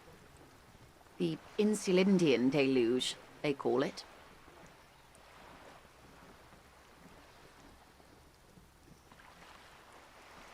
Anyone else get shot in the head on the opposing side? Oh, lots of people. Even the king got shot in the head, or thrown beneath a horse, or drowned. Accounts differ. It was unceremonious. Just as well, he wasn't actually the king. Just the king's nephew. The real king abdicated and lived out a long and productive life as a venture capitalist in Grad.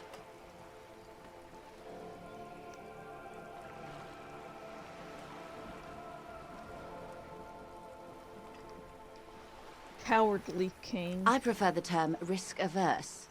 King Guillaume was nobody's fool. He could smell a PR disaster brewing, so he got out alive, and his nephew Fricelle got shot in his place. Him and tens of thousands of his wonderfully fascist kingsmen.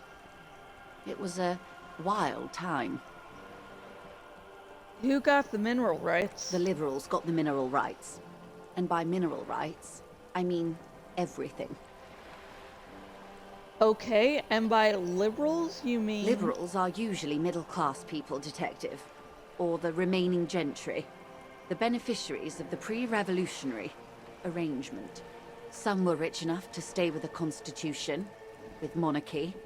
Big mistake. Others bet on the revolution.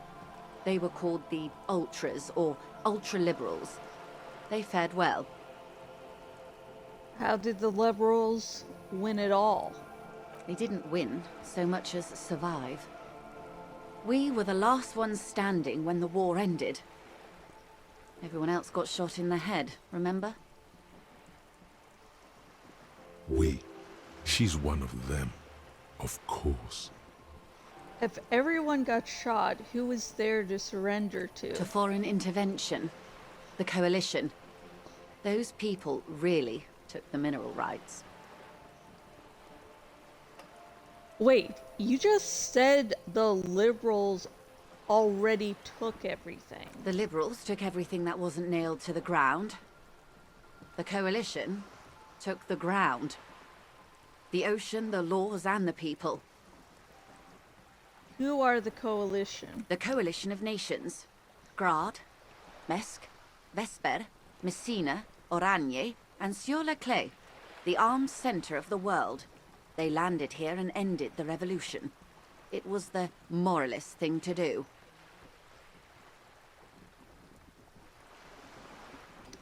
Okay, it seems like it's getting late enough in the day that after this conversation with Joyce, I'm going to have to wrap things up. There is bitterness in her voice, tempered with understanding. She is critical, but ultimately understands the cause. Moralist? The moralists believe in keeping everything exactly the way it is. They believe in mineral rights, and not shooting people in the head. At least not in the same manner and volume as the others do.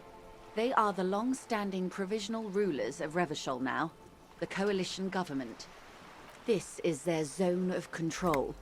They embolden the RCM with crumbs of the same law they took. Technically speaking, you are a moralist. This is the zone of control. The color of moralism is blue. The official motto of Moral Intern, or Moralist International, is a blue forget-me-not, a piece of grey sky. Unofficial. For a moment, there was hope.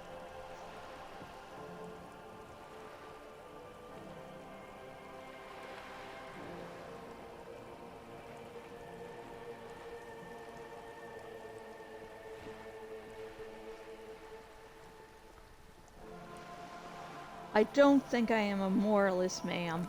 Of course. Not easy to be moderate about head shooting in your line of work. When was this kerfuffle? The turn of the century revolution? Don't answer it. It's a trick question. The revolution began in '02 on the Isla of Grad, though by the end nearly the whole world had gotten involved. Who started it? It wasn't a who, but a what. A pandemic of Zarat, a particularly virulent prion disease, which the authorities in Grad proved unable to contain. Then Marzolf came along and overthrew the government. What did this Zarat do? It made people overthrow their governments. No way. Indeed. Zarat is a highly infectious microorganism that destroyed brain tissue. The actual causes of the revolution were material. The pandemic only provided the spark. Where did it spread from there? From Revachol and Grad? Not far. The world managed to cauterize itself. Mazov's government was overthrown in '08, and the Coalition crushed the Revachol commune 2 years later. It was the end. What came next? Why? You and I, officer.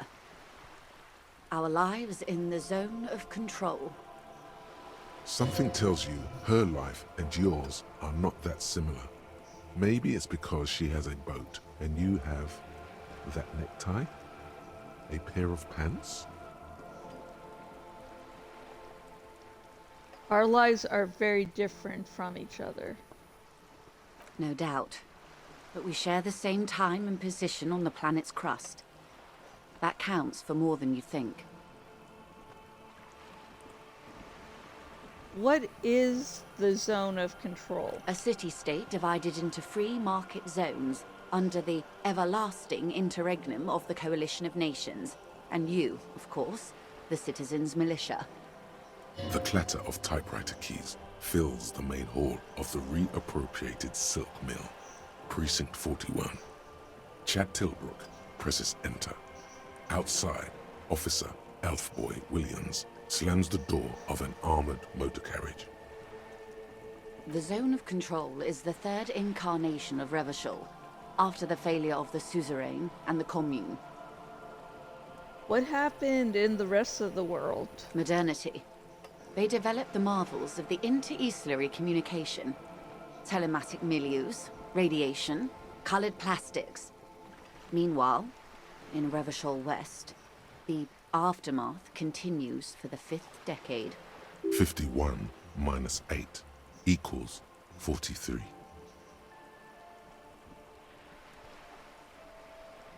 Wait, you're saying it's been like this for 43 years? Time flies. What have we been doing all that time? The 20s saw a decade of urban war, west of the river leveled, offshore platforms in flames. Still, it's regarded as an improvement on what came before. '08 to '19 was simply hell. And after that? The 30s? Things settled down in the 30s. Revachol East transformed itself into the world's largest tax haven, with the international community's blessing. For the first time in a long time, it seemed like things were going somewhere. Were they? No. It was a market mirage fueled by cocaine and quantitative easing. The 40s dispelled it like a cold splash. An Isla-wide hangover, you might say. And here we are. Welcome to reality, baby. Great. From the looks of it, the 50s haven't been much better for the zone of control. You can see it in her eyes. Days slipping away. You don't seem to be thrilled. I've no right to be dissatisfied. This shirt is Barbara Muscova, this raincoat is impervious to rain and is guaranteed for 100 years. My daughters will wear it. No, it's just... She looks at the crumbling tenements, paint flecking from the stone. We could have had so much more. Every one of us. If only we played it right. What would you have done differently? Good question. What would you have done differently? Look you! No, her first. I ask you, who are you in all this? And I asked you, past-less detective of the citizens' militia, what insight has acute encephalopathy given to you?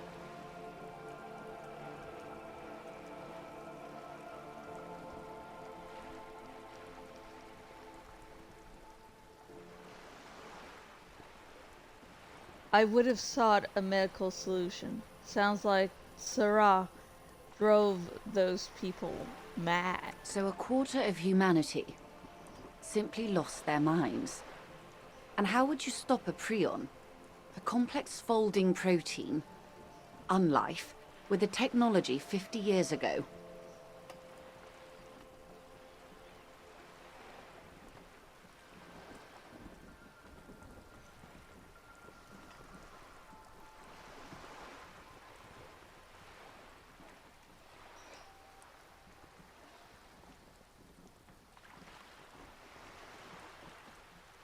with some hygiene, modest social care, and perhaps a little research program.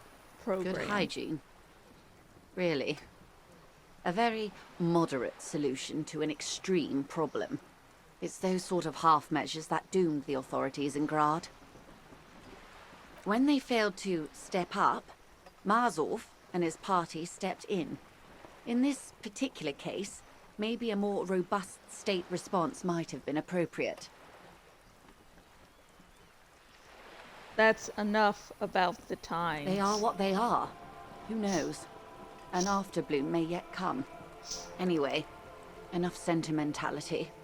Is there anything else you want to know? Not so fast. Who is she in all this? Ask her who she is. She owes you an answer. What is this acute acceptally? Fuck, I can't pronounce shit. It's a neurological disorder caused by a lack of vitamin B in the brain. Symptoms include a retrograde amnesia. It's quite serious. You should get yourself checked out. She conveys it in short, cold bursts, trying not to invest too deeply in the condition of this doomed detective. In case he goes down later, souring the entire portfolio.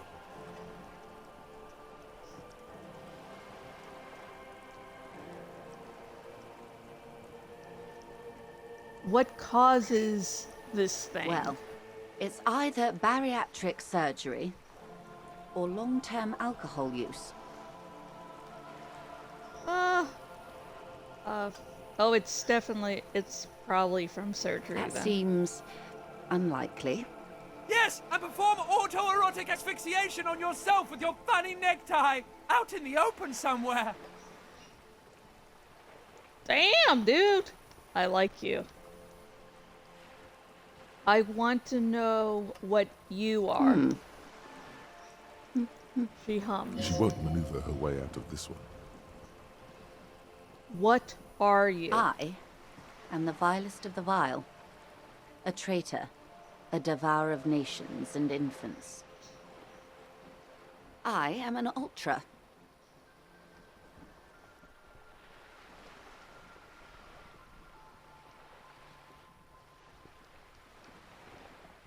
Dio mio! A liberal! Yes. I am the nether creature of the Forbidden Swamp. I pushed the king under a shit wagon and betrayed the revolution.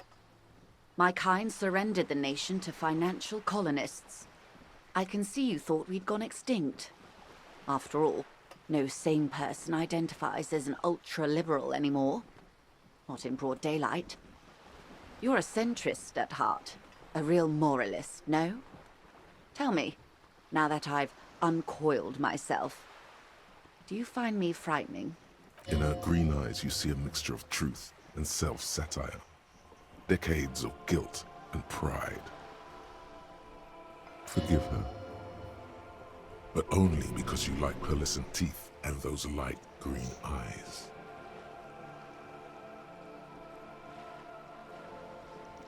I forgive you. I do hope so. I hope we're able to remain collegial despite it. Remember, we were partners, whether you like to admit it or not. There's blood on many hands, I assure you. I hate her, and when I need her most, she leaves me, but being enemies doesn't benefit me at all. When the dust settled, the liberals were the only ones left to clean up the mess. By virtue of their survival, they were handed enormous power to shape the future. This was all our last generation managed.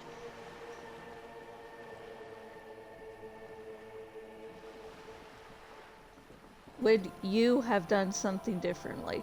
With due respect to our overlords, the eternal caretaker government that keeps Martinaise a monument to the efficacy of its artillery, I would not have relinquished sovereignty to the Coalition. Not here in Martinaise, and not in the Stella Maris or Delta Beachheads either. If not for my own sake, then for my daughters. We had an obligation to defend our sovereignty. We should have burned the whole Isola down rather than let them have it. Dark orange flames reflect in her green eyes. An oil fire on the ocean. You're a patriot? Yes, I suppose I am. But I wouldn't be a patriot anywhere but here. You have daughters? Yes. Whatever else I am, I'm also a mother and a wife. Now, shall we return to reality? What is this? A bird? A sphenicid? A flightless bird of the polar regions? Am I really that awkward? Of course you're not, my dear. I'm just terrible at guessing games. I meant what is this place here? Ah! This is the pier of Rue de Saint-Ghislaine, 33A, where the tenants have been kind enough to rent me a slot. Wait, what? Tenants have been kind enough to rent me a slot. So you're not paying for this? Or two. What is Rue de Saint-Ghislaine 33A? A pre-revolutionary tenement. Old buildings are called tenements, you see. And new buildings, bâtiments. After les bâtiments nouveaux. But 33A and 33B are not nouveaux. They're old.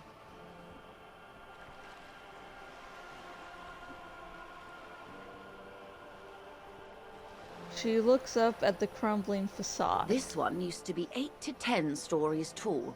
A real high-rise by the standards of the last century. Built to mirror the skyscrapers across the bay in the Delta. That was before the war, of course. Who lived in them? Mostly the urban middle class, I believe.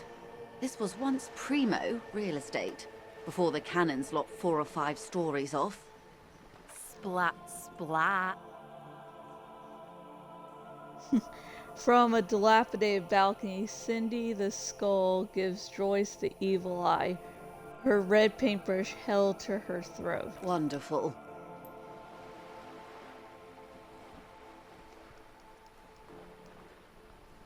What is that? Point to Cindy The the girl Skull. in the old lady rags. Yes. Looks like a sullen and rebellious member of a teen infraculture. Infraculture? Yes. You and I belong to the supraculture. We're common, the herd. The music on the radio, the food in the chain restaurant, those are all too popular for the girl in the old lady rags. She prefers a fantasy world, an infraculture with its own dress code and vernacular. It is an illusion, I'm afraid. There is no refuge from the supraculture.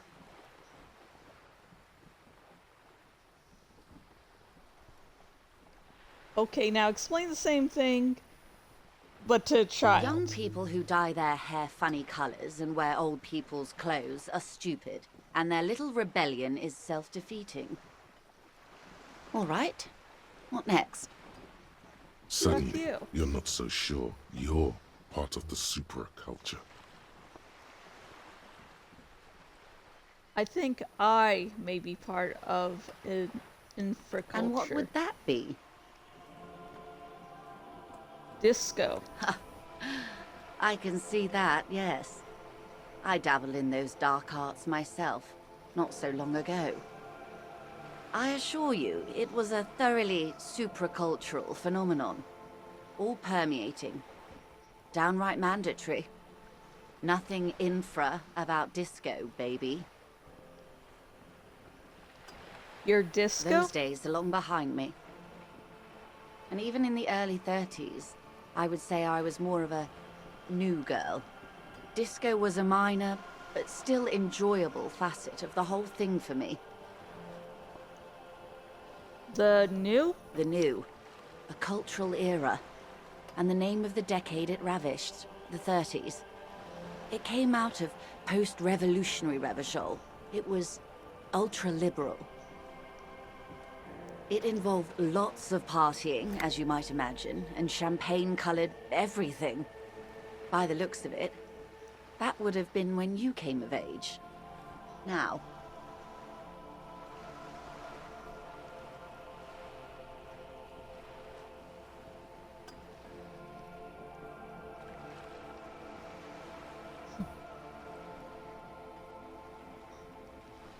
got it. Let's take it back to reality central for the next one. maximum brio, officer. What is...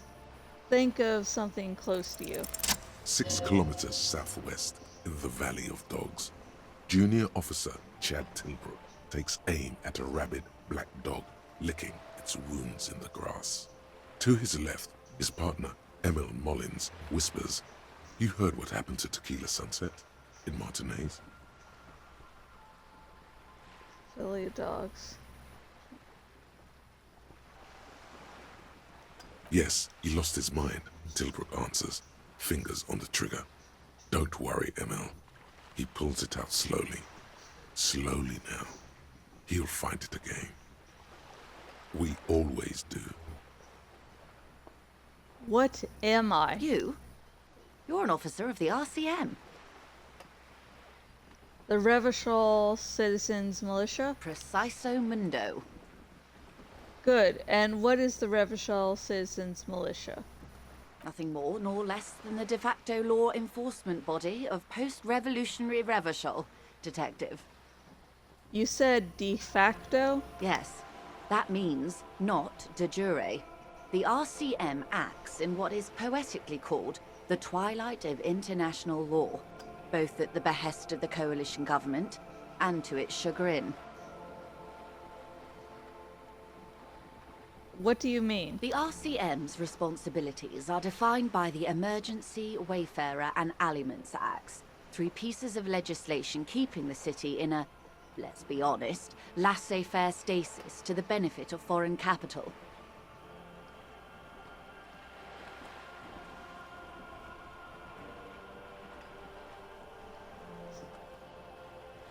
So I'm basically a lackey of capital. There's nothing basic about your role, Detective.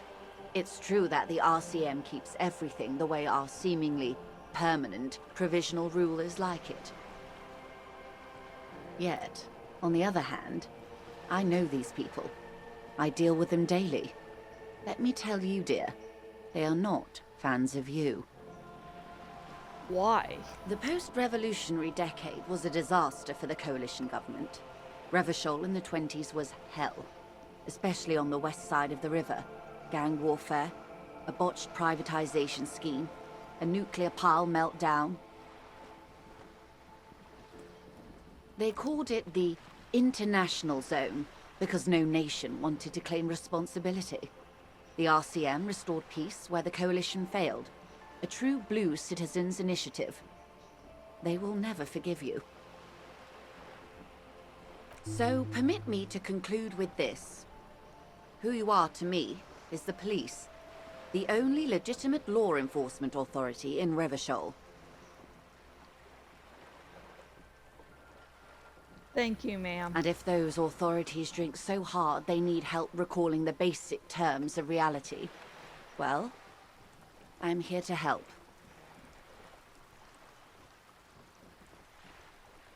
Okay. What is reach for something fundamental?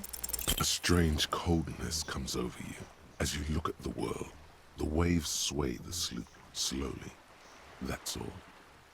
It's on the tip of your tongue, a doubt of sorts, already in your head. But it's not fully formed yet. You have to wait and return to this later, once the jamais vu thought is complete. Glad to have been of assistance. The little that I know. Anything else? Thank you. That's all for now.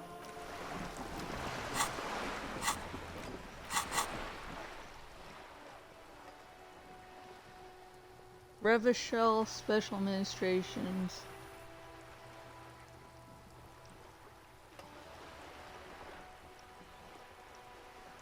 Let's see.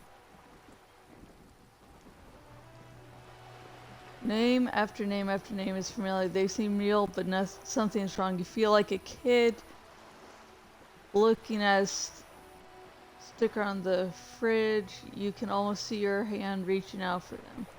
This feels like the most important of all thoughts, the one you must truly complete. I don't think I got this last time. Let's see how many.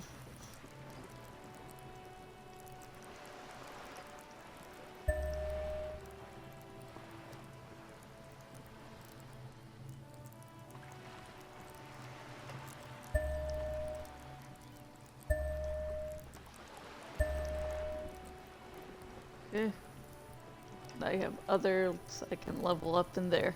Okay. Leveled up fully that. And just to remember what I'm going to do starting next time. Let's see.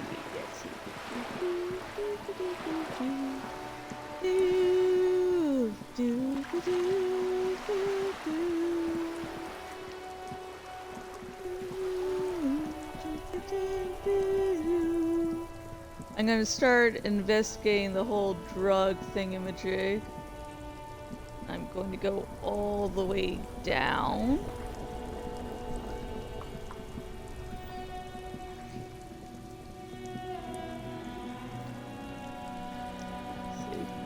There's more things to click on. Helpline to the company that controls the drawbridge. Let's see. There's a pile of cheap sunglasses in a small box. A variety of shapes. You like sunglasses, officer? Okay, I'm gonna leave that for now.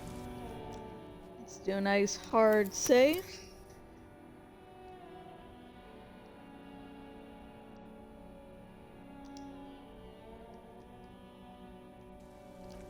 Okay. Saving this. Oh gosh, why did I do that?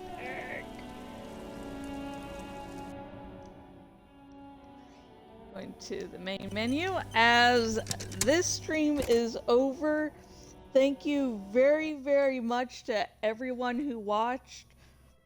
Whether you just watched for a little bit or the whole thing, thank you so much.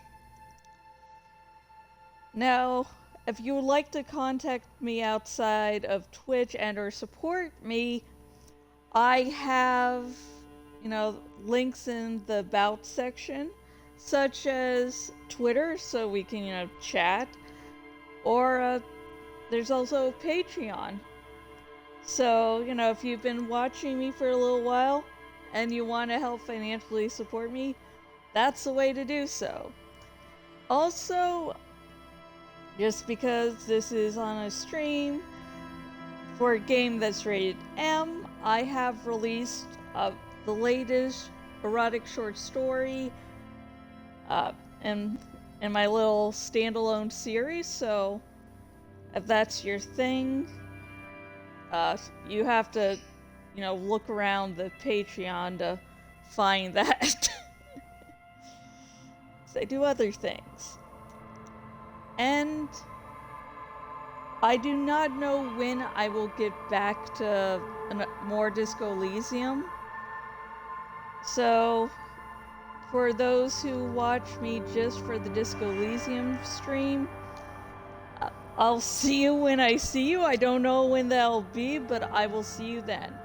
And for everyone who watches my nightly Minecraft streams, I'll see you in a few hours. Bye.